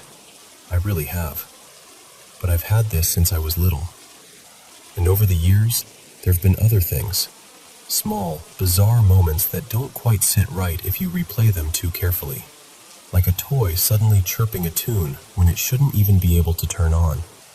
Or something on a table nudging toward me when there's no slope, no vibration, no obvious reason. Once, years ago, my partner, Lena, swore she saw a man standing in our kitchen. She was outside, looking in through the window while I was upstairs, and she called my name like someone had broken in. I remember stepping into the hallway, dripping wet from the shower, confused and annoyed, and by the time I got down there, the room was empty. There was another incident that still feels almost embarrassing to say out loud, because it sounds like I'm trying to write a horror story. A framed picture of my mom, one of those canvas prints, had been moved from the lounge into the entryway. Nothing dramatic, just a different spot. And then, later, without warning, it slid and tipped and just launched itself off the surface like it had been swatted. It didn't just fall, it moved, like it had somewhere to be. I don't even like telling people this stuff, because here's the thing. I'm not someone who goes looking for ghosts. I'm not the kind of person who wants the world to be full of paranormal explanations. If anything, I've spent years trying to make myself more practical, more grounded, more normal. Most days, I can push it all to the back of my mind and get on with life. But then there are the other moments, the ones I can't neatly box up. A few times, I've seen people who I knew were gone. Not like glowing shapes or floating lights, nothing theatrical. Just a person, there for a second, like you've looked up at exactly the wrong time. Once, I was visiting a friend, Aaron, and in the corner of his living room, for a heartbeat, I saw an older woman standing there like she belonged to the house. I described her afterward without thinking much of it. Her hair, her posture, even the way she held her hands. Aaron went pale. He showed me a photo later. It was his grandmother. I'd never met her. I'd never even seen a picture of her before that day. So when this dread comes, this specific dread, I recognize it immediately. Not because I want to, because my body does. Same sensation, same breath on the shoulder certainty, same crushing, nameless grief. And the awful part is, it never comes with information. It's not a warning with details. It's not some helpful message or vision that lets me prevent anything or prepare. It's just the feeling. And then later, hours or days after, the phone rings, or someone texts, or there's a conversation that starts with, "Are you sitting down?" It's happened with my grandparents. It happened before my mother-in-law passed. It's happened enough times that I can't pretend it's random anymore. Not in my bones. Every time, it's exactly the same. So distinct it doesn't resemble any normal worry I've ever felt. So now I'm left here with that familiar, sick calm that comes after the wave has passed, thinking the thought I hate thinking. Someone in my family is probably gone. And all I can do is wait to find out who. I always do the same thing, too. This small, private plea I feel ashamed of even as I'm making it. I hope it isn't my parents. I hope it isn't one of the people I can't imagine losing. And even saying that feels selfish, because if it isn't my parents, it will be someone else's. Someone else will be getting the call. Someone else will be stepping into that empty, changed world where a person used to be. But I'm just being honest with you. That's what I do. I sit with it, and I wait, and I try to act normal while my stomach knots itself into something tight and quiet.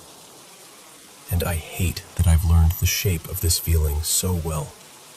Because no matter how rational I try to be, no matter how much I tell myself it's just nerves, when that dread breathes down my neck, it has never been wrong.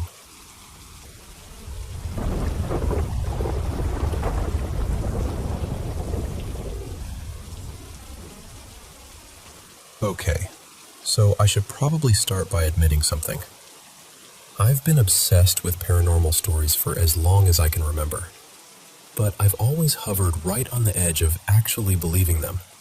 Like, I want the world to be a little stranger and more interesting. And honestly, when you've heard thousands of people swear they've seen or heard something unexplainable, it's hard not to think some of it has to be real.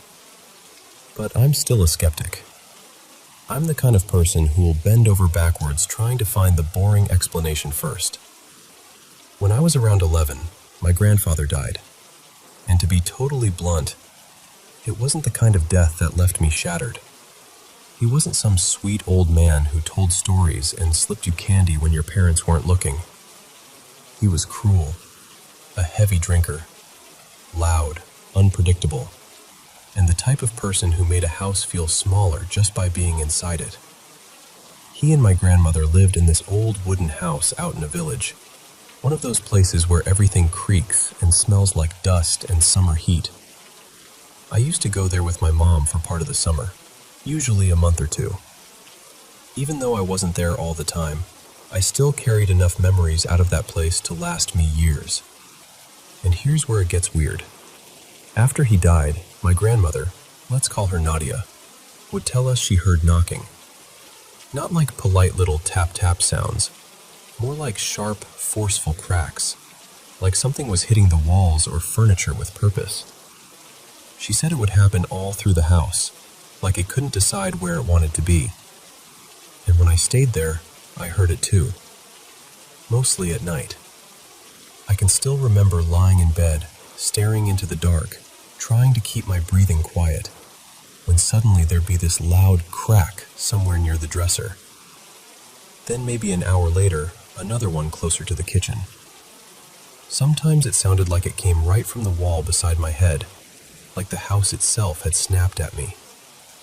Once, I swear to you, it came from a chair right next to the bed. So close I actually sat up and looked at it, like I expected to see it rocking or moved out of place. But I didn't. And I wanted to believe it was something paranormal, while also being determined not to. So I came up with the most reasonable explanation I could. Old house, old wood, temperature changes. The place had been built sometime in the late 70s or early 80s, and wooden houses do make noises. They settle, they expand, they complain. So I told myself, that's all it is. Then there was the kitchen. And that's the part that still makes my stomach tighten, even now. At night, I would hear dishes clinking. Not just a single sound, like a plate shifting a little. I mean actual busy noise. Like someone was in there doing something. Sliding a cup aside, moving a plate, setting something down.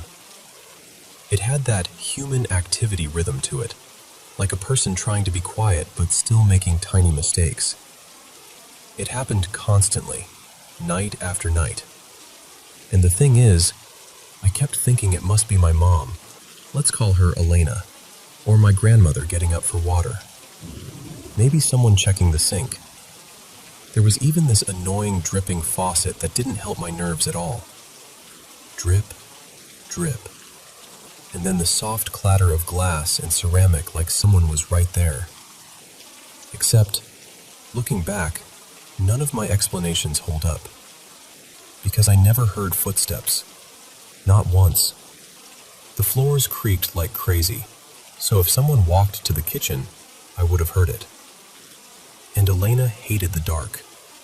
If she went into the kitchen at night, she would have turned a light on immediately. But the house stayed pitch black. So why did it sound like someone was carefully moving dishes around in the darkness? I didn't realize how wrong I was until recently, when the memory hit me out of nowhere, and I just sat there thinking, wait, I've lived in other apartments, I've stayed in other houses, I've moved around, and I have never heard anything like that anywhere else. And what's more, when I visited the village house in the past few years, nothing. No dish sounds, no nighttime kitchen activity, just quiet. That realization messed with me more than I expected, because back then, it terrified me. Deep down it did, but I kept forcing myself into calmness. I kept telling myself, no, it's fine. This is normal. It's just wood. It's just the house. And now, realizing it wasn't normal at all, it feels like my younger self was right to be scared. Of course, my brain still tries to salvage a rational explanation. The outside of the house was renovated years ago. New siding, repairs, that kind of thing. Maybe it changed how the structure settled. Maybe it reduced vibrations. Maybe something in the kitchen cabinets was loose back then and got fixed without anyone thinking it mattered. It's possible. But still, a few nights ago, I had the chance to stay there again, and I was almost testing it. Like I wanted to see if I'd just exaggerated the memories, or if my mind had stitched together details that weren't real. I'm a night owl. I barely sleep, so if anything was going to happen, I'd hear it. And it was completely quiet. No knocks, no kitchen clatter, nothing. The only sounds were normal ones, the sort that don't make your skin prickle. The house felt calm, safe even. And that's what makes the whole thing stranger, because the house used to live in my nightmares. When I was a teenager, I dreamt about that place constantly. In those dreams, I was always running, being chased by something huge and wrong, ducking into corners, hiding behind doors, praying it wouldn't find me. And it's hard not to notice that my subconscious kept choosing that specific house, again and again, like it had been branded into me. I also had dreams about my grandfather himself. Let's call him Victor. In the dreams, he would come back. Not alive. Not really. More like a dead thing trying to pass as human. Close enough to fool everyone else, but not close enough to fool me. The uncanny feeling was overwhelming. Like his face was wearing the idea of life, but the actual life wasn't there. And the worst part was how everyone acted like it was normal. Elena, Nadia, other relatives. They'd talk to him like, "Oh, you're back, okay," as if nothing about it was horrifying. Meanwhile, I'd be standing there feeling insane, like I was the only person who remembered the most basic rule of reality. The dead don't come back. In those dreams, I'd try to hint at it, try to get someone to notice, but I could never quite say it out loud, because I always had this certainty that if Victor realized I knew, I'd be in danger, like he'd turn that attention on me. The last time I had one of those dreams, it got wildly cinematic. There were other people, like a team, and they gave me this strange sword, something that felt ancient and important, and somehow I fought him off. I don't even remember the exact ending. I just know I stopped having those nightmares after that. So yeah, could all of it be explainable? Probably. Old house, old pipes, old cabinets, grief, stress, childhood fear, imagination. But I can't shake the feeling that for a while, something lingered there. Something angry, restless, familiar in the worst way. And honestly, it wouldn't shock me if it was him. If Victor spent his life making everyone miserable, why wouldn't he try to haunt the place a little after? Still, whatever it was, it's gone now. There's no heaviness there anymore, no dread. If anything, it feels peaceful, like the air has finally been cleared out. I go there now and feel like I can breathe, like I can reclaim it, which almost makes me smile in a quiet way. Like, whatever haunted that house, whether it was something paranormal or just old pain, it doesn't get to own it anymore. I do.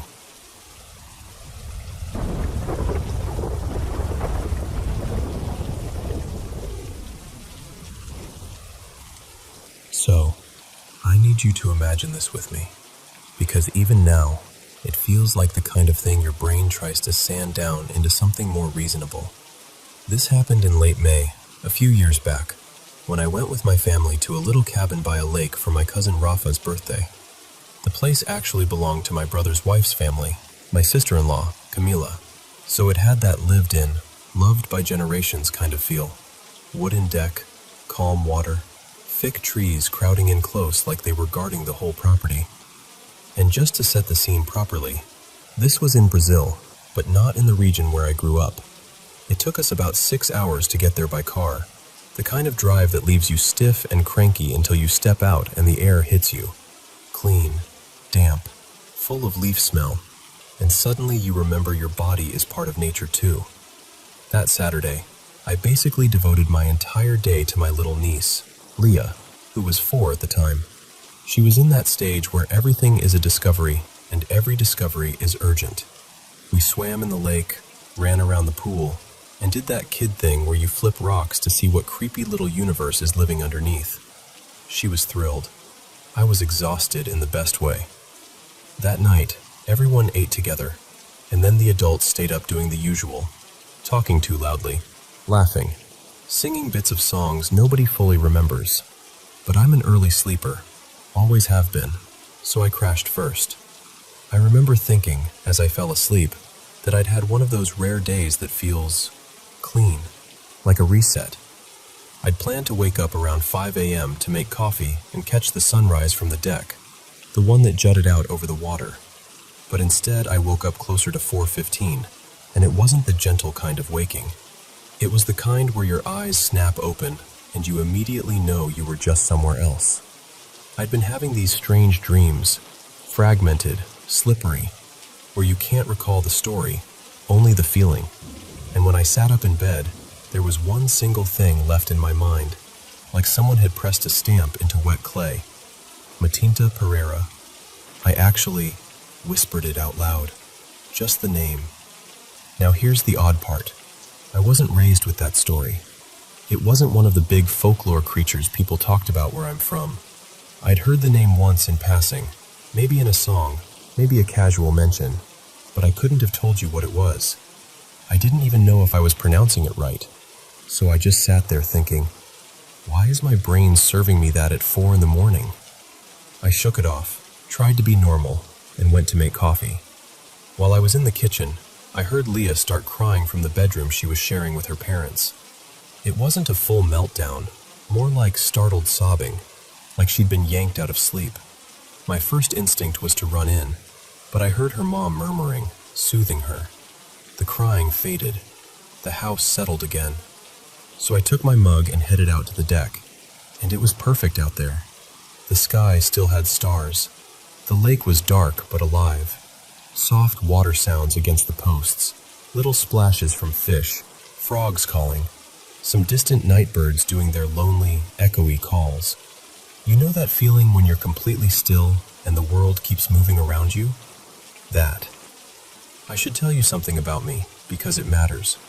I studied biology, zoology specifically, so even though I don't work in that field anymore, my brain still categorizes the natural world like it's breathing.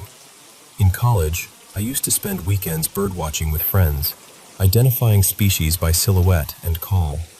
I'm not saying I'm some kind of expert on every animal in Brazil, but I know the difference between normal and what the hell is that?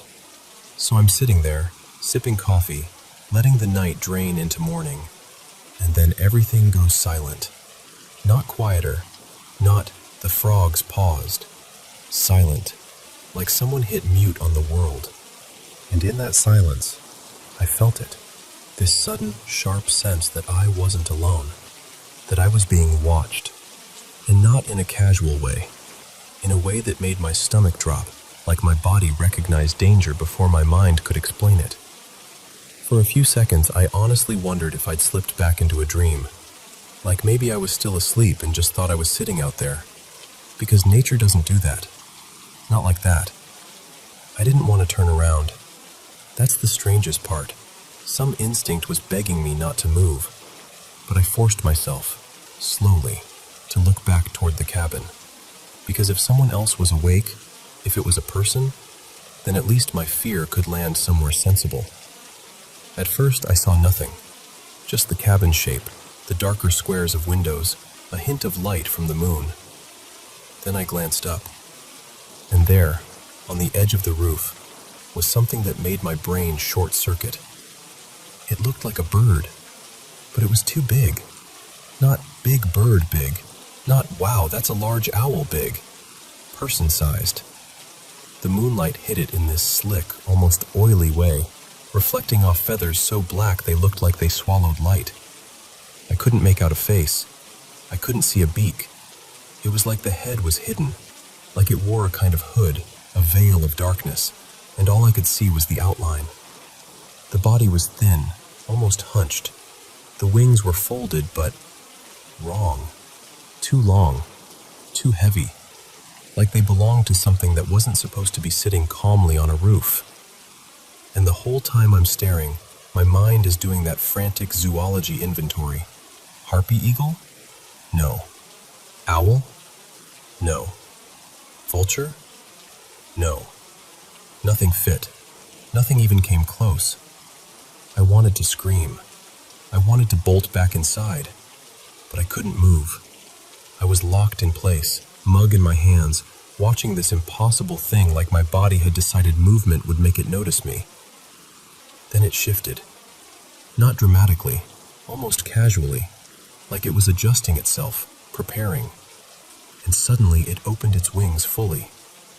I swear to you, the span looked absurd, like it shouldn't have been able to lift off at all. It launched from the roof in a single, smooth motion and flew off to the right, toward the woods. And the second it disappeared into the tree line, the world snapped back to life. Frogs started calling again. Water resumed its gentle slap against the wood. A bird called from somewhere far off like it had never stopped. Even the air felt normal again, like someone had released a pressure valve. But I didn't feel normal. I started shaking so hard I thought I might drop the mug, and then I just broke. I started crying, quietly at first, then in these awful, gasping waves. Not because I was being dramatic, because it felt like my mind couldn't hold what had just happened. Like reality had bent and then straightened out again, and I was still stuck in the bend. I didn't tell anyone that morning, or the next, or for a long time. Because what do you even say? Later, days later, I couldn't stand it anymore, and I looked up the name that had been left behind in my head like a splinter. Matinta Pereira. And reading about it made my skin go cold. Because the stories talked about a large black bird, something that appears around homes, something tied to uneasy bargains and disturbances, something that shows up like a warning, or like a collector. I don't know what it was doing there. I don't know if it was even for us. Maybe it was passing through. Maybe my sleep-starved brain stitched folklore onto a shadow and called it truth. All I know is this. That night, that exact night, Leah started having night terrors. And whether that's coincidence or not, I can't make myself shrug it off. Even now, if I wake up too early and the house is too quiet, I catch myself listening for the frogs, listening for the water.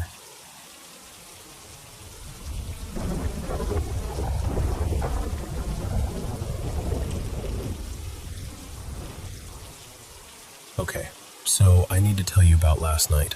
because I still get that weird, cold feeling in my chest when I replay it. So, I'm Maya, and my friend Tessa had just gotten back from a trip. She'd brought home these wild, novelty alcohol bottles, like the kind with goofy dessert cereal flavors, and she wanted me and our other friend Kylie to come over, hang out, and help her taste test, or at least smell them, and laugh about it. I got to Tessa's place first, a little after 8:15 p.m. It's important to know her house is way out, basically tucked into the woods. Like, no neighbors close by woods. And outside, pitch black. One lonely street light down the road, and it's usually off by that time, so it's just darkness and trees. Tessa tells me pretty early on, "Hey, it's just us tonight. My husband's out of town visiting family with his brother." Which is fine, but it did make the house feel a little quieter than usual. We're in her kitchen, and she starts pulling out these bottles like it's show and tell. One smells like watermelon candy, one like sour gummy worms, and another one, swear to you, smelled like some kind of sweet cereal milk. We're cracking up, taking turns sniffing them like we're professional judges or something. Kylie was supposed to already be there, but she wasn't. So I text her like, "Where are you?" And she replies that something came up at home, but she's on her way. We keep chatting, and then, this is where everything shifts. We hear someone outside go, "Hi!" Like, really clear, a woman's voice, and it sounded exactly like Kylie. Tessa and I stop mid-sentence and just stare at each other. And I'm like, "Oh, that must be Kylie." So I walk to the front door, and because it's so dark outside, I flick on my phone flashlight as I open it. I lean out and I call, "Hey, we're over here." Nothing. So I call again, louder. "Kylie, where are you?" Still nothing. And I even yell a nickname I call her, like full volume, embarrassing yelling, because I'm thinking maybe she can't see the porch or she's walking up from the driveway. But there's no answer, no footsteps, no car door, no crunch of gravel, nothing. Tessa's dogs outside start barking, which makes it even harder to hear, but also, it makes the whole thing feel sharper, like the dogs are reacting to something I'm not seeing. I step back inside and look at Tessa like, "Did you hear that too?" And she's pale, and she just goes, "Shut the door." I shut it, and she goes, "No, lock it." So I lock it, and now we're both standing there in the entryway, staring at the door like it's about to open on its own. I text Kylie, "Are you here?" And she texts back, "No." I swear I felt my stomach drop. I immediately message her again like, "Bro, I heard your voice outside. Are you serious right now?" And she calls me instantly, totally freaked out, like, "Are you messing with me?" And I'm like, "No, I'm dead serious. Are you here?" And I can hear her tires on the road through the phone. Like, you know when someone's driving and you can hear that soft roar in the background? She was definitely still in the car. So now it's not just, we heard something. It's, we heard someone. And it's not the person we thought it was. Tessa starts texting a family friend, Marcus, to come over, because we're both officially past spooked and into something is wrong. So I'm on the phone with Kylie. Tessa's texting Marcus, and that's when we hear noises in the back of the house. Like, inside. Not outside anymore. It starts soft, like the house settling. Old houses pop and creak, whatever. But then it gets faster, heavier. Like something shifting around in Tessa's bedroom area. Like a drawer being yanked or someone stepping wrong on a floorboard.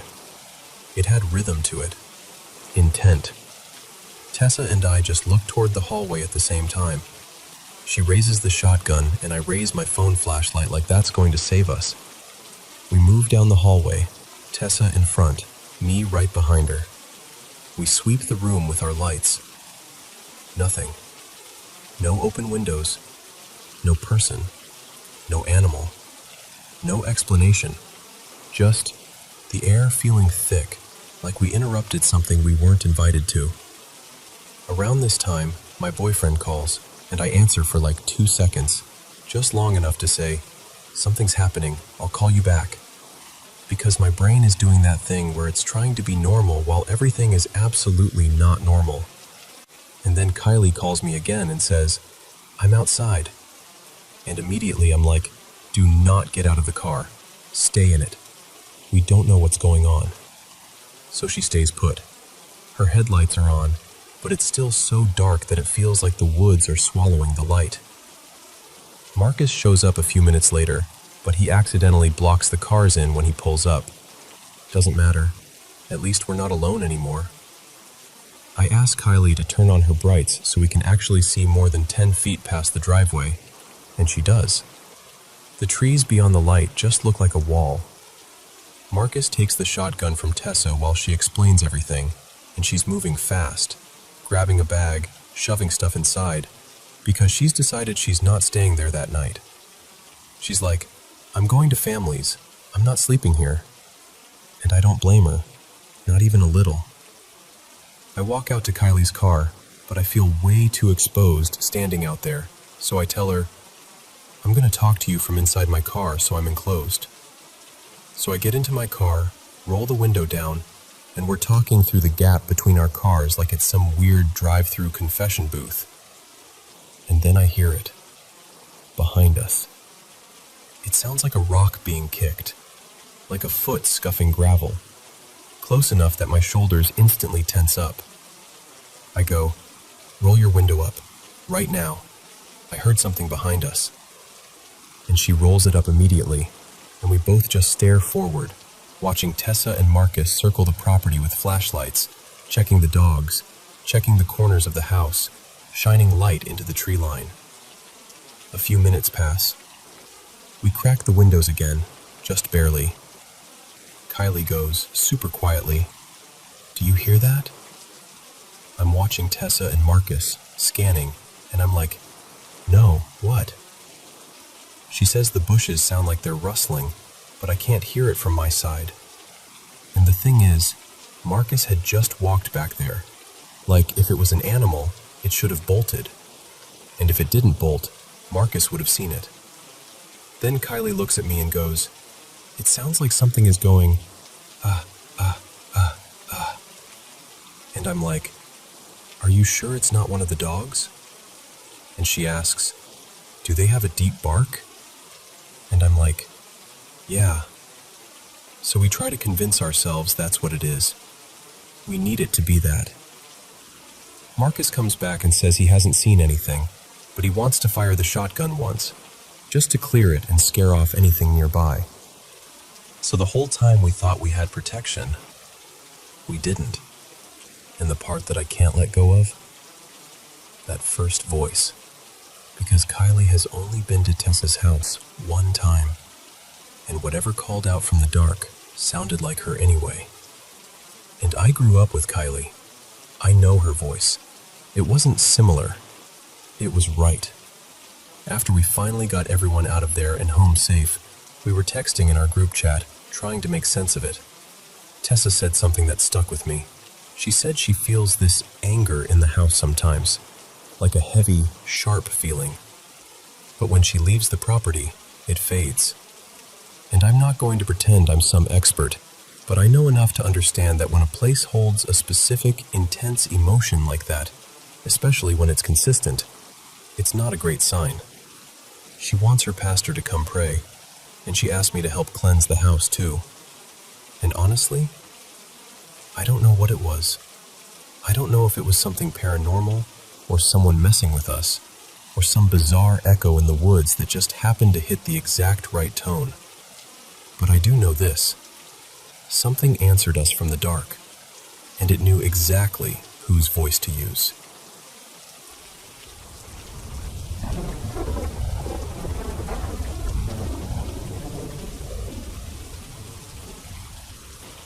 Hello, Paranormal M Channel viewers. Have you been having trouble sleeping lately? I'm always so happy when I read your comments saying these paranormal stories help you sleep better. Thank you so much for always supporting the channel. Drop a comment below and tell me where you're watching from, And don't forget to subscribe and turn on notifications so you never miss our latest videos. Also, a huge thank you for sending in so many of your own paranormal experiences. Alright, let's get started with today's stories. So, I've got to tell you what happened this week, because I'm still kind of laughing at myself, but also, my stomach drops every time I think about it. I'm 17, and I've only been working at this little cafe for, not even a month yet.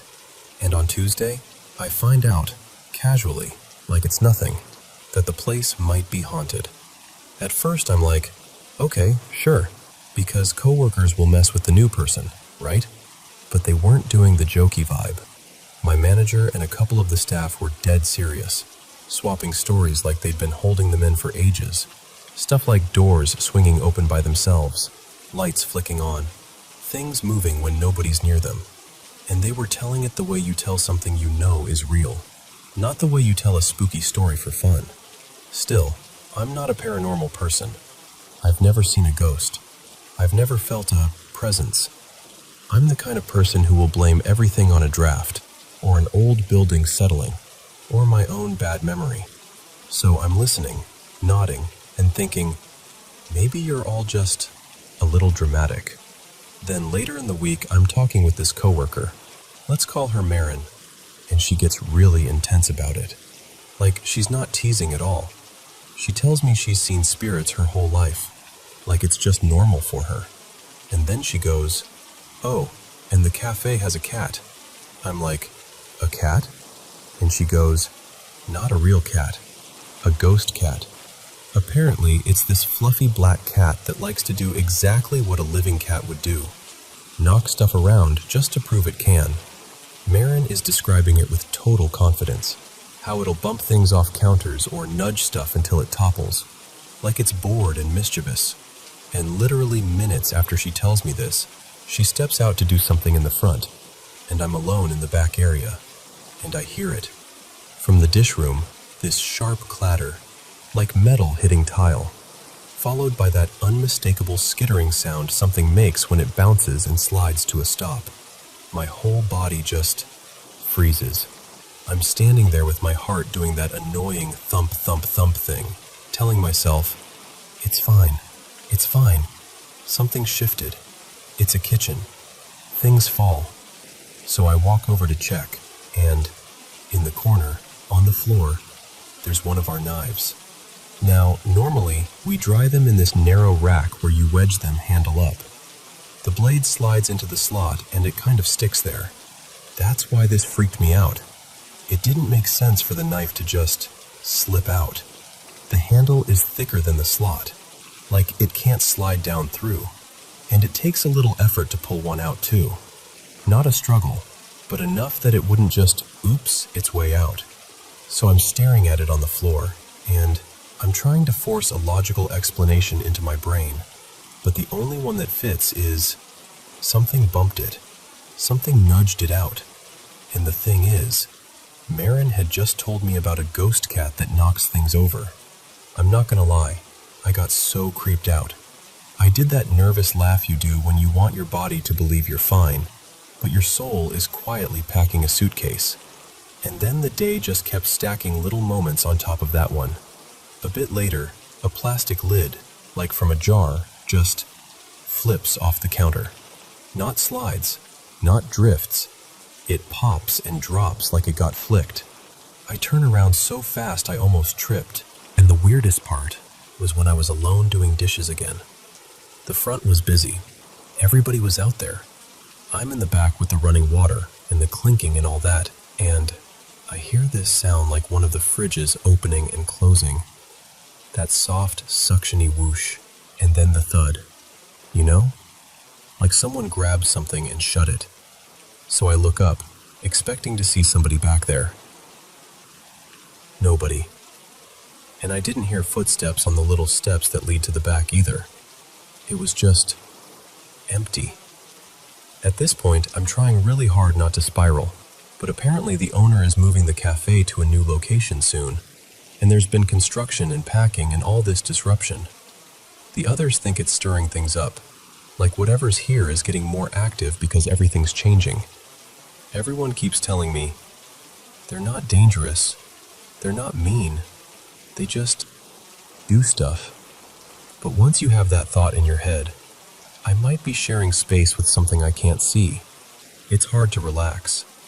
Because now, every time I have to go into the back storage room, where they swear there's an older man spirit who hangs around, I turn into the most polite person on earth.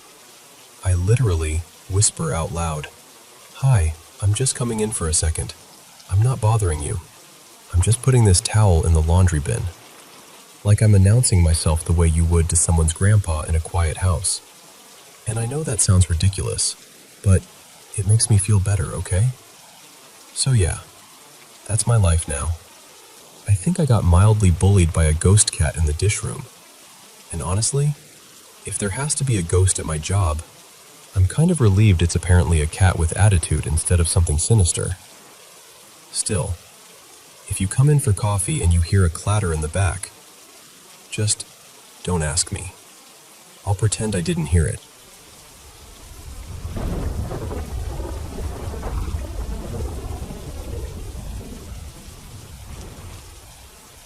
Hey, so I'm going to tell you this the way it's been sitting in my chest, because I honestly don't know what to make of it yet. I'm Rena. I'm 26 and I live with my partner Eli. He's 29. In this small, kind of worn-in apartment that definitely has stories in the walls. It's not old, but it's not modern either. The doors stick a little, the floors creak in certain spots, and there are these tiny, weird things that happen all the time. Like a book sliding off a shelf when nobody's near it, or a loaf of bread tipping over like it's been nudged, or the toilet paper roll slowly unspooling on its own. Stuff you can laugh off, until you can't. And lately it's felt like it's not just quirky apartment stuff anymore. So yesterday I'm cleaning, just doing normal chores, and all of a sudden I hear Eli call my name from the bathroom. Not casual, like sharp and shaky. I drop what I'm doing and rush in, because the panic in his voice is the kind that makes your stomach turn before you even know what happened. He's standing there, frozen, staring into the walk-in closet that connects to the bathroom. And he goes, "Rena, your shirt, it moved." I'm like, "What do you mean it moved?" And he points. One of my shirts is hanging up, and the sleeve is lifted. Not swaying, not fluttering. Lifted like someone pinched it between fingers, like they were checking the fabric. And then, when he looked straight at it, it just dropped back down into place. It's winter here, so all the windows are shut. No fan running, no breeze, nothing. And we're both a good step or two away from the closet opening. I tried to lighten it because, honestly, my brain didn't want to accept what he was saying. I kind of half laughed and went, maybe it just has really good taste. And that's when it happened again. Right in front of both of us, the sleeve lifted. Slowly, like deliberately. We both just stood there. I could feel my skin go cold. And because I'm apparently the kind of person who jokes when I'm scared, I went, "Okay, wow. Maybe it likes that I'm wearing something that isn't black for once." Because that's true. Most of my clothes are dark, but this shirt was bright, like this deep teal color I almost never wear. And I swear to you, after I said it, the sleeve moved again. Not a huge motion, just enough to feel like it was responding. Eli's face looked like he'd forgotten how to breathe. I don't even remember what we said after that. I just remember backing away and shutting the closet door like that would somehow settle the universe back into place. Then today, I'm on my way home from work, and I get this message from him, full panic, like the kind where you can tell someone's hands are shaking while they type. He tells me he was in the living room and suddenly our bedroom door slammed shut. Like, hard. And right after, he heard footsteps, moving away from the door, across the floor. For a second, he thought it was me getting home. but our apartment is small and open, and there's no way I could have walked in without him seeing me. He was right there. The layout doesn't allow for sneaking. And that's the moment where the fear stopped being a, "What is this?" and started becoming a, "Who is this?" But the part that's messing me up the most is our cat. 2 nights ago, Eli and I are just relaxing on the couch, watching TV. Miso is dead asleep next to me, like fully melted, paws curled, totally peaceful. And then she snaps awake like she's been shocked. Not a normal wake-up, not a stretch and yawn. She bolted upright and made this sound I've never heard come out of her. It wasn't a regular meow, it was like a terrified, strained cry. Almost like she couldn't decide whether to hide or fight. She scrambled, eyes wide, looking around like she was seeing something I couldn't. Her tail puffed up, and she wouldn't let me touch her at first. It took almost half an hour to calm her down. I held her while she trembled, and I kept whispering, "You're safe, you're safe." But I didn't fully believe it myself. She's never done that, not once. And then tonight, this is what really broke me. Eli tells me after the bedroom door slammed, he realized both bedroom doors had shut at the same time. Like the main door and the other one we sometimes keep ajar. Both closed. Like someone wanted that room sealed. And Miso was in there. Trapped. And she slept through the slam. Eli said she didn't even stir at first. But then she started having another nightmare. Worse than the last one. Twitching, crying, scrambling like she was trying to escape something in her sleep. Eli was trying to soothe her, talking softly. But she was still panicked, still locked in that fear. I'm not even home yet when he tells me this, and I'm reading the messages with this sick feeling like my chest is filling with ice. And then there's one more thing that's been hanging over us like a shadow. Last week, Eli had this night terror, so vivid he woke up sweating and shaking, about family members who've passed away. In the dream, they were there, and one of them was warning him someone else was going to die soon. He woke up and couldn't move. Full sleep paralysis. That has never happened to him before. So now it's like the apartment is doing things. The doors are slamming. The footsteps are there when nobody is. My shirt sleeve is lifting like it's being handled. And my cat, my baby, is suddenly having these horrifying episodes like something is scaring her on a level we can't reach. I don't know what I believe. I don't know if this is stress, coincidence, the building settling, some weird airflow we can't explain, or something I don't even want to name. I just know I'm scared. And I keep coming back to Miso, because she can't tell me what she sees or what she feels. She just reacts. And if she's afraid in her own home, that absolutely destroys me. So, yeah, that's where I'm at. A small apartment, a handful of maybe it's nothing moments turning into, okay, this is not nothing, and me trying to figure out what to do next. Because I can handle being unsettled, but I can't handle my cat being terrified. Not her. Not my world.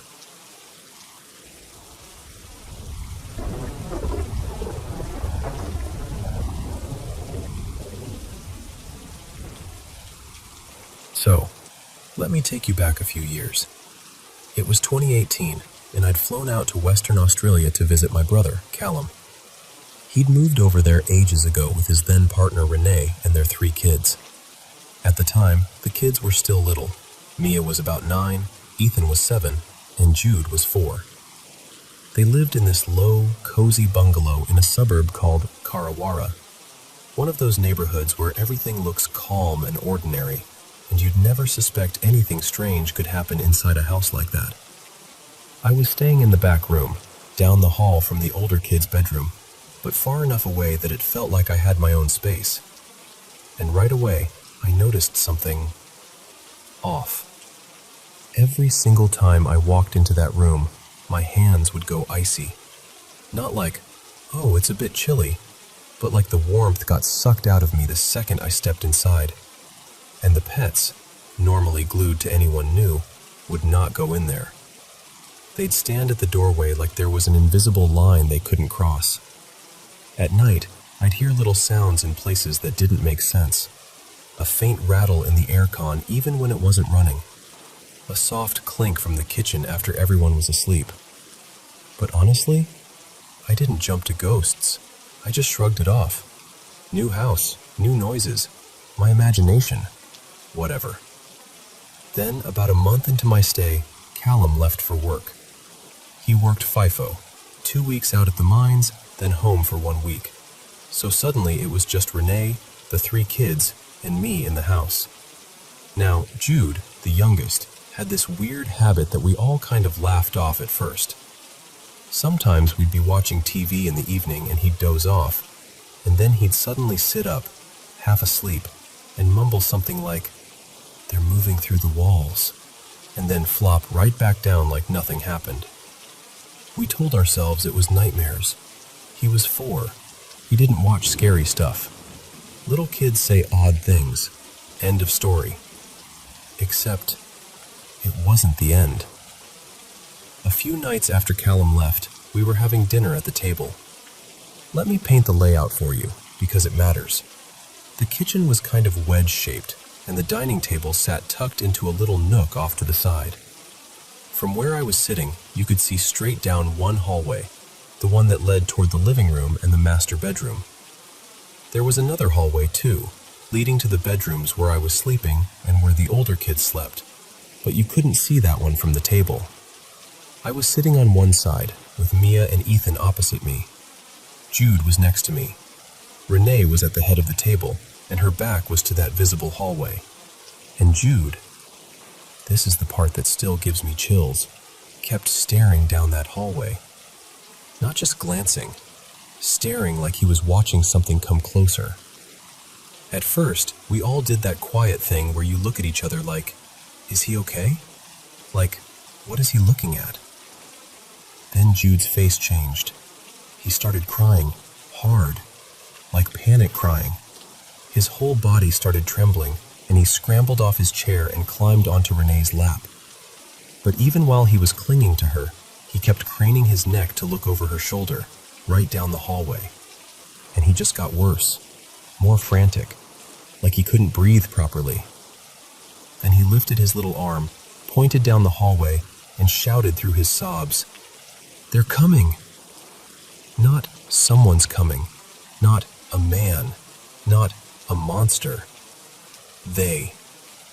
Renee stood up so fast her chair scraped the floor. She scooped Jude up and practically ran down the hallway toward the master bedroom. And that left me there. Me, 17 years old, sitting with Mia and Ethan, who were both frozen with fear. I remember thinking, what am I supposed to do? Fight something I can't even see? It felt like forever. It was probably only a few seconds, but I swear the air got heavier, like the whole house was holding its breath. Then I grabbed Mia and Ethan by the hands, and we ran, straight down the hall to the master bedroom where Renee had gone. All 5 of us ended up in that room, shaken and wide-eyed, trying to act calm for the kids, even though none of us felt calm at all. And that night, no one slept alone. Not a chance. We all stayed together in that room, lights on longer than usual, pretending we were just having a sleepover, when really we were terrified. After that, I went into full problem-solving mode. I started looking up anything I could. Psychics, cleanses, blessings, house clearings. Because whether you believe in that stuff or not, I couldn't shake the feeling that fear was feeding whatever this was. And that night at the table, if something thrives on fear, it would have had a feast. Eventually, I found a woman who did home cleanses and booked her to come out. Callum was due home soon, and when we told him what happened, he didn't really buy it. Not fully. But he agreed to the cleanse anyway, mostly to keep the peace. We also agreed not to tell the kids what was happening, just in case it made things worse. The day she came, we took the kids to the park so she could do her work. Here's the thing though, She live-streamed her sessions. So while we were pushing the kids on swings and pretending everything was normal, I was watching her live video on my phone like my life depended on it. She walked through the house with all the gear, asking questions, listening, doing that intense, quiet focus some people have when they're tuning in. And then she got to my room. She stood in the doorway and said, really calmly, "What do you want?" There was this pause, and then a voice came through her little device, clear as anything, saying, "The child." I swear my stomach dropped so hard I thought I was going to be sick. She didn't flinch. She just kept working, room to room, sage, salt at the windows, corners, thresholds, the whole thing. Like she was scrubbing something invisible out of the walls. When it was finally done, we came back from the park and walked into the house. And Jude, 4 years old, no context, no explanation, looked around like he was checking the air. Then he just said, casually, like he was telling you the weather, "They're gone." No one had told him, not a word, but he knew. And the strangest part? My room wasn't freezing anymore. It just wasn't. The air felt normal. The pets wandered in like nothing had ever happened. For a few minutes, I almost convinced myself it was all in our heads. Until the woman was leaving. She turned to Callum at the front door and said, almost offhandedly, "Don't bring any stones home next time." We all just stared at her. Because Callum had a habit. Every now and then, he'd bring the kids these reddish rocks from the mining site as little gifts. They weren't lying around on display either. They were tucked away in the kids' wardrobe like little treasures. We hadn't mentioned them. Not to her, not online, not in conversation. Nothing. And she told us the land he worked on was Aboriginal land, deeply old land, and sometimes objects carried things with them. She said one of the stones felt like it had pulled other energy into the house, like something had used it as a doorway.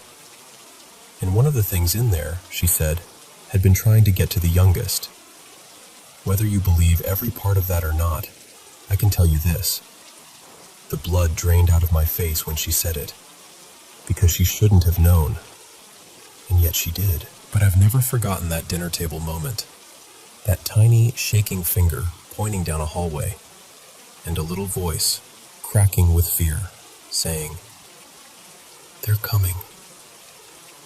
And honestly, I'll never look at harmless little souvenirs the same way again, because sometimes you don't know what you're inviting in until it's already standing in the hallway.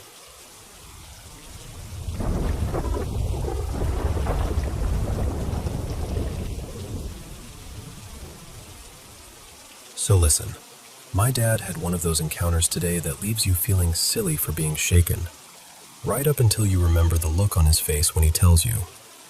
And I'm still trying to make sense of it, because whatever happened, it rattled him in a way I don't see often. A bit of context first, because it matters. My dad, let's call him Graham, has had a few strange experiences over the years. He's not the type to throw the word demon around, and he'd roll his eyes at half the spooky stuff people post online. But he does believe there's something beyond what we can see. Not necessarily angels and harps and all that, more like another layer to things, another plane maybe. He's not superstitious, but he has boundaries. Like, he won't have a spirit board in the house, just a hard no. Anyway, earlier this afternoon, Graham was heading to work by train.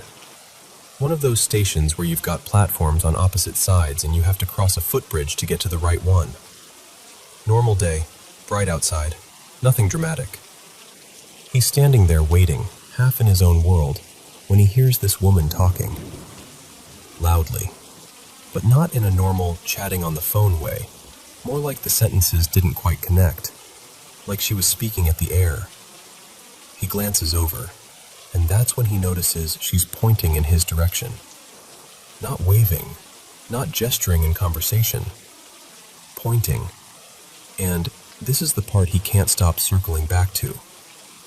She was looking at him, but also somehow not at him. Like her focus was set just past his shoulder, as if he was a window instead of a person. He told me, "Ava, something felt wrong immediately, like my stomach just dropped." The woman looked ordinary otherwise, older, bundled up the way people are even when it's not that cold, holding one of those takeaway coffee cups. But then he got a proper look at her eyes. He said, "I couldn't see the white part, not even a bit. They were just dark, like ink. Maybe dark navy, but there was no pupil, no white, nothing." And he's not a dramatic man. He doesn't do that performative shiver thing. But he told me, completely serious, the feeling I got off her was pure evil, just dread, like my body knew before my brain did. He tried to look away. He wanted to ignore it. But he said his eyes kept dragging back to her, like something was pulling his attention whether he liked it or not. And this is in daylight, out in the open. No weird shadows, no dim platform lighting, none of that. Then he notices the way she's drinking her coffee. Still staring in his direction, still pointing off and on. She lifts the cup, but instead of sipping normally, she presses it between her palms, flattening it, slowly squeezing it until it's barely a narrow slit, and then she drinks from that thin opening without taking her eyes off him. Not nervously, not like a fidget, deliberately, like she was showing him she could. And at that point, he's done. The train comes in and he gets on quickly, just relieved to put a door and a few meters between them. Except she gets on too. Not right next to him, but close enough that he spots her stepping into the next carriage over. So he does this very instinctive thing, gets off again, walks down the platform, and jumps into the furthest carriage away. He also wasn't the only one who noticed she was off. The weirdest part is how quickly it all happened. It was just a normal commute, and then, suddenly it wasn't. And when he told me, only minutes after it happened, he still looked pale. Not telling a creepy story pale, more like, I just touched a live wire pale. So, yeah, that's it. That's what happened. And I know how it sounds. I do. But I also know my dad. Graham doesn't spook easily, and he doesn't invent things like that. And whatever that woman was, whether it was something paranormal or something else entirely, he came away from it feeling like he'd stared straight into something cold and wrong. And honestly, that's the part I can't shake.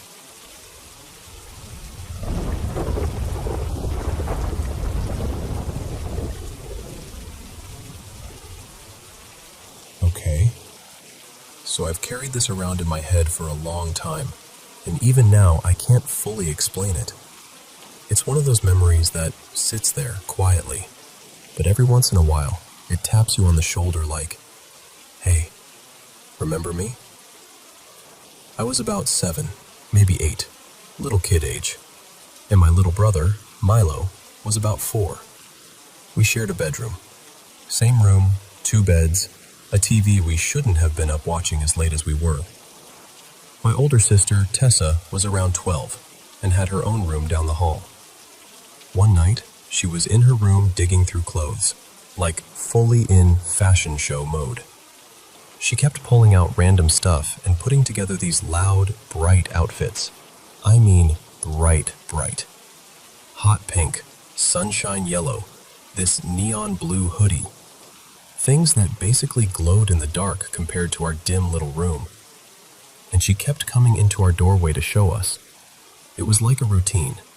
She'd walk in, stop right at the threshold, do a little spin or some goofy dance move, and Milo and I would...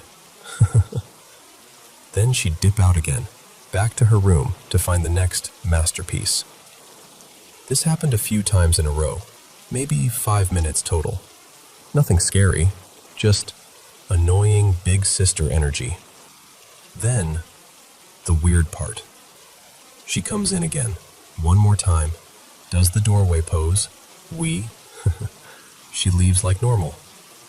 And then there's this. Longer than the others. Milo and I go back to watching TV because we assume she's done. I remember the room feeling calm again, like the little show was over, and it was just us and the screen. And then, out of nowhere, someone steps into the doorway. But it's not her. This figure was tall, like tall in a way that didn't make sense in our house. They were wearing all black, like a long coat and a hat, the kind with a brim. The silhouette looked straight out of an old movie, and it moved into the doorway and stopped, perfectly still, right where Tessa had been stopping. The thing is, my brain tried to make it normal instantly. I remember thinking, oh, it's Tessa wearing Dad's clothes. Because that's what kids do, right? You try to fit the world into the closest explanation you've got.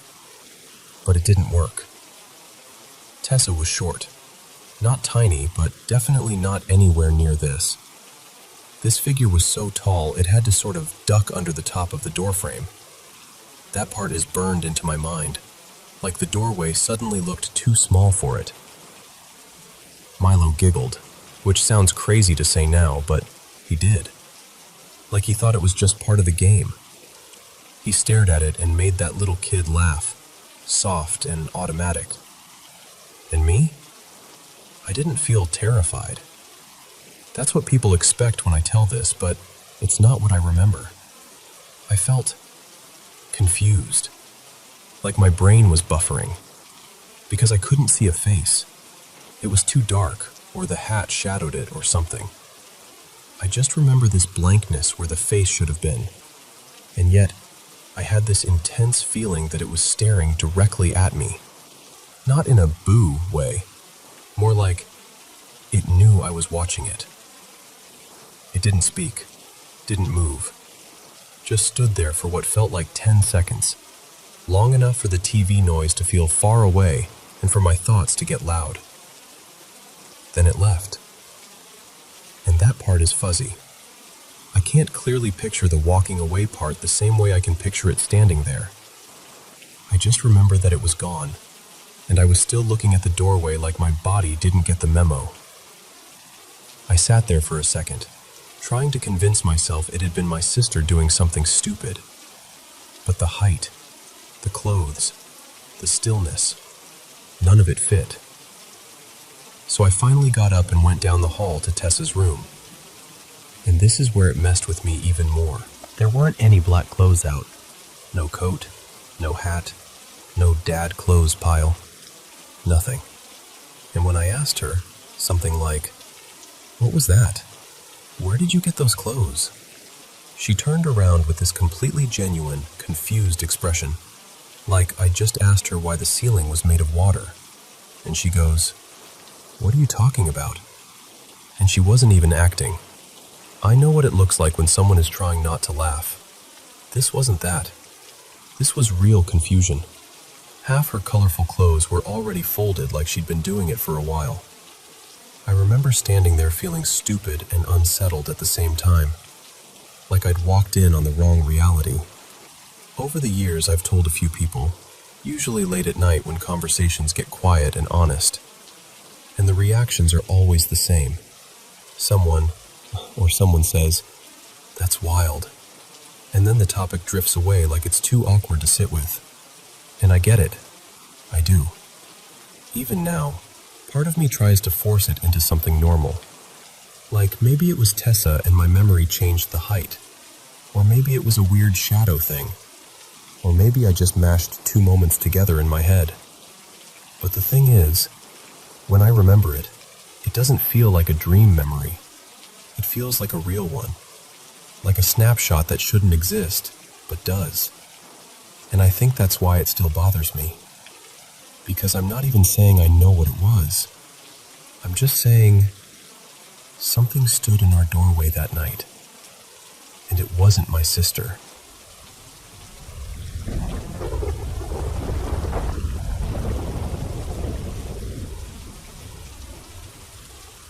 So my mom used to tell me this story when I was a kid, and I swear, no matter how many times I heard it, it always gave me that same cold little shiver of, wait, what? She wasn't the type to believe in ghosts. Like, at all. Not the jumpy kind, not the spirits are everywhere kind. She was practical, busy, tired, and way more worried about charting and call lights than anything spooky. But she told me this was the one thing that actually cracked her skepticism. It was back in 2007 when she worked at a nursing facility that handled full-on geriatric care. Patients who needed real medical help, not just someone checking in on them. The building itself used to be the original hospital in their town years ago, and parts of it still had that old hospital vibe, especially the basement. Around lunchtime, she and another nurse, my mom called her Marisol, were doing their usual routine, bringing residents downstairs to the feeding room. These were residents who couldn't feed themselves, so the staff would bring them down, park them in their spots, and help them eat. My mom took the first resident down, an older man named Elliot, wheelchair-bound and blind.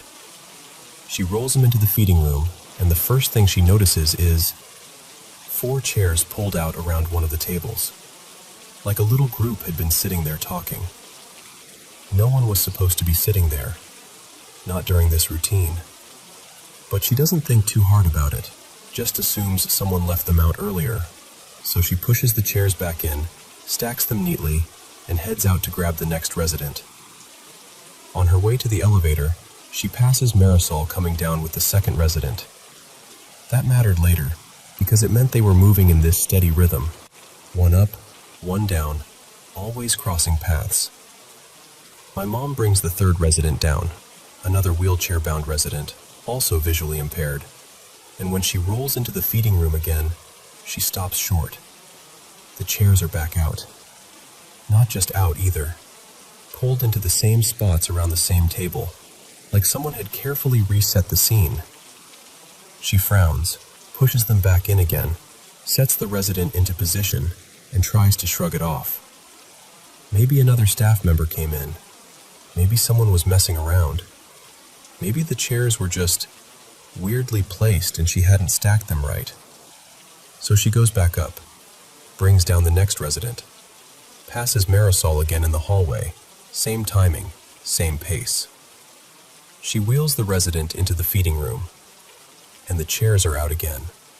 Same table, same 4 chairs, same placement. Now she's getting that slow, prickly feeling up the back of her neck, the kind where you don't want to admit you're unsettled, but your body is already ahead of your brain. Still, she puts them back. Again. Neat. Firm. Like, there. Stay there. This time, though, she doesn't leave right away. She just stands there for a few seconds, staring at the table like it might explain itself. And because she hesitates, she breaks the pace. A minute later, Marisol wheels another resident into the room and immediately clocks my mom's face, because apparently my mom had that look people get when they're trying very hard to pretend they're fine. Marisol goes, kind of careful, kind of amused, "Are the chairs out again?" My mom just stares at her. "Yeah." And Marisol nods slowly and says something like, and that's when it really lands, because by then, there are several residents in the room, people who can't stand up on their own, people who can barely lift a spoon without help. And somehow, between trips, 4 stacked chairs are being pulled out and positioned around the table like an invisible group meeting keeps happening. No dragging sounds, no laughter, no footsteps, just chairs appearing exactly where they shouldn't be. Later, after my mom had asked around in that half-joking way people do when they're nervous, she finds out the staff already had a story. They said the basement had a regular, not a scary one, not a violent one, just a presence. They even had a name for him, Walter.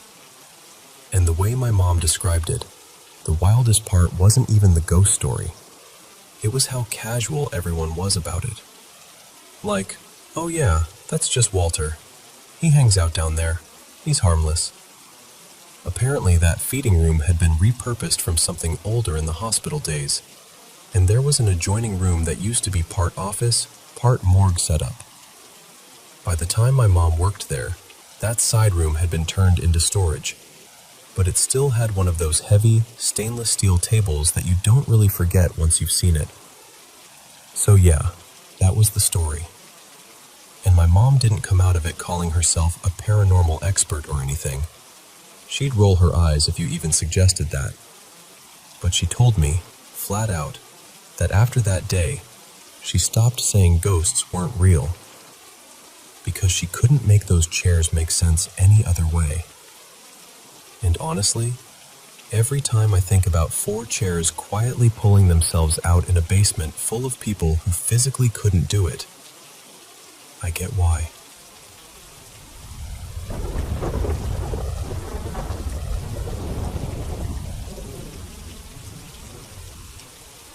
Hey. Okay, so I need to tell you this the way it was told to me. Like, sitting at my grandmother's kitchen table, with the radio humming and her hands busy with something small, like she was trying to keep calm while saying things that still made her uncomfortable. This story takes place in northern Romania, not long after the late 70s rolled into the early 80s, back when villages felt sealed off from the rest of the world, and people believed in things they didn't say out loud unless they absolutely had to. So my grandma, her name was Elena, lived in this little house at the edge of the village, and just across a narrow lane, practically within whispering distance, lived her husband's sister, a woman named Marika. Now listen, Marika wasn't the kind of person you'd call eccentric and laugh it off. People in that area straight up called her a witch. Not in the cute storybook way either.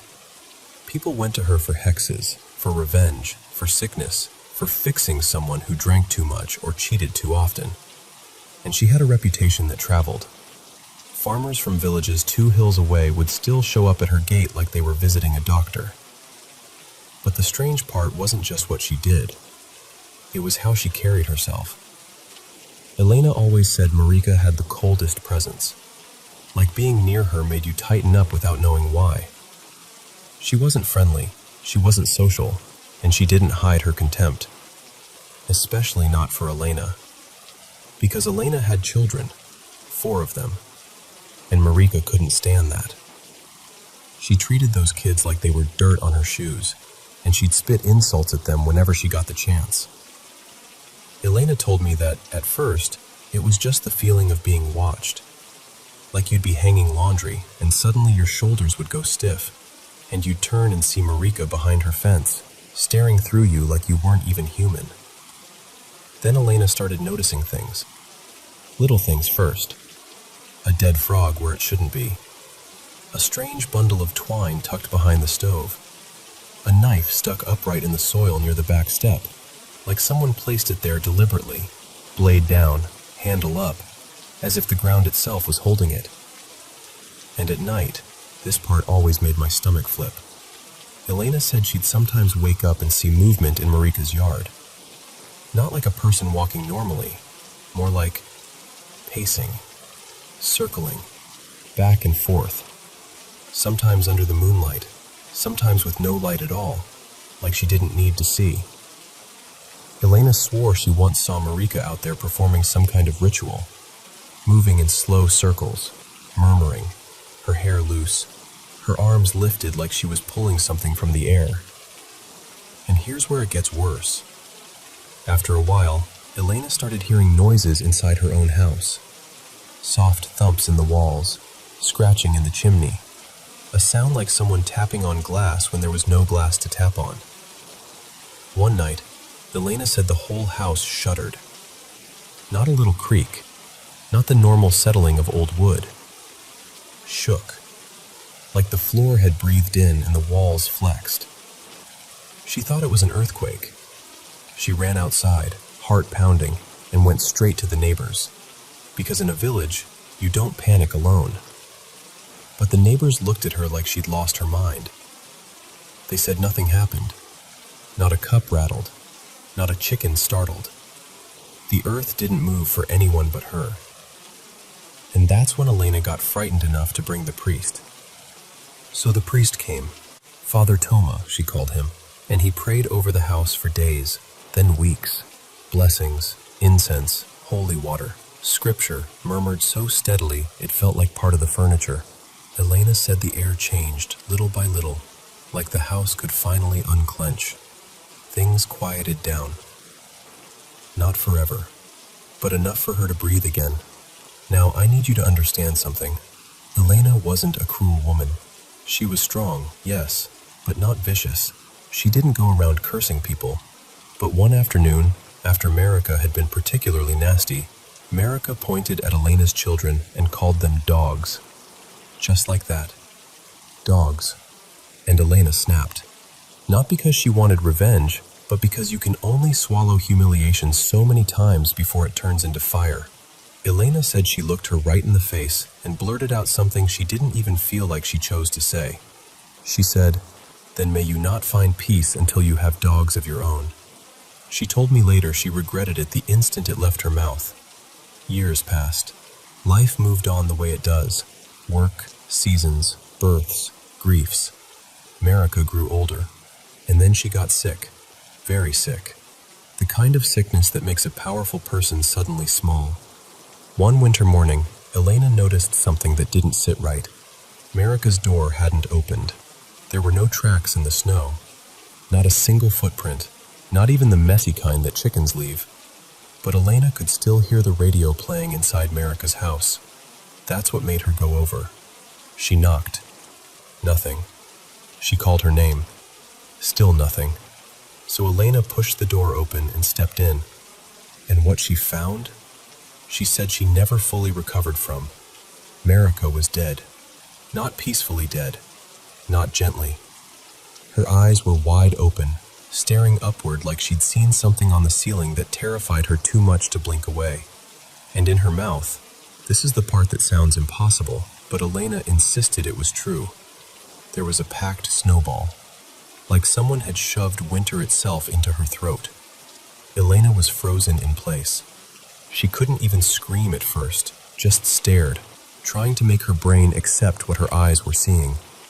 Then she heard movement, a low sound, like soft squeaking, under the bed.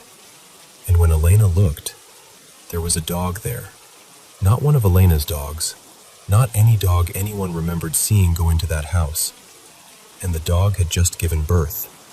4 tiny puppies pressed together in the dark. Elena said her blood went cold because the number hit her like a slap. 4.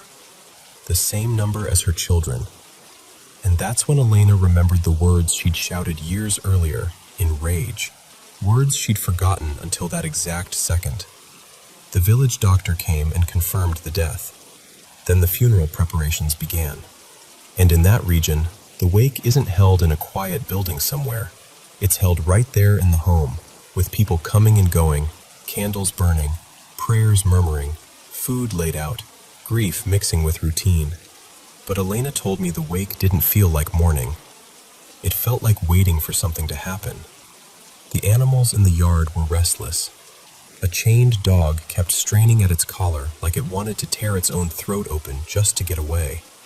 In the middle of the night, while Elena and a few neighbors sat talking in low voices, they heard a sharp crash from the room where Marika was laid out. Not a soft knock, a violent smash. They rushed in, thinking maybe an animal had gotten inside. But there was no animal. Only the incense jar, shattered in the middle of the floor, as if it had been flung there by a hand no one could see. Now here's where the old village beliefs come in. People there had a word for what they feared Marika might become. A strigoi, a malicious spirit, the kind that doesn't rest, the kind that lingers hungry and angry. Elena said the older women told her to cover mirrors, to keep prayers constant, to not leave doors open, to not speak the dead woman's name too loudly. The funeral day came. For a while, everything seemed normal. Elena stayed behind to prepare food, the way you do in those traditions, feeding people in memory of the dead. But then a man arrived at Elena's door, pale as flour, asking for a long needle, something sturdy. Elena asked him why. and he told her in a rush that on the way toward the church, Marika's face changed. The expression tightened. The mouth pulled into something like a frown. Her hands that were supposed to be still, looked clenched, tense, like she was gripping something. And that's where Elena's details stop, because she didn't go with them. She stayed with the food and the house and the fear.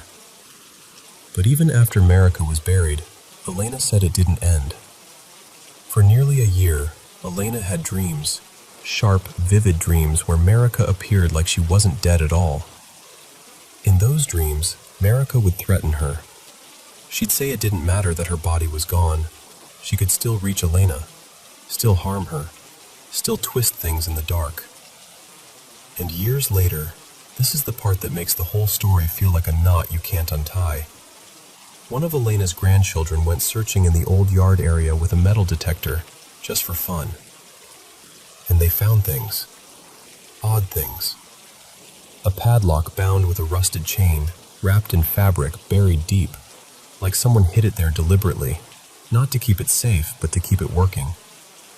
And other little objects tucked in places that felt intentional.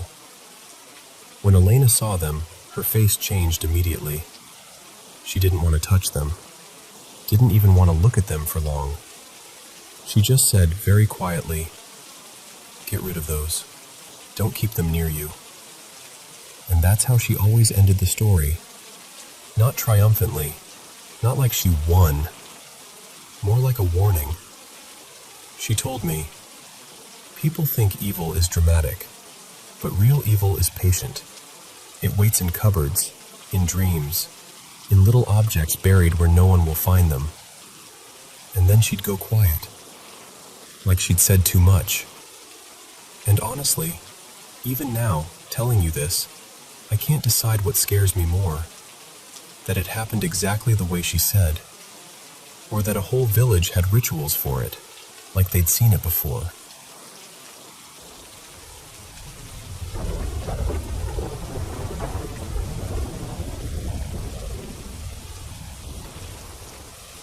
So, I want to tell you something that's been happening at my childhood home, and even now, talking about it, I get that weird mix of comfort and goosebumps.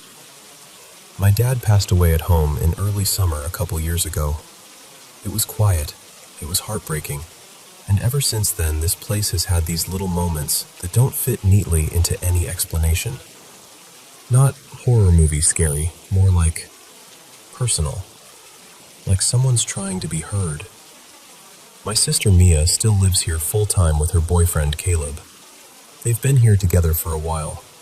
I moved out not too long after everything happened, and I'm only about a mile away now, so I still come by a lot, sometimes to help, sometimes just because it still feels like home.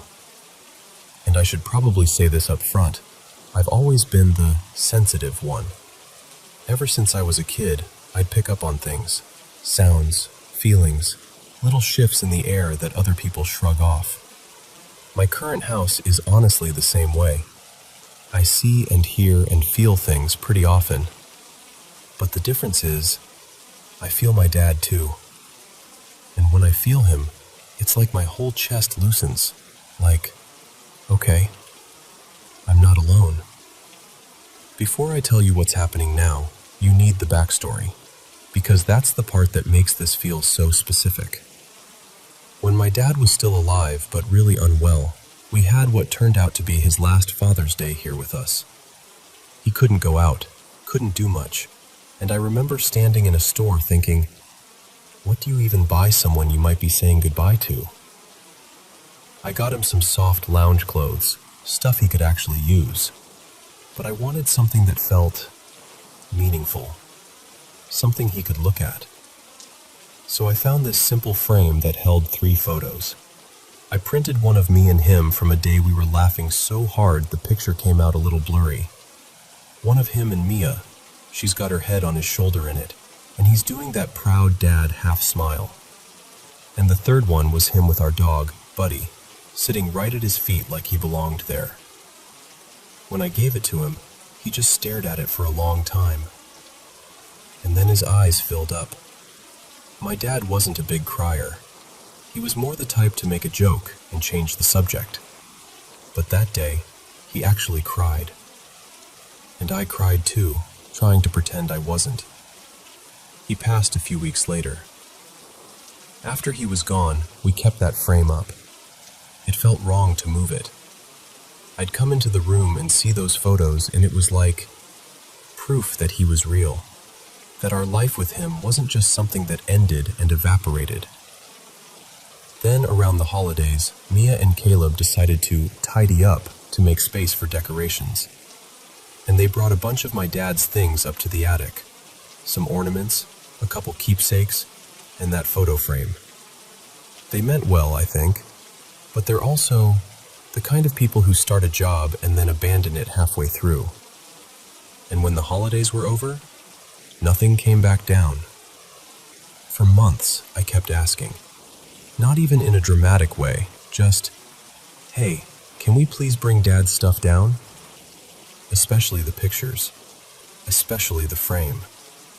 I'd even offered to do it myself, but the attic hatch is up high, the ladder is awkward, and I'm short enough that the whole thing turns into a humiliating slapstick routine.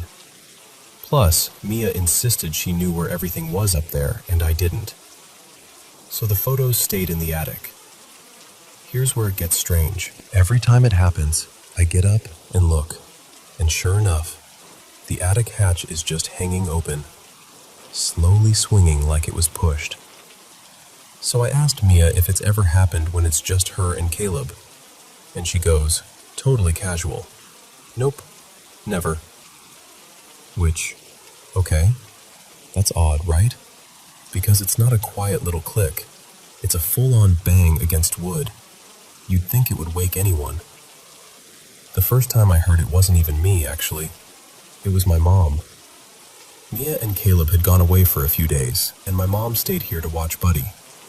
She told me the next morning, "Something weird happened last night. The attic door slammed open. I thought maybe it was your dad trying to tell me something, but I didn't know what." And the second she said that, my mind went straight to the pictures. Instantly. No hesitation. It wasn't like I sat there connecting dots. It was just this immediate feeling of, it's the frame. It's his things. He wants them. Because that frame was meant for him. It was the last thing I gave him that wasn't practical, that wasn't medical or supportive or for the illness. It was for him, for his heart, for his life. And now it's sitting in a dusty attic. The wild part is, it still only seems to happen when I'm here. Not Mia, not Caleb, just me. And Caleb is tall, like annoyingly tall, so he's the only one who can get up there easily. Which means the only person who can fix it is also the same person who keeps saying, "Yeah, I'll do it," and then doesn't. I know how this sounds. I do. Maybe it's the house settling. Maybe it's a draft. Maybe the latch is loose. But then I think about the timing. Because the last time it happened, I'd gone to bed really emotional. Earlier that night, I'd been reading this thread online. People arguing about how there's no life after death, how it's all wishful thinking, how you live and then you're gone. And it hit me like a punch. I started imagining my dad, this warm, hilarious, kind man, just extinguished, like a light turned off forever. And it broke me. I cried myself to sleep in my old room like I was 15 again. And then, in the middle of the night, bang! The attic door. The same exact sound. The same exact moment. Like a message landing right on the edge of my sleep. And I just lay there, staring into the dark, feeling my whole body go still. And I remember thinking, okay, I hear you. Maybe it was him saying, "Bring my pictures home." Maybe it was him saying, "Stop reading stuff that hurts you." Maybe it was just him reminding me, gently, stubbornly, that love doesn't disappear just because a body does. I don't know. I can't prove anything. I'm not trying to convince anyone. I just know it doesn't feel scary. It feels like him. Like that quiet insistence he had when he wanted something done. Like a nudge in the ribs from the other side of the room. And honestly, even if all it ever does is make me finally get that frame down from the attic and put it somewhere it belongs, I kind of love the idea that he's still finding ways to take up space in our lives. Because if there's one thing my dad was good at, he never liked being ignored.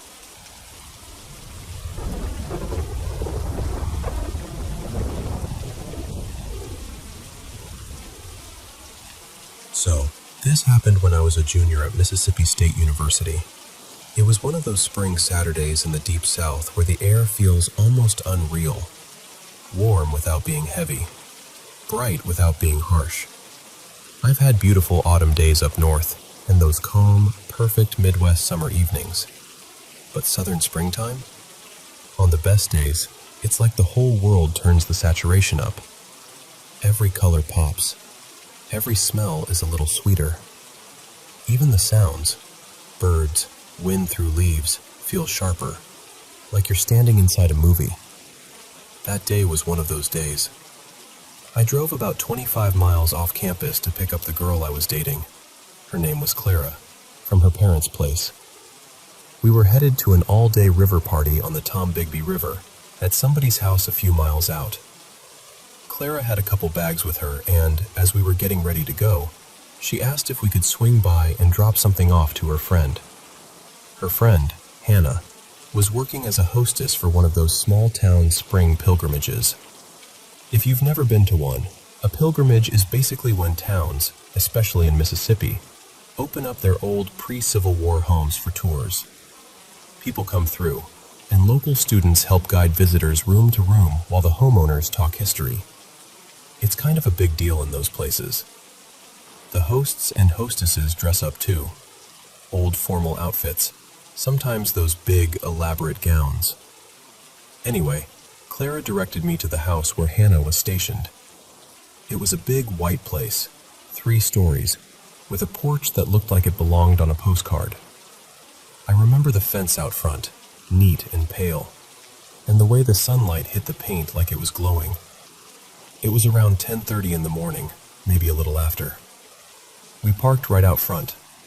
Clara hopped out with her bags, and as we walked up, the front door was already open, like it was inviting you in. The second we got close, we heard laughter and voices coming from somewhere in the back of the house. Clara smiled and said, "Oh, I hear Hannah back there. I'm gonna run around and say hi." And I said, "Yeah, okay. I'll be right behind you." She went off toward the back, and I stepped just inside the front door because, I don't know, I wanted to take it in for a second. The house felt old, in that clean, polished way, like it had been cared for forever. There was a long central hallway straight ahead to a back door, and doors opening off both sides. On the left, maybe 10 feet in, a staircase rose up to a landing on the second floor. And that's when it started. At first it was just my neck. You know that feeling where the hair on the back of your neck lifts, like your body reacts before your brain catches up? That happened. But it wasn't mild. It was like every single hair back there stood straight up at once. I paused, confused. I remember thinking, why am I doing that? Like I even tried to laugh it off internally. I'm standing in a bright, cheerful house on a perfect morning. People are laughing in the next room. There's no reason for my body to be acting like a deer that just heard a twig snap. Then I noticed the hair on my arms rising too. Not just a little. Rigid. Like static electricity had grabbed me. I told myself to stop being weird about it. I started to take a step toward the back of the house, and my feet didn't move. At first I thought my shoes had caught on something, like maybe the rug was snagging. But no, it was my body. I was stuck, completely still. And then, Like somebody slowly turned off my ability to control myself. My neck muscles gave out. My head dipped forward, inch by inch, until my chin was almost pressed against my chest. I tried to speak. I tried to call Clara's name. Nothing came out. And then this other feeling arrived. Not fear like something startled me. This was fear like something is wrong and it's right here. And layered on top of that fear was something I don't have a better word for than a message. Like a thought that wasn't mine. It was hate. Not irritation. Not anger. Hate. Focused, sharp, and aimed at me like a spotlight. And somehow, in my mind, I saw that there was something up on the landing at the top of the stairs. I couldn't physically lift my head enough to look, but I knew it was there. Like my awareness got tugged in that direction. Then I had this sudden, crystal clear instinct. You have to face it. With everything I had, I forced my head up. It was jerky, like trying to lift a weight with a muscle that's cramped.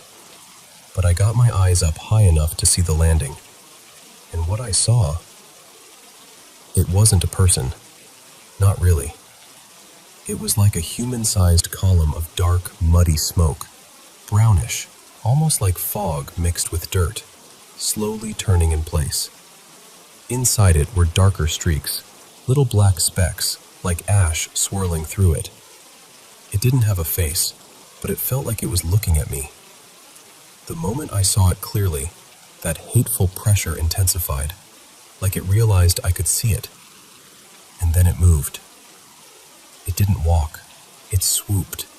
It came down the stairs fast, straight toward me, and before I could even process what was happening, it passed through me and went out the front door behind me.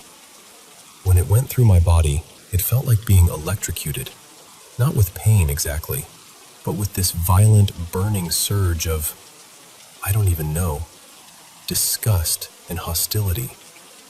Like my whole nervous system lit up with someone else's rage. And the message came with it, loud and unmistakable. Get out. The second it passed, I got a little control back, enough to move. I could see the back door at the end of the hallway straight ahead. The front door was open behind me, but I didn't trust myself to turn around without collapsing, so I just shuffled forward.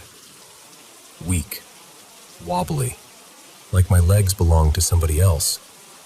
I made it to the back door, pushed it open, and stepped outside. There was this tidy backyard garden, formal, almost like a small estate.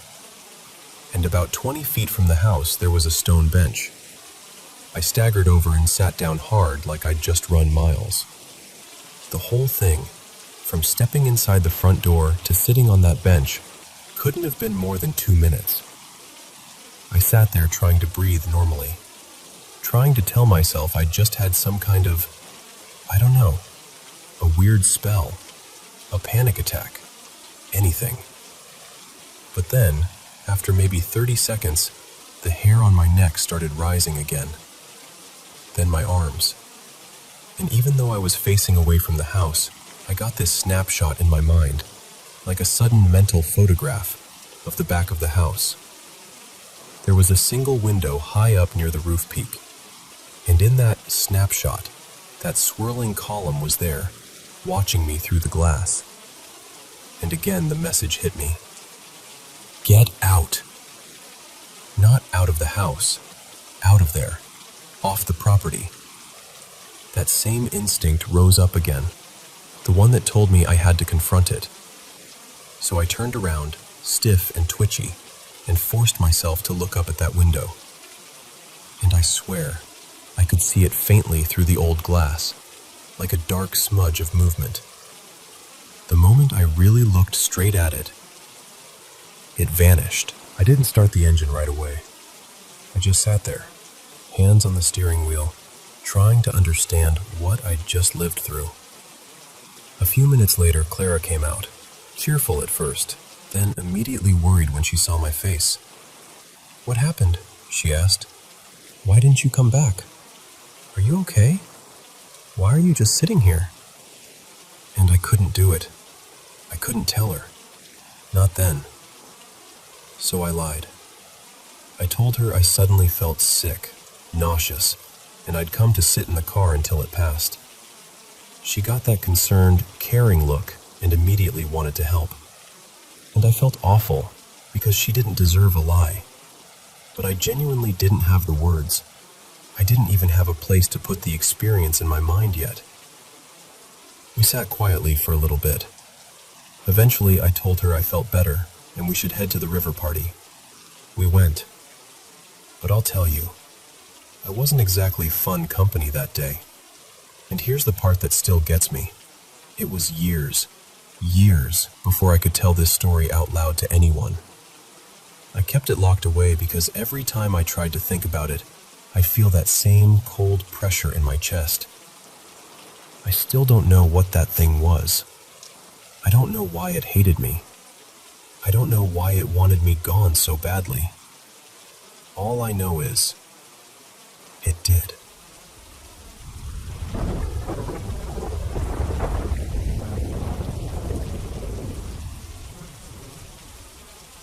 So, yesterday I took a walk through this local cemetery I've been researching for work. And I know, most people hear cemetery and immediately get this heavy feeling.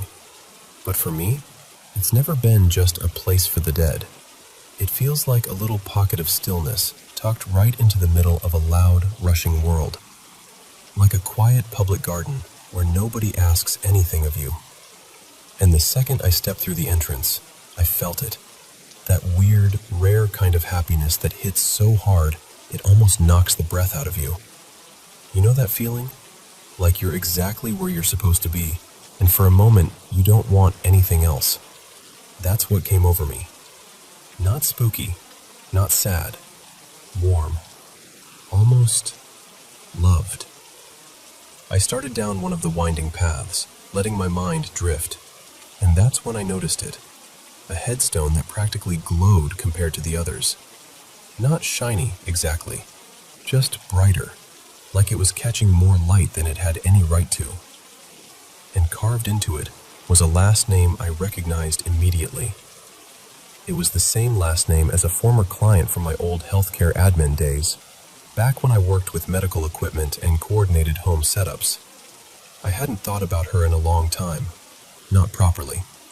The stone didn't have first names or dates that I could see, which made it even stranger, like it was unfinished, or waiting. I stood there longer than I meant to, long enough to feel ridiculous about it.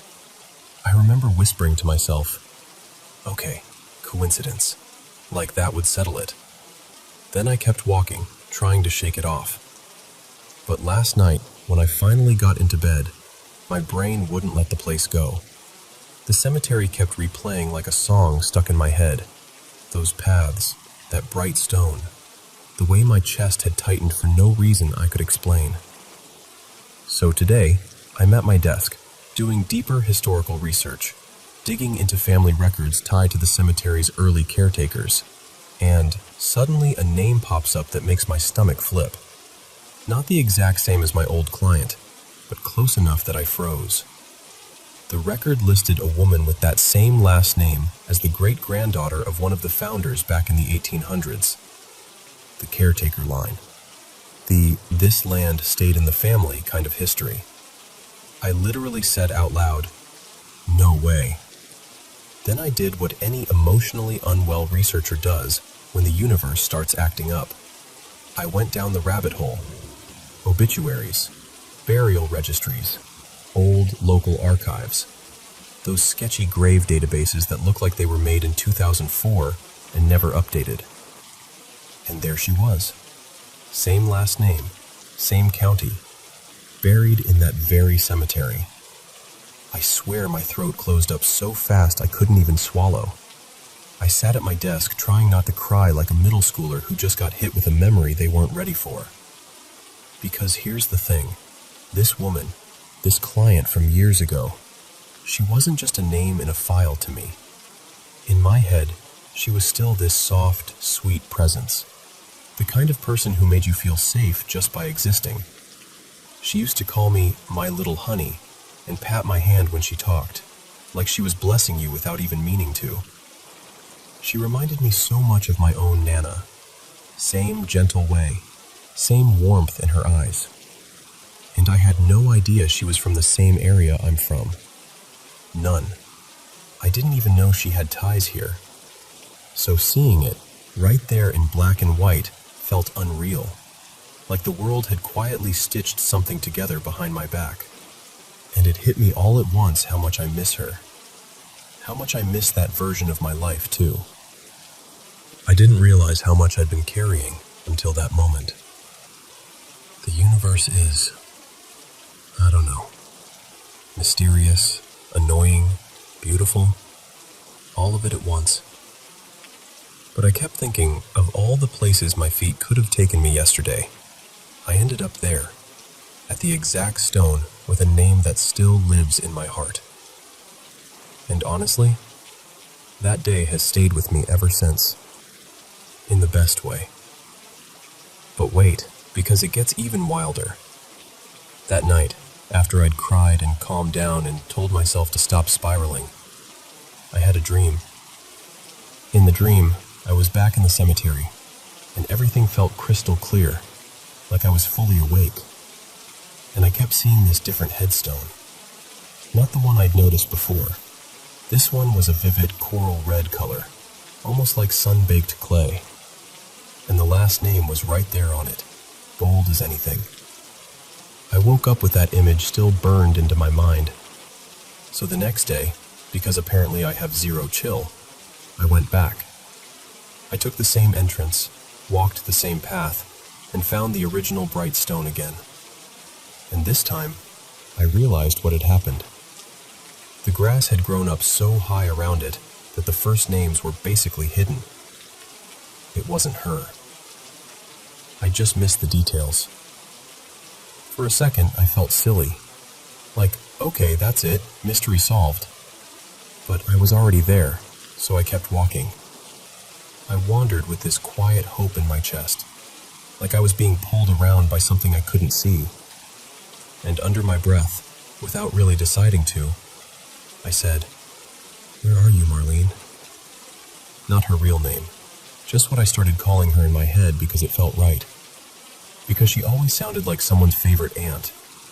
Because I needed a name to say out loud. I checked one corner. Nothing. Then another. Nothing. And finally I reached the last little stretch of the cemetery I hadn't explored yet, tucked behind a line of old trees. It felt forgotten back there, like even the wind got quieter. And then I saw it. The coral red headstone from my dream. Same color, same last name. Exactly where my feet had carried me like I'd been guided. I just stood there with my hand over my mouth. I didn't even cry right away. I couldn't. I was too stunned. It was like my whole body went still so my brain could catch up. And now, I go back sometimes. Not constantly, but when I feel that familiar heaviness creeping in, or when life gets too loud. I'll bring a little sandwich, a coffee, and I'll sit nearby like I'm having lunch with an old friend. And I'll talk to her, not in some dramatic way, just little updates, gratitude, a quiet hello. Because life and death are honestly too wild for me to understand. But I do know this. I'm unbelievably lucky to notice these moments when they brush past me. These strange, tender circles closing. These reminders that love doesn't disappear just because time moves on. And I'll never forget the day a cemetery didn't feel like loss at all. It felt like being found.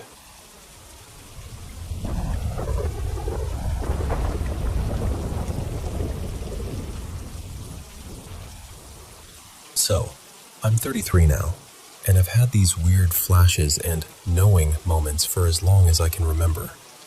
Premonitions, heavy energy, the sense that something is there even when the room looks totally normal. It's always been random and, honestly, I've never fully explored it the way people tell me I should. I kind of live around it. But this happened a couple nights ago, and it shook me in a way I can't easily shrug off. That night, I was burning up, like uncomfortable, can't get cool hot. So I did something I basically never do. I slept with only a thin sheet. Usually I sleep bundled up, especially around my neck. Ever since I was little, I've done that. Like, I need that pressure there to feel safe. I've always joked it feels like some leftover past life fear, like my body remembers something my brain doesn't. Dramatic, I know, but it's been a lifelong thing. And then I fell asleep on my back. Another thing I almost never do. The dream starts with me in this tiny downstairs unit, like a cramped basement apartment, underneath some other home I didn't recognize. In the dream, I'm with someone, a friend-feeling person named Mara, and there's this sudden realization that the place above us isn't locked. Like the door is unsecured and we're exposed. That uh-oh feeling hits. Like you don't even know what is coming, you just know it's coming. The next part gets fuzzy, like my mind skips frames. But I remember grabbing Mara, and we end up hiding in a closet. And the closet looks exactly like my real one. Same shape, same shelf, same weird, cramped corner. That's when the dream goes pitch black. And the blackness is terrifying, because I've got partial vision loss in my left eye. So darkness isn't just spooky to me, it's personal.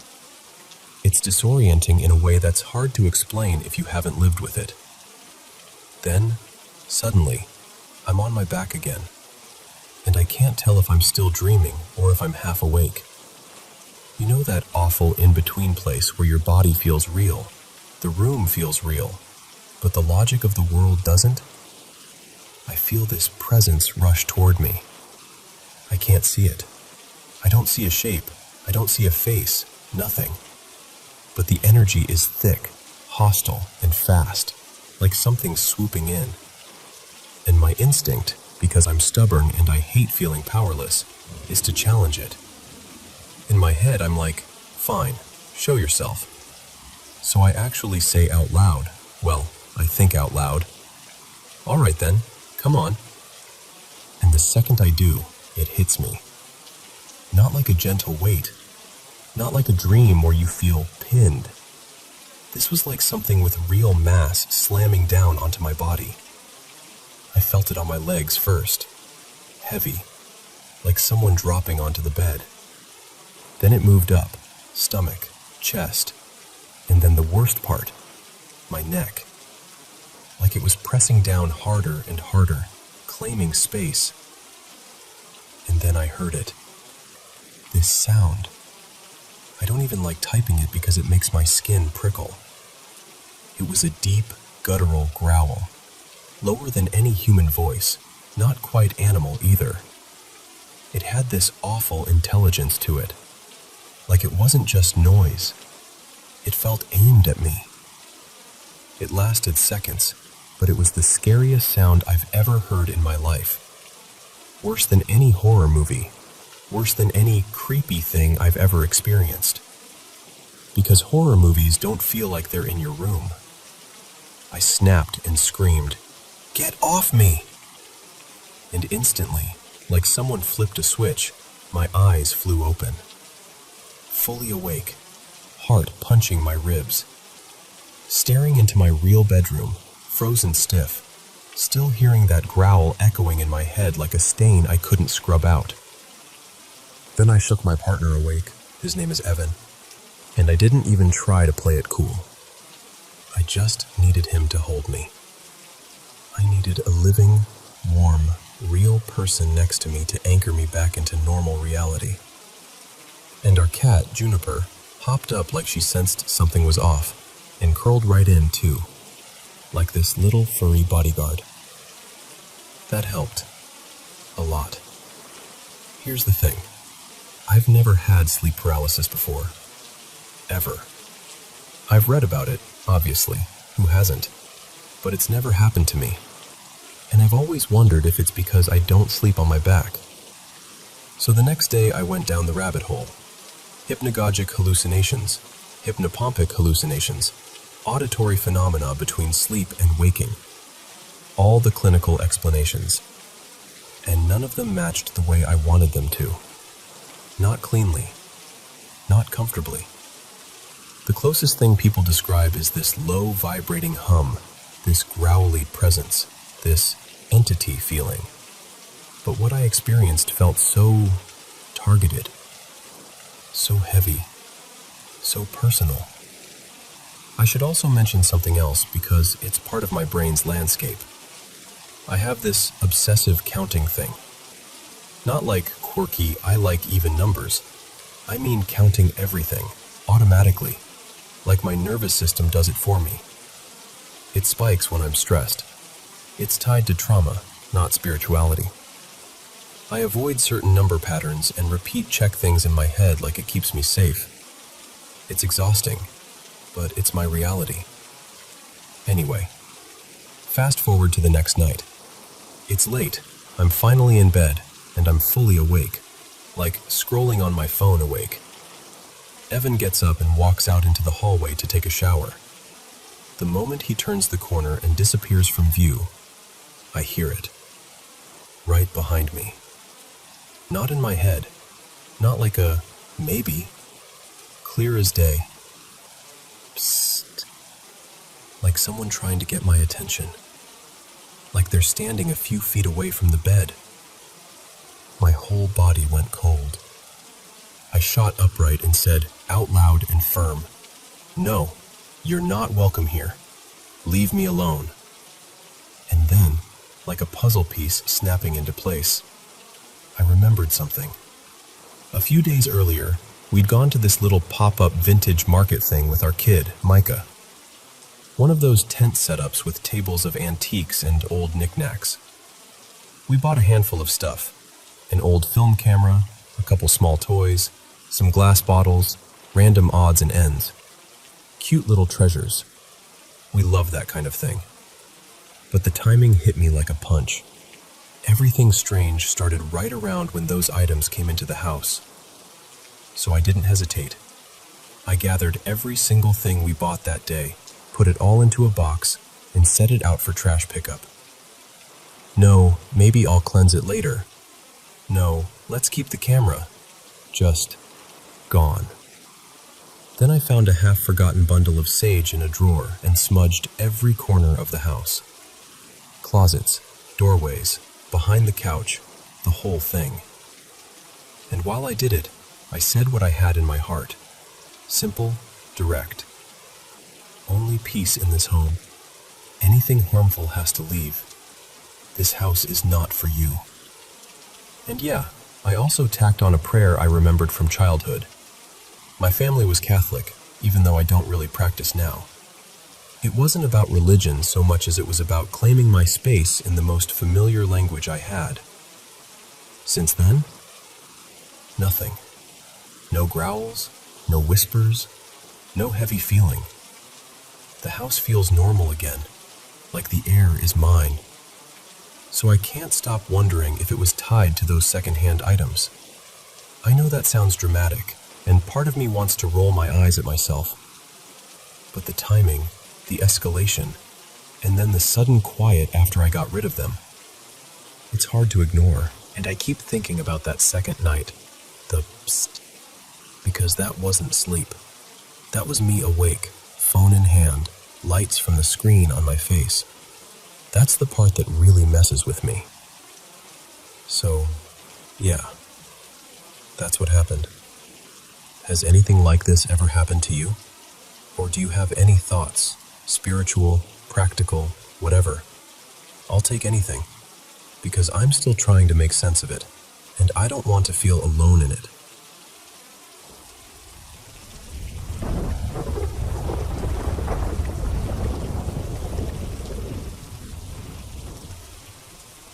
Hey everyone, welcome back to the Paranormal M channel. Thanks so much for always supporting the channel and sticking with us. And a huge thank you to everyone who's been sending in your mysterious experiences. Don't forget to subscribe and turn on notifications. Drop a comment and let me know where you're watching from. Lately, I've been counting down to the end of the day so I can sit here and share these mysterious stories from all around the world with you. Alright, let's get started. Hey, so I've only ever had one moment in my life that genuinely made me stop and think, okay, what was that? And honestly, it's probably pretty mild compared to some stories people tell, but it shook me in this quiet, personal way that stuck with me. This was back when I was in high school. I had this corgi named Pippin, and I'm not exaggerating when I say we were attached at the hip. He had this routine where he'd climb onto my bed like it was his bed, curl up close to my legs, and he'd stay there most nights like that was just the natural order of the universe. One night, I'm lying there with him, half asleep but still awake enough to be doing that mindless, affectionate petting you do when you love something and don't even have to think about it. I'm scratching behind his ears, and I'm talking to him in that embarrassing baby voice people swear they don't use until they absolutely do. I keep going. You're such a good boy. You're a good boy. Yes, you are. Probably 3 times in a row, maybe 4. And then, clear as day, right next to me, I hear a man's voice calmly respond, "Appreciate it, pal." Just like that. No distortion, no mumbling, not a TV in the other room, not someone down the hall. It sounded close, like it came from the space right above the blankets. And I froze, like fully locked up. I stared at Pippin. He was just lying there, relaxed, looking sleepy. I didn't see his mouth move. Nothing about him changed at all. But I heard it. I heard it the way you hear a person reply when you speak to them. And after that, there was absolutely no chance I was falling asleep anytime soon. I remember lying in the dark, eyes wide, trying to talk myself into literally any explanation.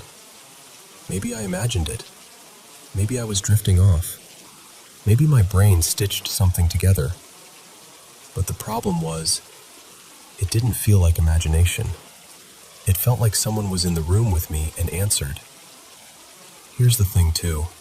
I never had anything else happen in that house. Not once. No weird noises, no creepy feelings, no haunted house vibe. Nothing before, nothing after. That moment was like a single drop of ink in an otherwise normal life. Now, my mom, she's had her own weird little moment, and it happened years later. By then, she'd moved into a different place, and she had the dog and my younger sibling living with her. I was away at college, living in a dorm. Pippin was old at that point. Sweet, slower, the kind of old where they seem softer around the edges. And then, one day, he passed away from age. Peacefully. The night after he died, my mom couldn't sleep. She's always been like that. The kind of person who can fall asleep but wakes up an hour later and just lies there, stuck in her thoughts. She told me she was awake in bed, staring at the ceiling, when she suddenly heard it. Little paws pattering across the floor. Quick, familiar footsteps, followed by a collar tag doing that tiny metallic jingle. And she said it wasn't subtle. It sounded like a dog trotting through the hallway like it belonged there. So she jumps up, heart pounding, and checks the house.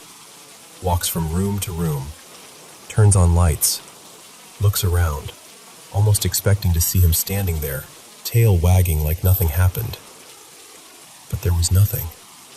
The house was still, quiet, empty. And just like my moment, it happened once and never again. Not like a scary haunting. Not like some lingering presence trying to get attention. More like a brief little echo. A final pass through familiar rooms. Like they're checking the places they loved one more time, just to say, yeah, this was home. And that's it. That's my one unexplainable story. The only thing that's ever happened to me that I still can't neatly tuck away into logic. And even now, thinking about it, It doesn't feel terrifying so much as oddly tender. But I'm not gonna lie, when I heard that voice that night, I did not sleep for a while.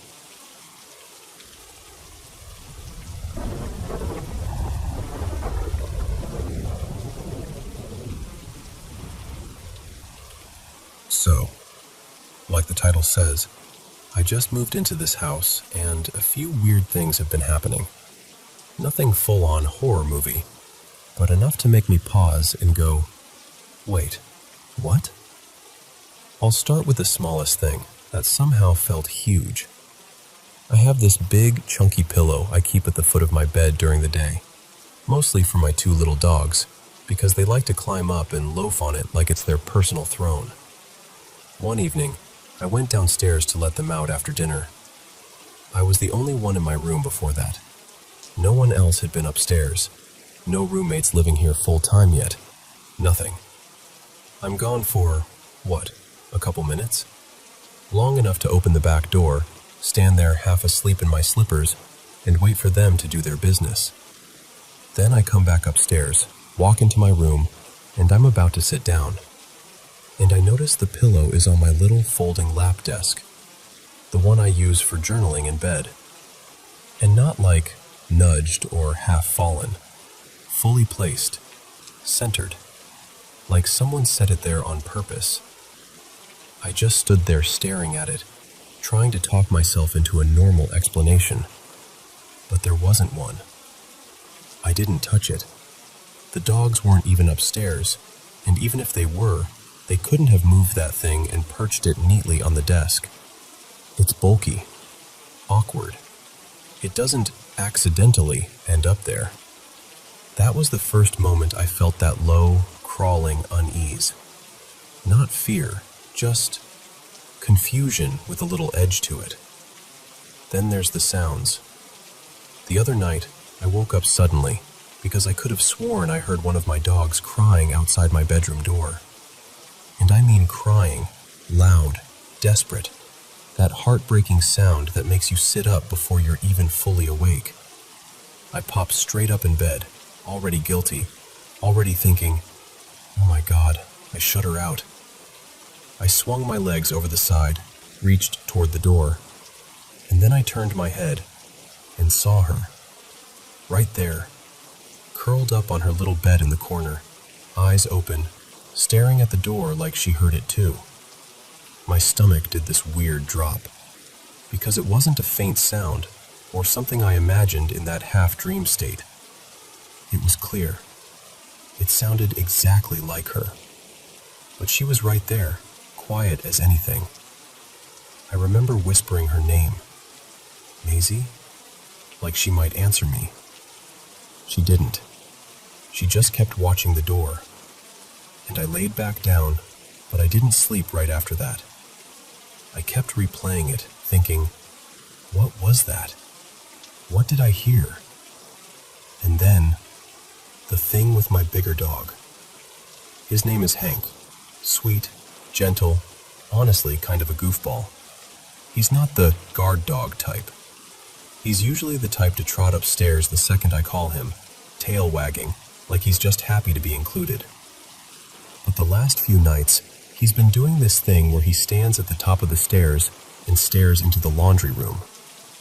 The laundry room is right off the stair landing, and at night it's completely black. No windows, no light, just this dark rectangle of a doorway. He just stands there, perfectly still, and then he starts growling. Low at first, then barking, sharp, angry barks, like something is there and he's warning it. I'll call him. Hank, come on, buddy. Nothing. He won't move. He won't even look at me. It's like he's locked in. And he's never done this before. Not once. Not in any other place we've lived. Not in hotels, not at friends' houses, nowhere. The only way I can break it is by going downstairs, putting my arms around him, and carrying him up to my room like he's a toddler who refuses bedtime, like he's guarding the line between upstairs and whatever's down there. But the most upsetting thing The thing that's making me question myself is something that sounds stupid when I say it out loud. Groceries. I had groceries delivered a few days ago, and while I was putting them away, I remember very clearly getting annoyed because I thought I'd accidentally ordered 2 of the same coffee creamer. I even remember the exact feeling, that little flash of irritation, like, great, now I'm going to have extra clutter in the fridge because I can't click the right thing. I remember holding both new creamers side by side and sliding them onto the shelf next to the nearly empty one I was already using. That memory feels solid, like a snapshot. But this morning, when I opened the fridge to make coffee, there were only 2 creamers total, the almost empty one and 1 unopened new one. Not 3, not 2 new ones, just 1. So I started checking everything. I moved stuff around, checked every shelf, looked behind containers, even checked the paper grocery bags like somehow it rolled back into them. Nothing. Then I pulled up the receipt, and it said I only ordered 1. And I just stood there, staring at my phone, because now I'm not just creeped out, I'm unsettled in a different way. Because what do you do with a memory you're sure happened when the proof says it didn't? I've been trying to stay practical about all of this. I checked the obvious stuff. I've got brand new carbon monoxide detectors around the house, and they're working. I'm not living with roommates yet. Technically, there are other people on the lease, but they're not fully moved in, and I'm the only one here day to day. So it's not like someone's messing with me, and that's why it feels so isolating. It's not one big terrifying thing. It's a bunch of small, wrong things. A pillow that ends up somewhere it shouldn't. A sound that shouldn't exist. A dog acting like there's something in the dark. A memory that feels real, but doesn't match reality. I don't even know what I'm asking for. Maybe I just want someone to tell me I'm not losing it. Or that there's some explanation I haven't considered yet. Because right now, I'm in this weird place where I don't feel unsafe, but I don't feel fully settled either. And I really, really want to feel at home here.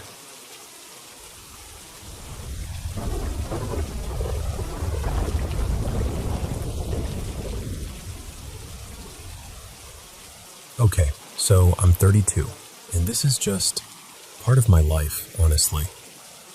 I've always had these odd little premonitions, these flashes of knowing, and moments where I swear I can feel energies the way other people feel temperature. It's not something I've trained or explored the way I probably should have. It's more like it finds me when it feels like it.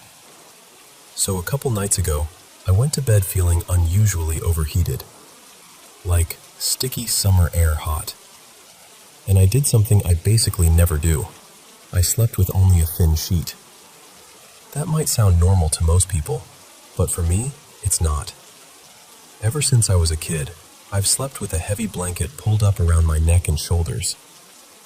I know that sounds dramatic, but it's like my body refuses to relax unless I'm protected there. I've always felt like it connects to some old fear buried deep. Like my throat has always felt vulnerable. I don't know how else to explain it. And that night, I also ended up on my back, which is another thing I almost never do. That's where it starts. I fell asleep and I'm dreaming, but the dream felt more like I'd stepped into someplace real. I'm in this small downstairs apartment, kind of cramped, dim lighting, the air feels stale. And there's someone with me, a friend. His name in the dream was Eli, and he felt familiar in that dream logic way where you just trust them. We realize the place above us, this house or unit, has a door that isn't locked. Like the whole building is just open. And the moment we notice it, dread rolls in. Not panic exactly. More like the sudden certainty that something bad can get in, and it's already on its way. There's this gap in my memory, like my mind skips a frame. And the next thing I remember, Eli and I are hiding in a closet. And here's the part that makes my stomach drop even now. The closet looked exactly like my closet in real life.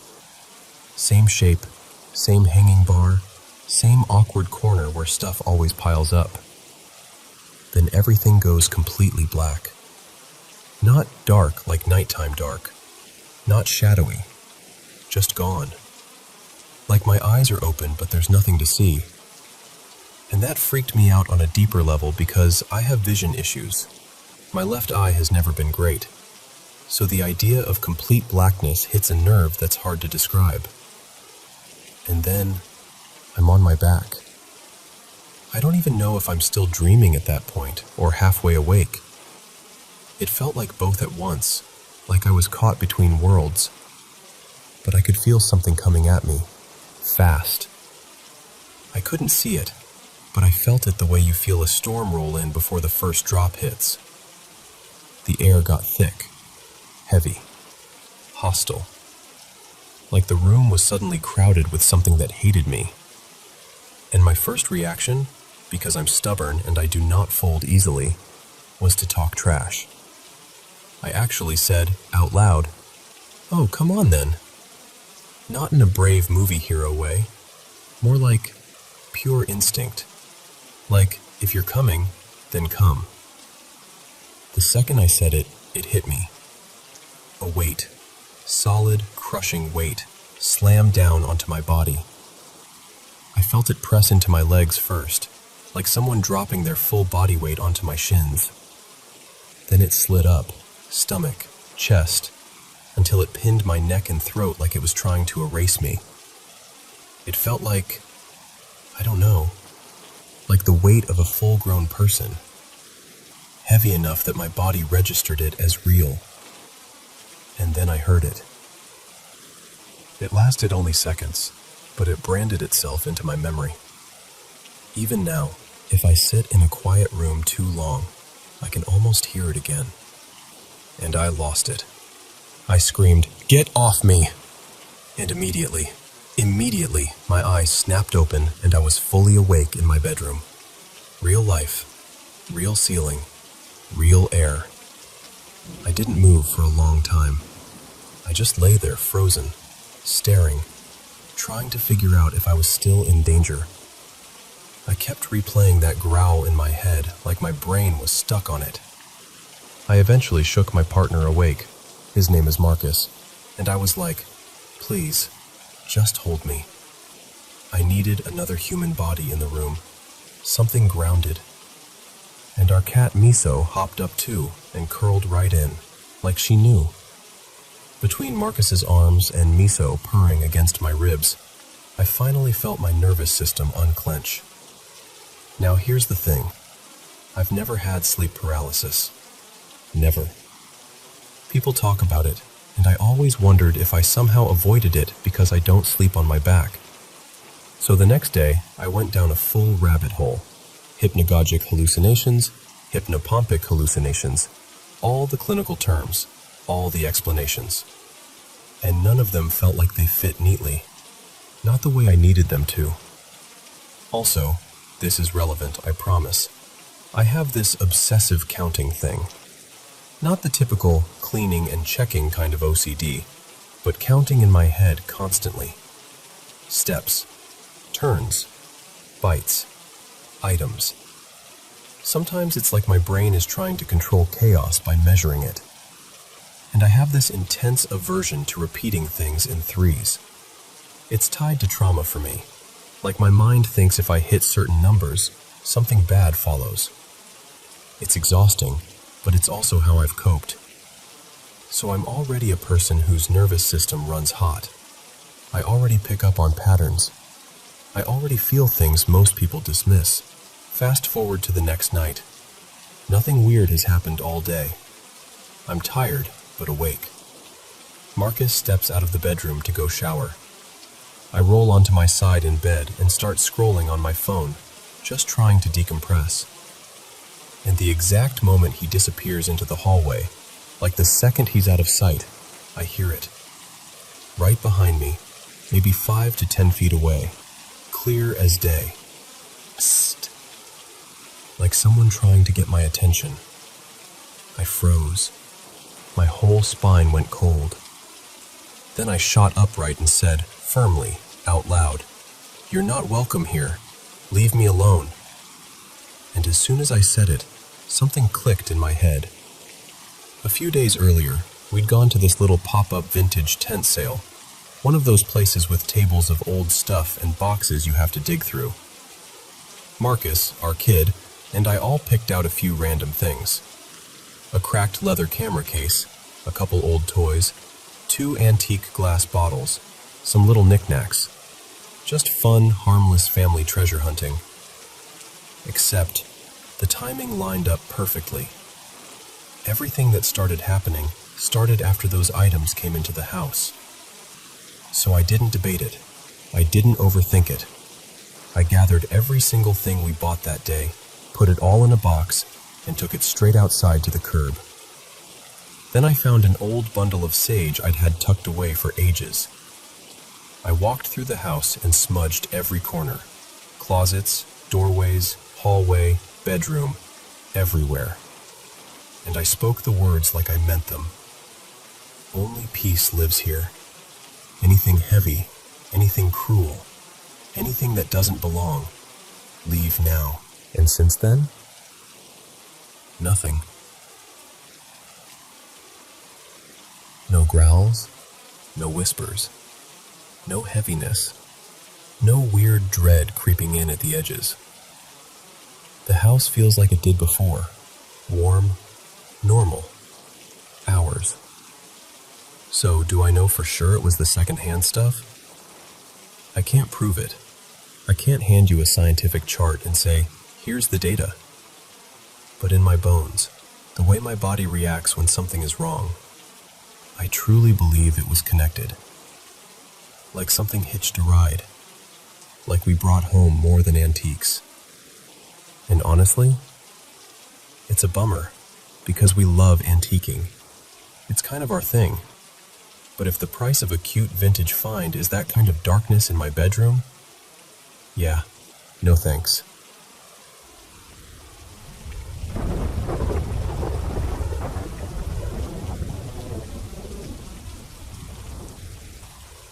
So, growing up, my family moved around a lot. It was just kind of our normal. Boxes half unpacked, new streets, new neighbors, the whole thing. But there was one place we lived that felt different, in a way I still don't know how to properly explain. The house was bigger than any place we'd had before, and it backed right up to the yard of a small church. Like, you could practically step out the back door and be on church property. The neighborhood itself was rough. There were always people wandering through, lots of addiction, lots of folks sleeping wherever they could. Even in the daytime, the town had this heavy, dim feeling to it, like the air was tired. And while we lived there, I started having the same nightmare over and over. It always started the same way. I'm in our family room with my parents and my little brother. Everyone's gathered like it's a normal evening. And my best friend at the time, his name was Jonah, was there too. Jonah and I would be sitting close to the TV, locked into some video game like it was the most important thing on earth. Here's the weird part. It was always the same part of the game.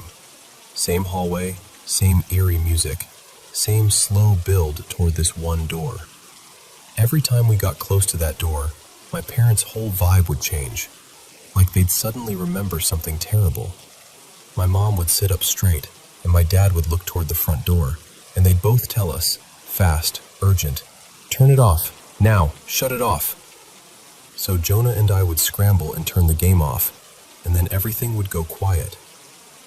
Then my dad would start switching off the lights, not just the TV, like the lamps too, one by one, until the room was almost completely dark. And then my family would whisper for us to hide, like this was something we'd rehearsed. Everyone would pick a hiding spot, but I always went to the same one, behind this big green armchair we had. It was kind of ugly, honestly, this deep olive color with worn fabric. But in the dream, it felt like the only place I could go. I'd crouch behind it, holding my breath so hard my chest would ache. And then, the front door would open, slowly, like whoever was coming in wasn't in a hurry at all. and in would walk this creature. It was large, bigger than a person, but not in a giant cartoon way. More like wrong. Too much mass, like it was swollen. Its skin, or whatever it was, looked shiny and wet, and it was this deep, glistening blue.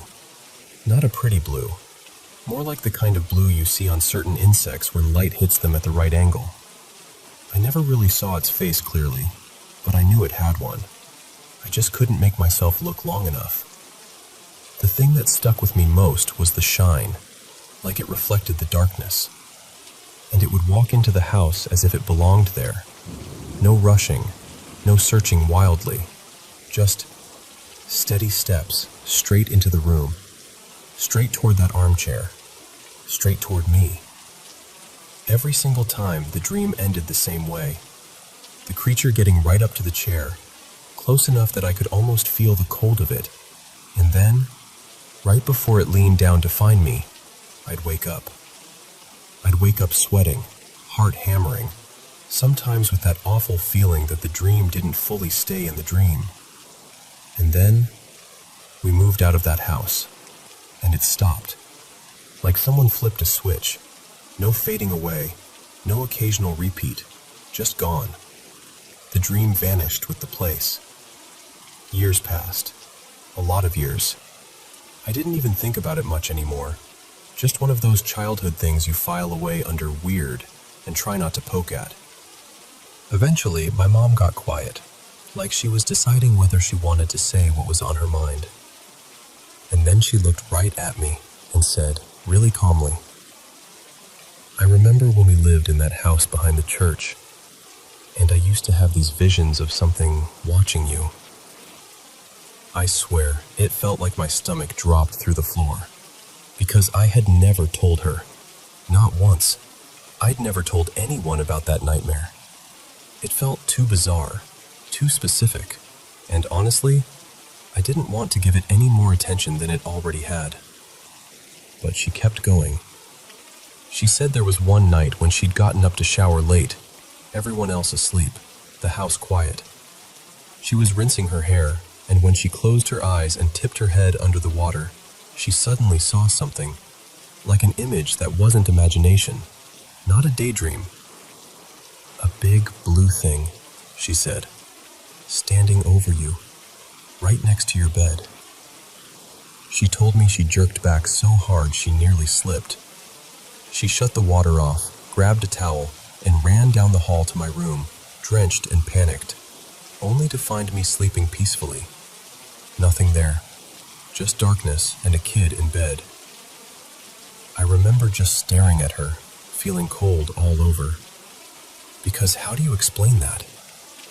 How do you explain that the thing she saw was the same thing I'd been dreaming about, in the same house, during the same stretch of time? When she finished, I told her.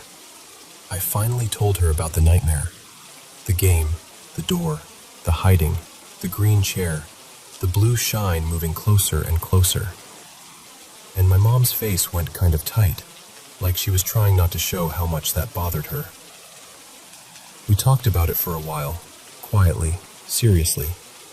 Not in a dramatic way, just two people comparing notes on something neither of us wanted to be true. And we ended up with the same uneasy conclusion. Whatever that was, it felt tied to that house.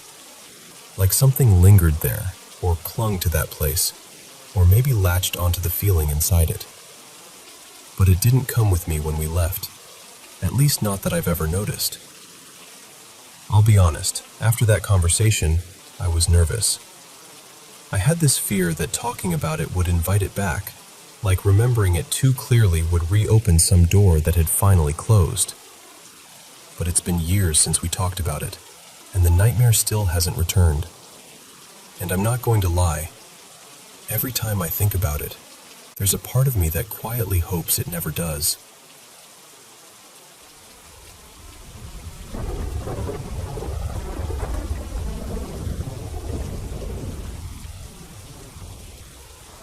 Hey, so I want to tell you something that's stuck with me for basically my whole life. And just so you know up front, I'm not some paranormal expert or anything. I'm just telling you what I remember, the way it sits in my head. When I was little, like little, probably around preschool age, my family lived in this old farmhouse out in the countryside. My grandparents lived right next door on the same property, so the whole place felt like one big shared patch of land. The house was ancient, built way back in the 1800s, so by the time I was growing up there, everything had that older than you can explain feeling. Weathered wood, creaky doors, barns that always looked a little tired, even when nothing was wrong. Anyway, it was one winter evening, cold enough that the air hurt when you breathed it in.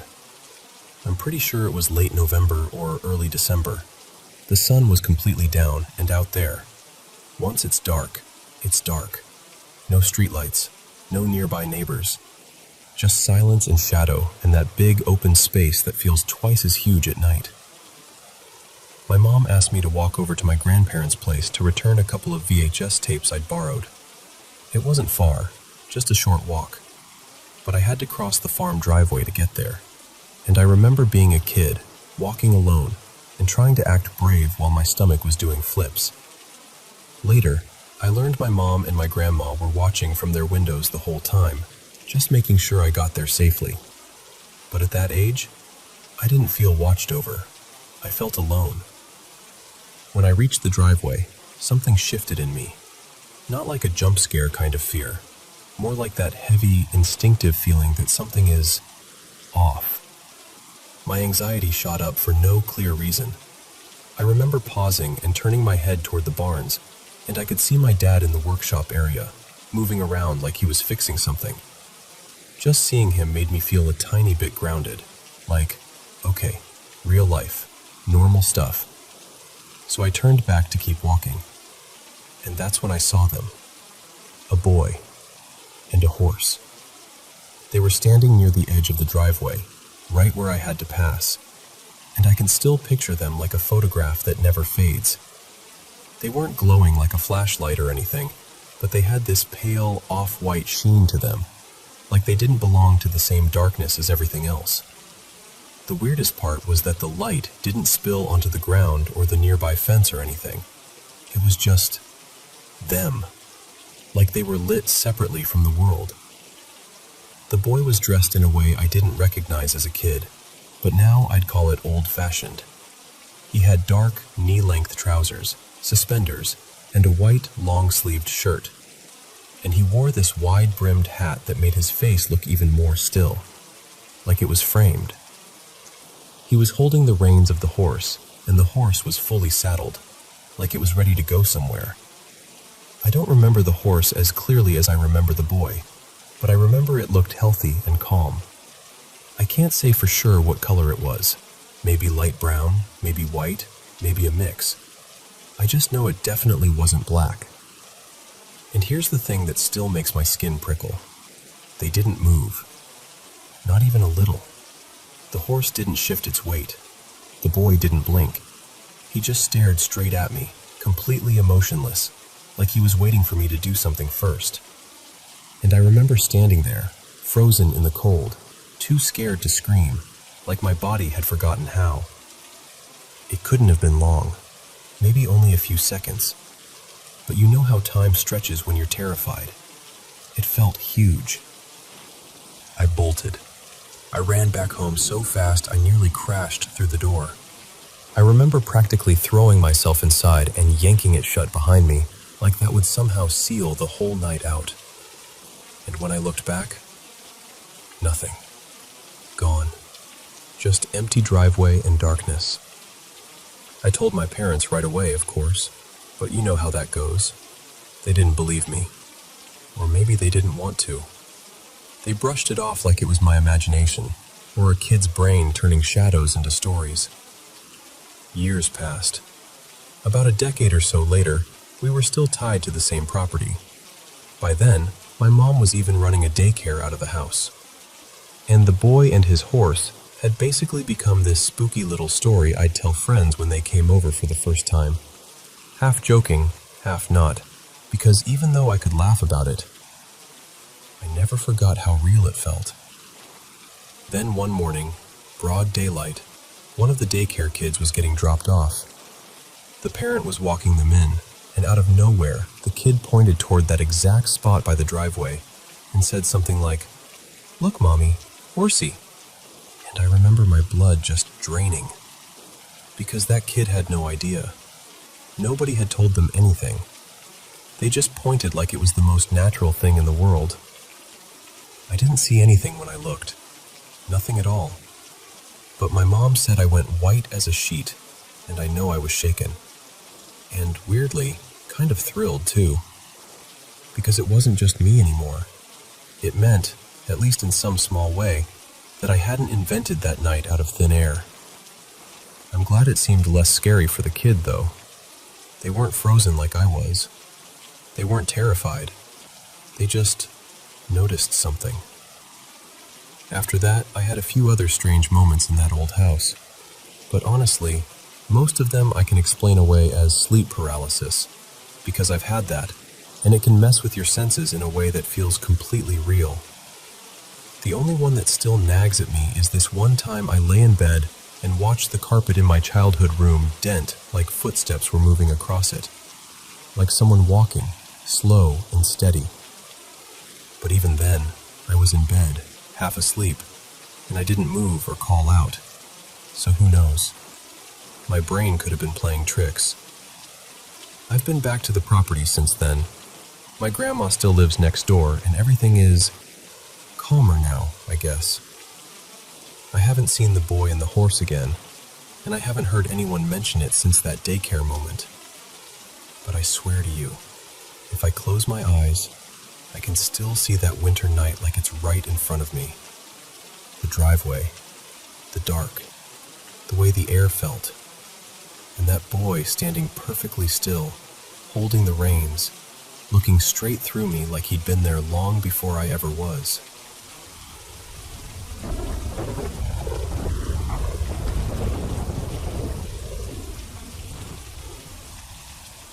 Hey, so I've been going back and forth on whether to tell this story out loud, because every time I replay it, I get that same tight feeling in my chest. But I'm going to try, because maybe saying it plainly makes it feel less stuck to me. So I live with my mom, Mary Ann, and until recently my grandpa, Gordon, lived with us too. Our place is in rural Saskatchewan, and it's one of those late 80s houses that always has a little creak in it, especially when the temperature drops. Nothing fancy, just a normal, lived-in home. My mom bought it about 12 years ago, and as far as she knew, there was no weird history, no tragedies, no big stories tied to the land, nothing that would make you raise an eyebrow. And honestly, I used to be the type to roll my eyes at haunted house stuff. But the timeline matters. Back in January 2024, my grandpa took a bad fall on the stairs. He ended up in the hospital, and that's when things started feeling off. Like the house had been holding its breath while he was there, and then suddenly it didn't know what to do with itself. At first, it was sounds. My mom and I would be upstairs at night and hear slow, deliberate footsteps in the basement, right where Grandpa's room was. Not the usual house-settling pops. Not the, maybe the furnace kicked on noise. Actual movement. We'd pause and look at each other like, "Did you hear that?" And then we'd do the whole rational thing. Old house, pipes, wood, wind, whatever. But then it stopped being just noises. Little things started happening that were hard to explain away without feeling like you were lying to yourself. The downstairs bathroom sink would be running when neither of us had been near it. The laundry room door would be open after we both remembered shutting it. Cupboards not fully closed. Lights doing that flicker, then just turning off, like someone flipped the switch while you were still standing there. And once, this one still bugs me. The old stereo down there turned on for maybe 3 seconds. Not quietly. Not like it came on and faded in. It blasted a radio station so loud it sounded like someone was messing with us. And then it cut off, right as I walked past the doorway. It's the kind of thing that sounds small when you list it out.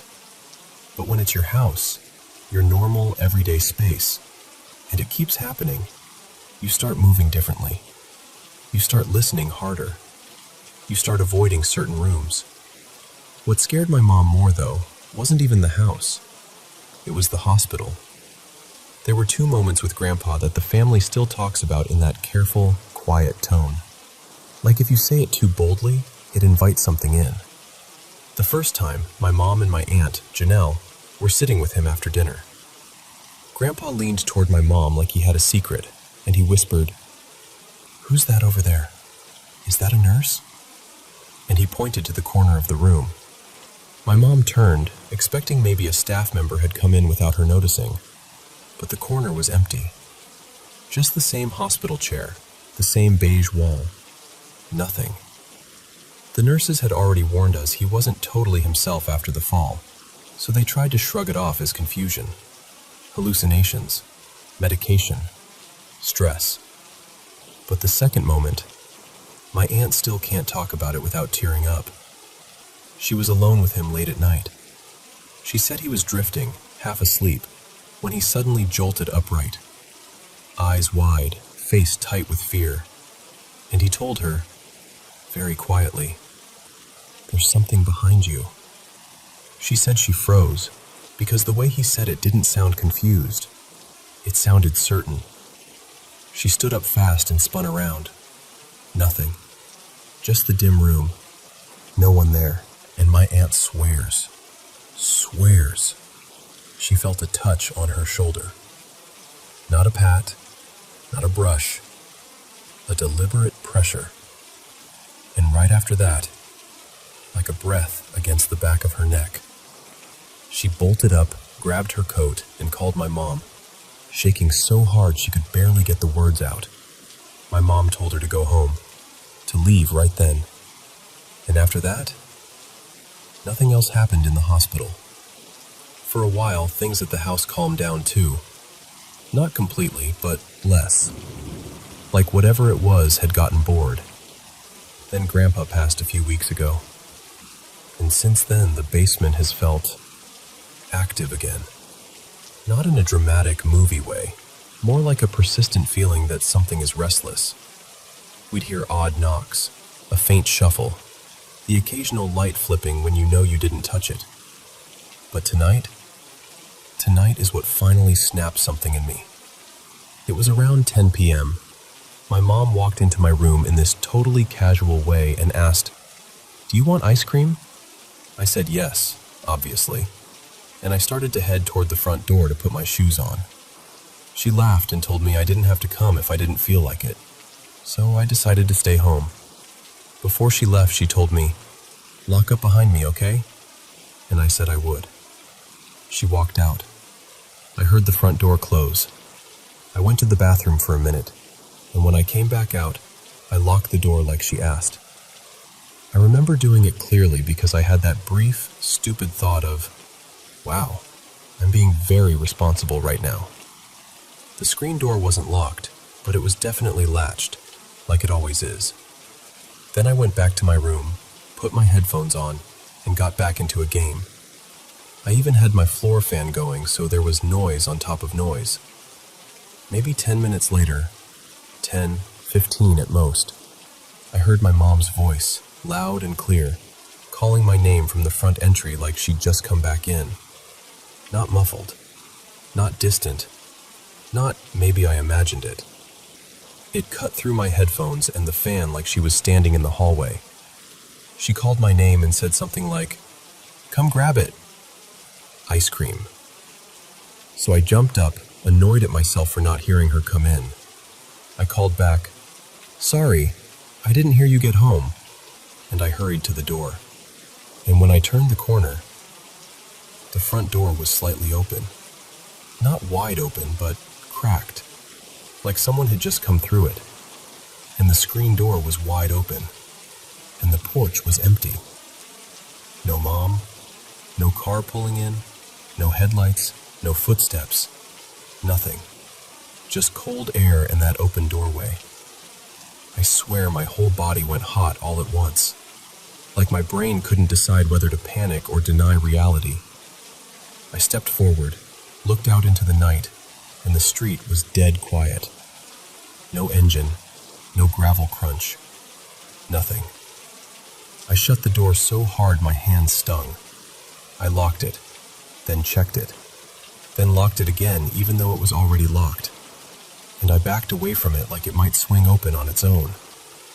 I sat in my room with the lights on until my mom finally came home for real, holding a bag with ice cream like everything in the world was normal. I told her what happened, and she went pale in that way people do when they're trying not to scare you while they're also scared themselves. We searched the whole house together, because the only explanation that felt even slightly grounded was that someone had gotten in. But nothing was missing. Nothing was disturbed, other than that door. And here's the part that makes it even creepier. We have 2 dogs. They bark at delivery drivers, squirrels, their own reflections, everything. But during most of these weird moments, they stay quiet, like they don't want to acknowledge it. So, that's where I'm at. I don't have some big dramatic ending. I don't know what it was. I don't know how my front door ended up open. I don't know how I heard my mom's voice in the house when she wasn't even home. All I know is that it sounded like her. It used the exact reason she'd have to call me, and it lured me right to the front door. We're moving soon, and I'm clinging to that like a lifeline. Because if this is tied to the house, or to whatever shifted after Grandpa got sick, I just want it left behind. I want a new place to feel quiet again, and I want my mom's voice to only ever belong to my mom.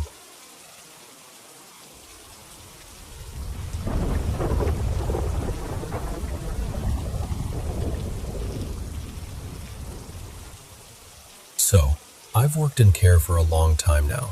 Let's call it 25 years and change. And I can tell you, I've seen some things that still make my stomach flip if I think about them too hard. There was one place I worked at for about a decade, and that building had history. Everyone knew it.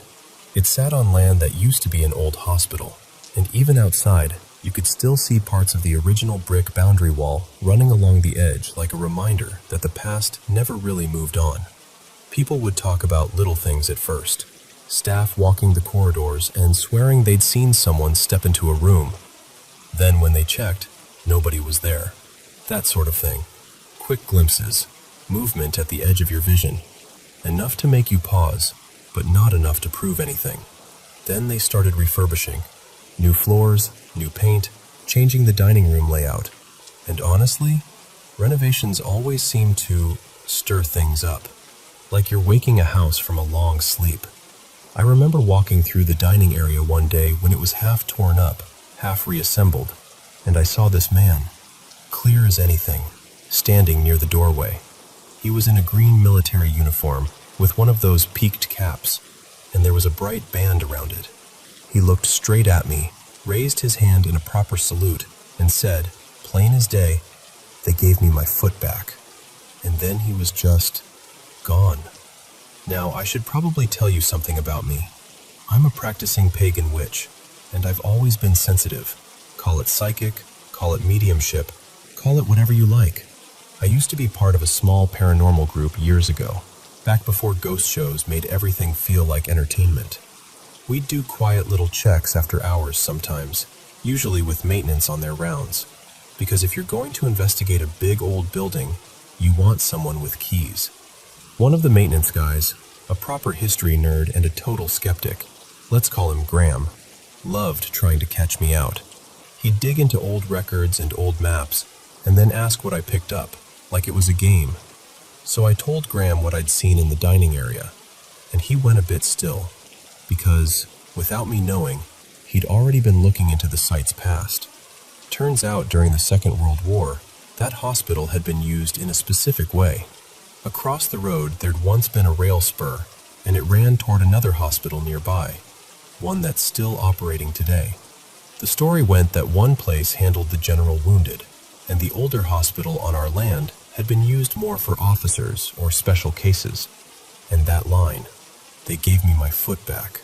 Graham said it made him think of soldiers coming back from injuries, prosthetics, surgeries, all that. That wasn't the only time either. Another day, I was in the kitchen and I saw a woman shuffle past the doorway, holding her arms tight against herself like she was protecting her chest. She looked exactly like one of the residents, so I went straight out, heart thumping, ready to guide her back. But when I checked, she was safe on the unit, sitting exactly where she'd been all along. Later, someone told me there'd been a cook years before I started. Lovely woman, apparently, who had a twisted hand, and she'd walked with her arms held close like that. She'd also looked eerily similar to the resident I'd mistaken her for. That cook had passed away before I ever joined. But my oddness helped sometimes too. There was a laundry worker, let's call him Dean, who lost the keys to the laundry and was panicking, because in a place like that, keys are everything. We sat down and drew a rough sketch of everywhere he'd been. Then I took off my necklace and used it like a pendulum. I told him, "Look under the sink, not in the cupboard, underneath, tucked back." He did, and there they were, just sitting there like they'd been placed carefully. And then there are the messages. I don't know how else to describe it.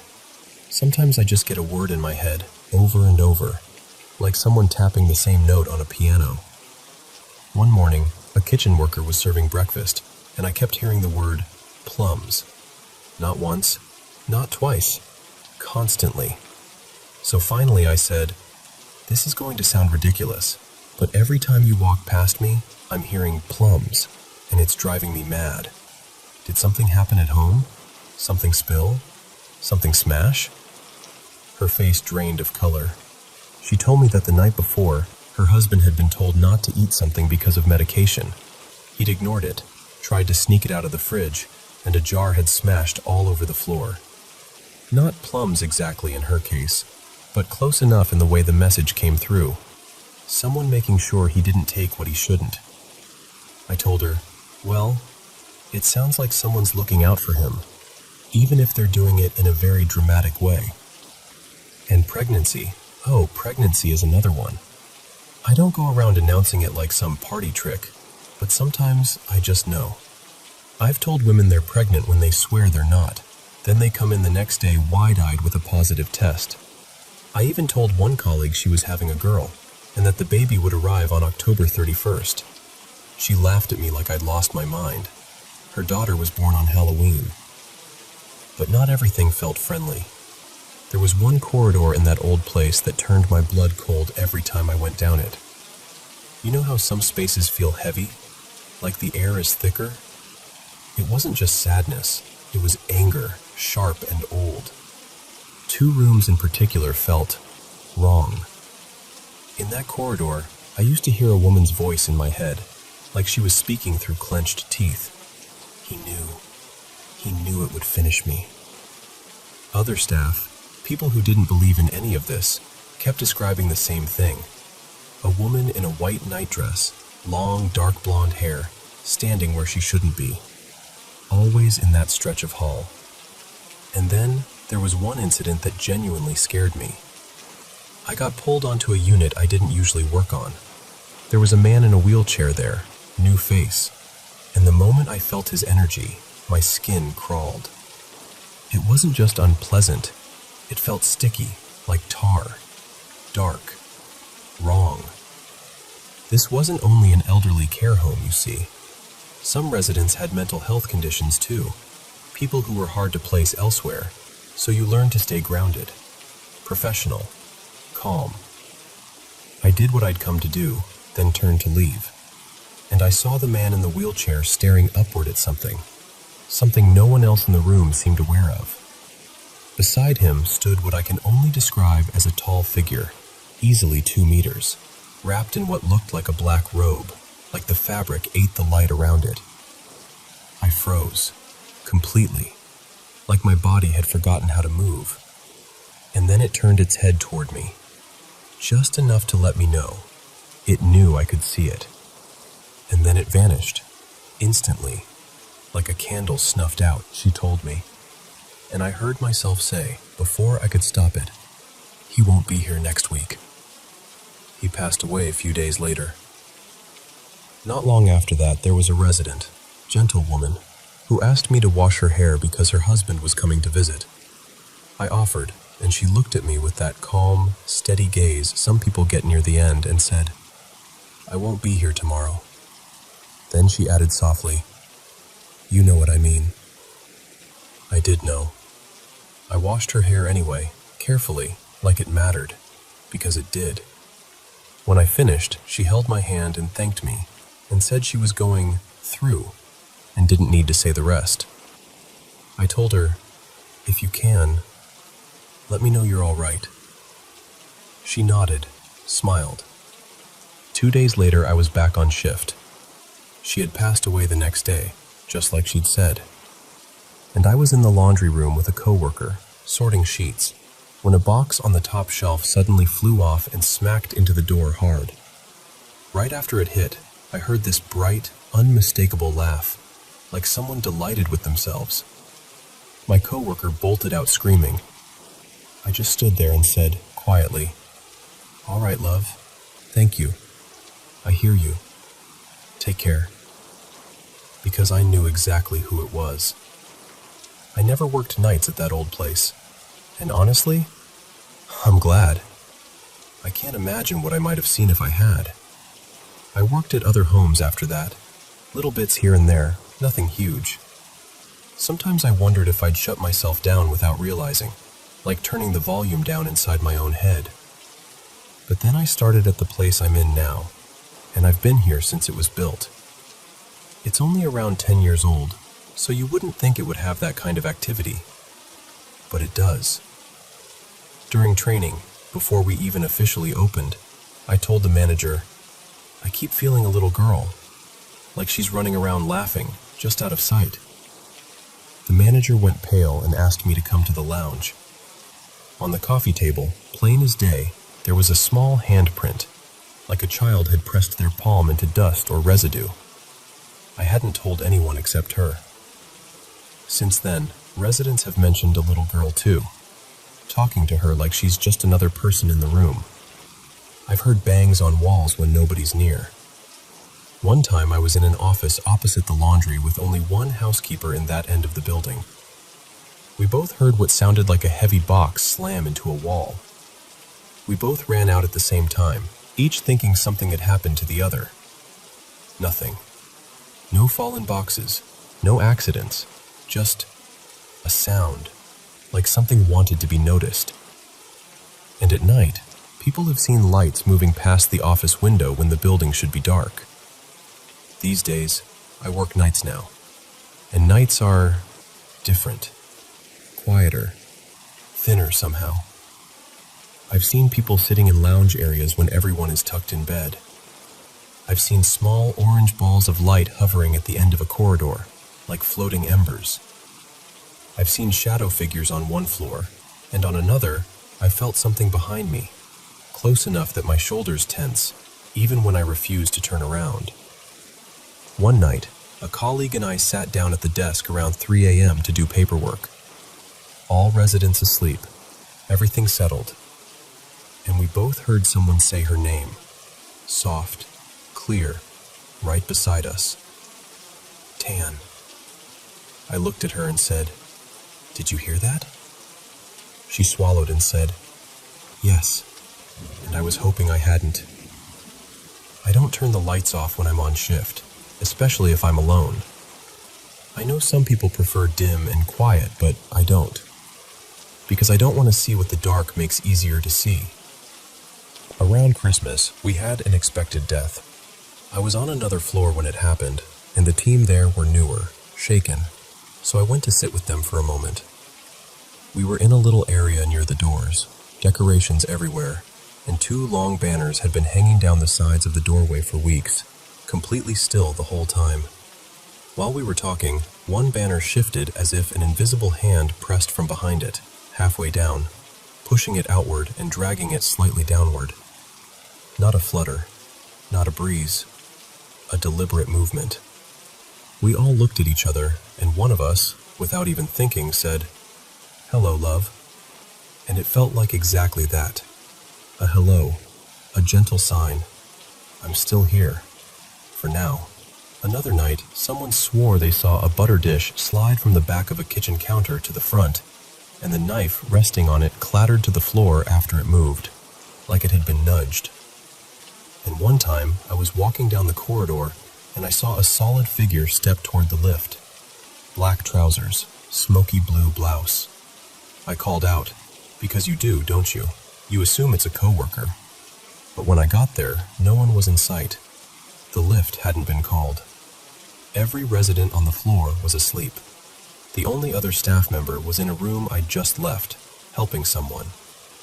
That same figure has been seen more than once, especially near the laundry doors. And on that floor, another coworker and I have both looked through the dining room window late at night and seen what looked like someone standing inside when the room should have been empty. On another floor, I was checking in after hearing one of the seniors say she'd heard something odd. We stood listening, and down the corridor, where there were no female residents awake and no women working in that stretch, we heard a woman laughing. We checked rooms. No TVs, no radios, everyone asleep. We went back to where we started and heard it again. So I walked down that corridor and said out loud firmly, "That's enough. You need to leave. No more." And the laughter stopped. Completely. Nothing else for the rest of the night. We've even had something show up on the CCTV outside, like a glowing movement across the car park. 2 staff went out, and 2 of us stayed inside directing them by phone, lining them up with where the light was moving. The moment they stepped into the spot, the glow shot away fast and disappeared. And one evening before shift, I was outside chatting with a coworker near the smoking area when we heard tapping on a fence near a locked maintenance storage section. Tap, tap, tap. We ignored it. Then it happened again, and again. So I grabbed my metal bottle, swung open the gate, and stepped inside. Nothing. No animal. No bird. No person. And trust me, if something had run, we would have seen it. What makes all of this stranger is that this building is relatively new. It's not some crumbling Victorian place with creaky floorboards and old portraits.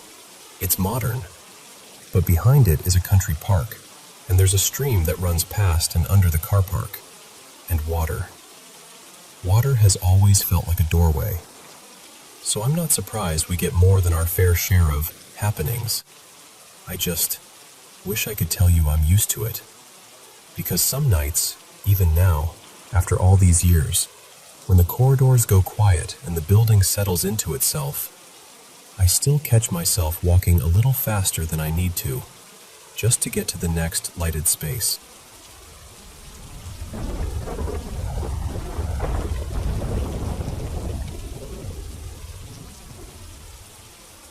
Hey, so I've been deep in a rabbit hole lately, and it's basically 2 things that keep circling each other like they're connected. Precognitive dreams, and that unsettling idea that sometimes people somehow sense when the end of their life is getting close. Let me start with the dreams, because that's the part that keeps messing with my head the most. I've had this happen a lot, more than I'd expect if it was just coincidence. I'll have a dream, and it's not vague or symbolic or anything. It's specific, like a scene, a place, a conversation. And then days later, sometimes weeks, sometimes months, something happens in real life that lines up so closely it makes my stomach drop. And the weirdest part is, it's not always a place I recognize. Sometimes in the dream, I'm standing somewhere I've never been before. Like the layout is unfamiliar, the lighting is unfamiliar, the whole setting feels brand new. Then later on, I'll end up going somewhere. Maybe a trip, maybe visiting someone, maybe just tagging along on something random. And suddenly, I'm there. And it's not, oh wow, this feels familiar, like déjà vu. It's not that at all. It's more like, no, I've literally seen this already. Like my brain pulls the memory of the dream off a shelf and goes, this is the exact moment. This is it. And that's what makes me wonder, if the mind can do that, if it can somehow pick up pieces of the future, then is it really that impossible that it might pick up something darker too? Like your own death? Because the second thing I've been thinking about is those moments when people seem to shift right before something tragic happens. Like there's this strange change in them that doesn't make sense at the time, but afterward, everyone looks back and goes, wait, why did they do that? For example, I remember hearing about a musician, Jace Rylan, who was killed in a sudden robbery situation. A short time before it happened, he posted this emotional video that felt different from his usual vibe. It wasn't like he was predicting it directly, but the way he spoke, like he was saying goodbyes without saying the words, made people revisit it afterward and wonder if he felt something coming. That kind of thing always sticks with me, even if you can't prove what was in his head. But the one that really gets me is closer to home. Someone connected to my family, let's call them Marina, about a week before they died, they did something completely out of character. They spent one whole day calling people, not texting, not casually liking posts, calling. Like they needed to hear voices, like they needed to make sure things were said out loud. And it wasn't just one or two people, it was a list. Family, old friends, people they hadn't spoken to in forever. And every call was basically the same message. I just want you to know I care about you. You matter to me. I'm grateful for you. Stuff like that. Everyone thought it was unusual, but nobody thought, oh no, something's about to happen. You don't think that. You just assume maybe they're feeling emotional. Maybe they had a rough week. Maybe they're reflecting, whatever. And then, about a week later, they drowned. That's the part that makes me feel cold when I think about it. Because it's like, what was that? Was it random? Was it instinct? Was it their subconscious noticing patterns or risks they weren't consciously aware of? Or was it something deeper, like some internal alarm going off that they couldn't fully explain? And that's where these two topics connect for me. If your subconscious can stitch together future moments and dreams, specific ones, detailed ones, then maybe it can also pick up on the trajectory of your own life. Not in a dramatic crystal ball way, more like quiet signals, patterns, probabilities, micro decisions, danger you haven't consciously registered, changes in your body you haven't noticed yet, things that add up. And maybe some people interpret that as a feeling. Or they suddenly get this urge to close loops, to make calls, to apologize, to tell people they love them. Like the part of them that doesn't use words is trying to do something important before time runs out. I don't know. I'm not saying I'm convinced. I'm just saying it doesn't feel as impossible as it used to. And honestly, I'm curious. Have you ever had a dream that came true later? Not a coincidence, not a general theme, but a real moment you recognized as soon as it happened? Or have you ever felt that strange, unexplainable heaviness, like something was coming, even though you couldn't point to anything? I've been trying to figure out how precognitive dreaming could even work, or why it happens to some people more than others. And I'd really love to hear what you think, your ideas, your experiences, anything. Because the more I look into it, the more it feels like there's something here, even if we don't have the language for it yet.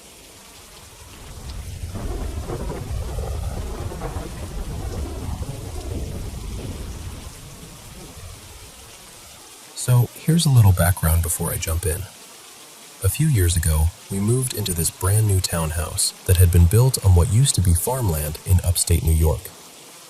It was me, my husband Evan, our two little ones. One was about 6 months old, and the other had just turned 2. Plus my 18-year-old daughter Marisol, and our enormous, goofy Irish wolfhound puppy named Bram. And I'll just say this up front. I've always been the kind of person who can sense when a place has leftover energy. Like, I don't go looking for anything, but if someone who used to be alive is still sort of around, I usually feel it before anything happens. Marisol's the same way. But when we moved in, nothing. It felt clean and empty, totally normal. Until one night. Our baby was sleeping in a crib right next to my side of the bed, so close I could reach over and put my hand on him without even getting up. I remember waking up because he started fussing for a feeding. I was half asleep, that mom autopilot feeling, and I started to sit up. And then I heard a man's voice, very calm, very close, say, "He's okay. I've got him." Not loudly, not scary, just matter of fact, like someone reassuring you the way a partner would. And this is the part that makes me laugh now, I just mumbled, "Okay," and laid right back down.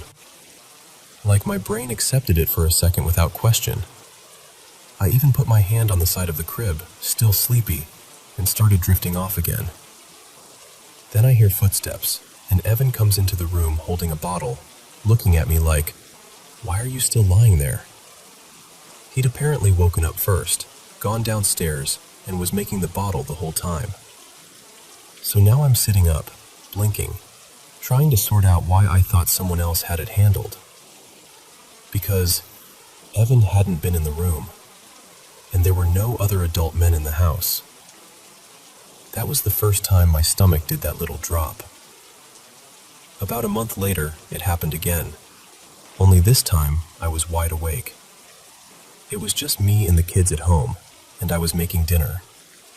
Bram was still young, still in that stage where he was technically a puppy, but already the size of a small horse. And if you turned your back for 2 seconds, he'd absolutely help himself to anything on the counter. So I'd started putting him in his kennel in the garage while I cooked. The garage door was right off the kitchen, super close, but it was shut, the light was on, everything normal.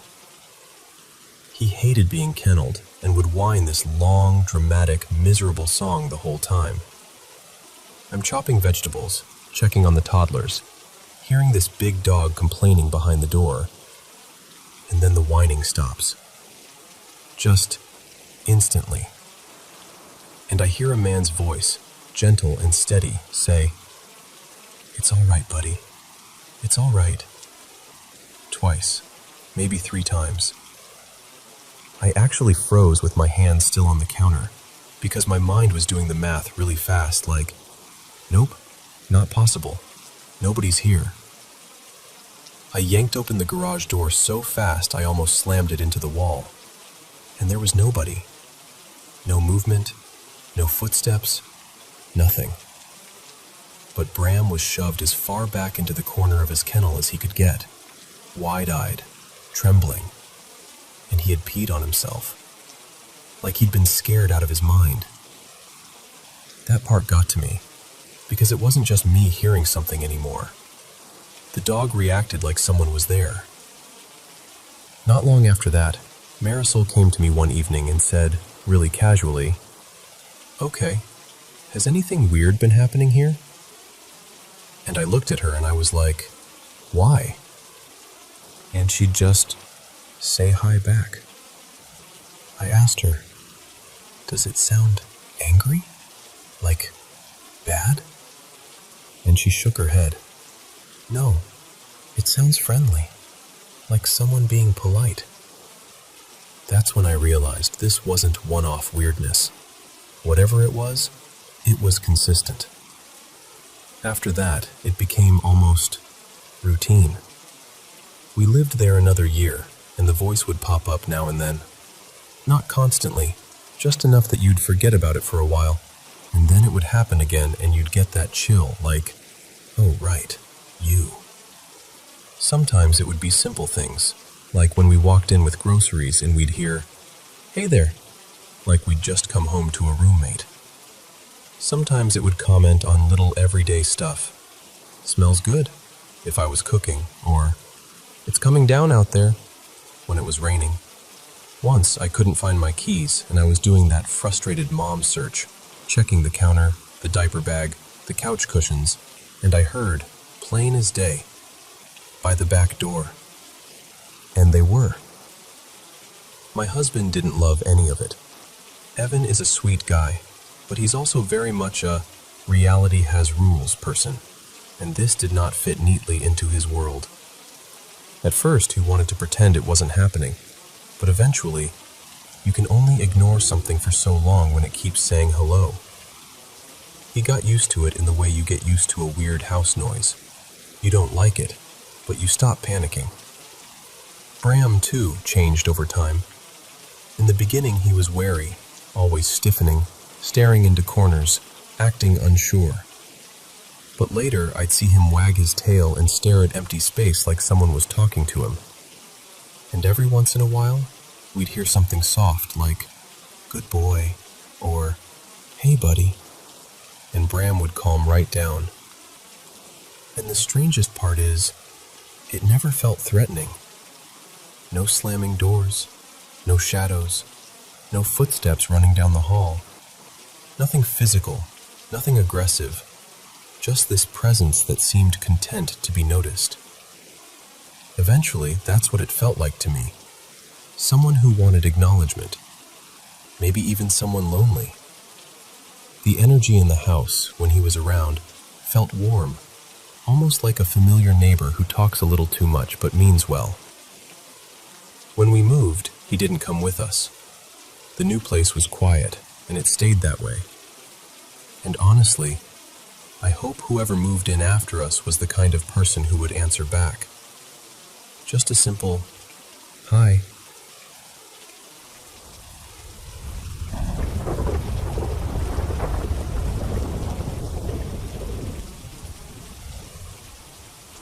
Hey, so I've been sitting with something I saw a little under 2 weeks ago, and I can't shake it. I keep replaying it in my head, trying to make it make sense, and it just doesn't. For some context, my boyfriend Evan and I took a trip through Yellowstone. We rented this small camper van and spent about a week moving between different campgrounds, just trying to see as much of the park as we could. The van was one of those custom builds, 2 seats up front, and the whole back was basically a bed. The ceiling back there was low enough that you could feel it if you sat up too fast. We had privacy figured out pretty well, too. There was a curtain we could pull behind the front seats so you couldn't see into the back from the windshield, and we stuck those sunshade blockers on the windows. And one detail that matters a lot, one of the sliding doors on the side didn't have a window at all, just solid metal. No glass, nothing. Anyway, this happened early on our 4th morning. I don't know the exact time, but it had to be somewhere between 4 and 5 a.m. It was still fully dark, that heavy pre-sunrise darkness where the world feels extra quiet. Evan was asleep beside me, and I was half awake, just listening to the little nighttime sounds outside. Wind, maybe some distant rustling, that kind of thing. And then, suddenly, this light appeared. It was a round, soft orange glow, about the size of a softball, and it came up on the window closest to me. Not bright like a flashlight, not sharp or harsh. More like that warm, sunset lamp color people use in bedrooms, with a slightly darker center, almost like it had depth to it. My first thought was immediate. Someone is outside the van, like a creep with a flashlight trying to look in. But the way it moved didn't match that. It drifted, slow and smooth, like it was gliding. And what messed with my head was the sound, or the lack of it. We were in a campground, not a paved parking lot. If someone was walking around the van, I should have heard something. Gravel shifting, twigs snapping, footsteps, a jacket brushing the side of the van. Anything. But there was nothing. Just silence. I was so scared I couldn't even move.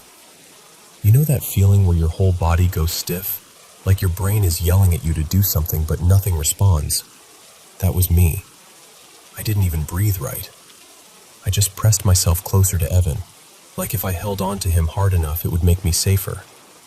And this orange light kept moving. It traveled along the windows, around the van, like it was making a full loop. It circled us back there in the bed area.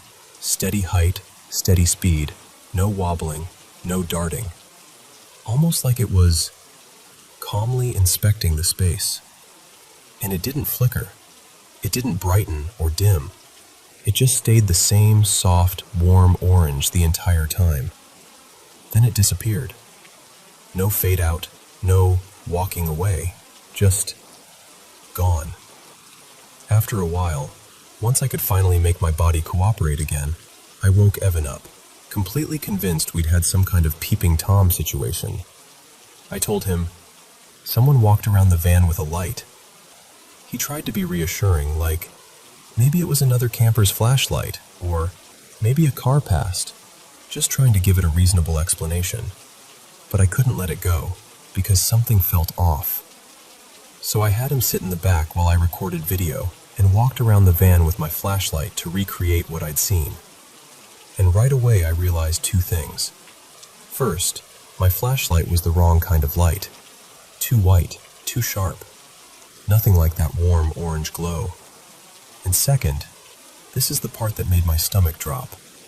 My flashlight couldn't do what that light did, but the orange light I saw that morning didn't change when it passed that door.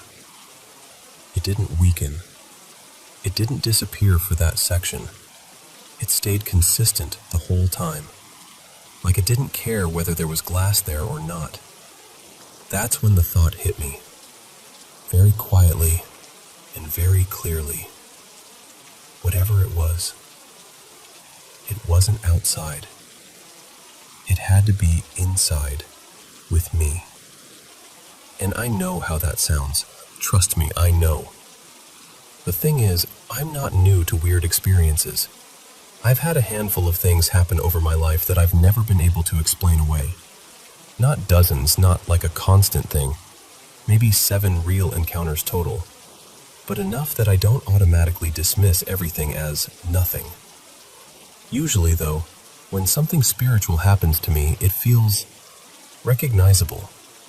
Like I can tell what I'm dealing with. This was different. I've heard people talk about orbs forever, and I always assumed it was mostly camera stuff. Dust, bugs, lens flare, people wanting to believe. But I wasn't taking a picture. I wasn't looking at a screen. I watched it with my own eyes as it moved around the van. And I did some digging after the trip, trying to find anything that looked similar. And the closest thing I found was a doorbell cam video someone posted online, where an orb-looking thing floats through the frame. People were saying it was probably a bug near the lens, but when I saw it, I swear my whole body reacted, because the movement was so similar. That same smooth, level glide. What I saw stayed at one height, moved like it had intention, almost like it was slowly circling the bed area where we were lying. And the fear I felt was so immediate and physical, like my body knew something my brain didn't understand yet. In the moment, I truly thought it was a person outside, being creepy. But I know I didn't hear footsteps. And I know how loud a campground floor is at night. Gravel and sticks don't let you sneak around like that. Plus, we had everything covered. Curtains pulled shut, window shades up. It wasn't sunrise yet either. I could tell because none of the edges of the windows were starting to brighten. And even if somehow some strange outside light source did exist, it still doesn't explain the solid door with no window. So I'm left with this. A warm orange orb of light moving calmly around the inside of our van, steady and silent, like it belonged there. And I don't know what it means. I just know what I saw, and I know how it made me feel.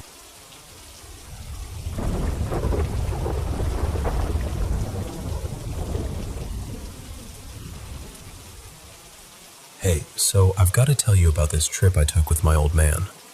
I still think about it way more than I want to, and every time I do, I get that little chill right at the base of my neck. So, my dad, Ray, calls me up a few days before the weekend. Says, my partner backed out, drew a tag in another unit. And the way he said it, I could tell he didn't love the idea of going alone. Now, my dad's been hunting since before I was even a thought. I'm talking decades, Bow hunts, rifle hunts, scouting trips, you name it. He's the kind of guy who's calm in places most people would panic. So I'm like, yeah, of course I'm coming. No question. We loaded up and headed out toward the Toyabe Range, out near Kingston, Nevada, way out there. This time we aimed for the Arc Dome area, but not the usual spots. Dad wanted to check a canyon north of Kingston, Weeks Canyon. And if you've never been out there, picture this. Rugged high desert with that high Sierra feel. Dry air, rock, scrub, and those stubborn little junipers that look like they've been fighting the wind their whole lives. But the thing that sold us on this canyon was water. There was a creek running down from higher up, and we figured, if deer are anywhere, they're going to drift toward water. Everything does. We set up camp right near the mouth of the canyon. At first it felt normal, honestly, kind of beautiful. Bugs buzzing, little birds hopping around, the usual noise. There was thick green brush in patches, and the air smelled like dust and plant sap, like it always does out there. We camoed up and started hiking into the canyon to scout. Not a fast walk, more like that careful pace where you're reading the ground and the brush as you go. Maybe a mile or so in, could have been a bit more. Dad just stops. Not like a casual stop, like someone hit pause on him. He goes dead still, then leans his head slightly, like he's trying to catch something on the wind. He whispers, "You hear that?" So I freeze, hold my breath, and listen. Really listen. You know how your ears start straining so hard you can almost hear your own heartbeat? And there's nothing. No rustle, no wing flutter, no little skittering in the brush, no insects, not even that faint background hum you don't notice until it's gone. I whisper back, "No, I don't hear anything." Dad nods, like he expected it, and goes, real quiet, "Exactly. There should be something. No birds, no squirrels, no chipmunks, not even bugs." And that's when it hits me, how wrong it felt. Because the place looked alive. There were bushes heavy with wild berries, and a lot of them were so ripe they'd dropped and turned mushy, like they'd been sitting there untouched. Trails that should have had prints, hoof marks, little paws, something, were clean. Like no one used them. Like nothing went in there. Except us. Just our boot prints, leading deeper into this gorgeous green little ribbon of water through the desert, and everything around it acting like the canyon didn't exist. We kept going a bit farther, another half-mile or so, still hoping we'd find some sign that made it make sense. But the deeper we got, the quieter it felt, like the silence had weight. Eventually, Dad turned around without saying much, and I didn't argue. We hiked back out with that weird feeling sitting between us, like a third person. Later that evening, we're back at camp, eating. Nothing fancy, just the kind of dinner that tastes amazing when you've been outside all day. And then it happens. Out of nowhere, this wave of birds, like easily 100, maybe more, comes up from the valley below. It's loud for a second, wings and calls and movement, and then they settle into the brush near camp like they own the place. They landed around us, in the flats, near the dusty open ground, anywhere but that creek. Any direction but Weeks Canyon.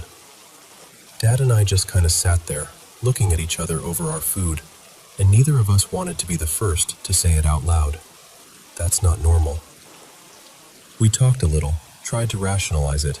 Wind patterns, pressure from other hunters, predators up the canyon, anything. But the uneasiness didn't leave. It just waited. That night I slept, but not right. I had those heavy, strange dreams you can't remember, only the feeling of them, like your brain's trying to warn you without using words. I woke up way before sunrise, 4-ish, maybe a little after. The sky was that deep pre-dawn color where everything feels unreal. Dad was already up. We were going to do a quick morning scout somewhere else. He steps out of the tent to pee, comes back in. Then I go. And listen, this is the part I have trouble explaining without sounding dramatic. But I swear to you, The second my boots hit the cold ground outside the tent, my whole body flipped into survival mode. It felt like eyes were on me. Not little eyes. Not the, oh, there might be a rabbit nearby kind of feeling. Big. Focused. Like something was watching from one single place, and it was locked in on me. I kept whipping my head around, scanning the dark, trying to find a shape, a movement, anything. And I realized my hands were shaking because my brain was screaming, "Get back inside." I don't even remember finishing. I just hustled back into the tent like a kid, zipped it behind me, and sat down hard without saying a word. Dad didn't even ask what was wrong. He just says quietly, "You feel it too, huh?" And I look at him, and my voice comes out smaller than I wanted. "Yeah, something's out there." He cuts me off, really sharp for him, and says, "It's not normal." And man, hearing that come from my dad rattled me more than the feeling itself, because he's not easily spooked. He spent years in remote Nevada, hunting, exploring, working old sites, places where you learn to stay calm or you don't last. If he says something isn't normal, you listen. So we stayed in the tent until the sky started to lighten, until it felt safer just because we could see. Then we packed fast, got in the truck, and went scouting somewhere else. We didn't even argue about it. It was just decided. I've tried to explain it away ever since. Mountain lion, maybe. That's the obvious answer. They'll stalk, they'll watch, they're quiet. But I've been in tense situations before. I used to work a rough job in corrections for a while, and later I spent time overseas where you learn what real fear feels like. And this was different. This wasn't, "I'm in danger" fear. This was the kind of fear that goes straight through you, like your instincts recognize something your brain couldn't name. And it wasn't just the feeling, it was the whole puzzle. Water but no wildlife, berries rotting untouched, trails clean, birds choosing the open flats instead of the creek. Like everything with a heartbeat had silently agreed, "Don't go in there." I don't know what it was. Maybe it really was just me overreacting, because I'm not exactly some wilderness legend. I'm more of a town kid than my dad ever was. But I'll tell you this, if you'd been there, and you'd heard that silence, and then watched those birds refuse to cross that invisible line, I don't think you'd laugh it off either.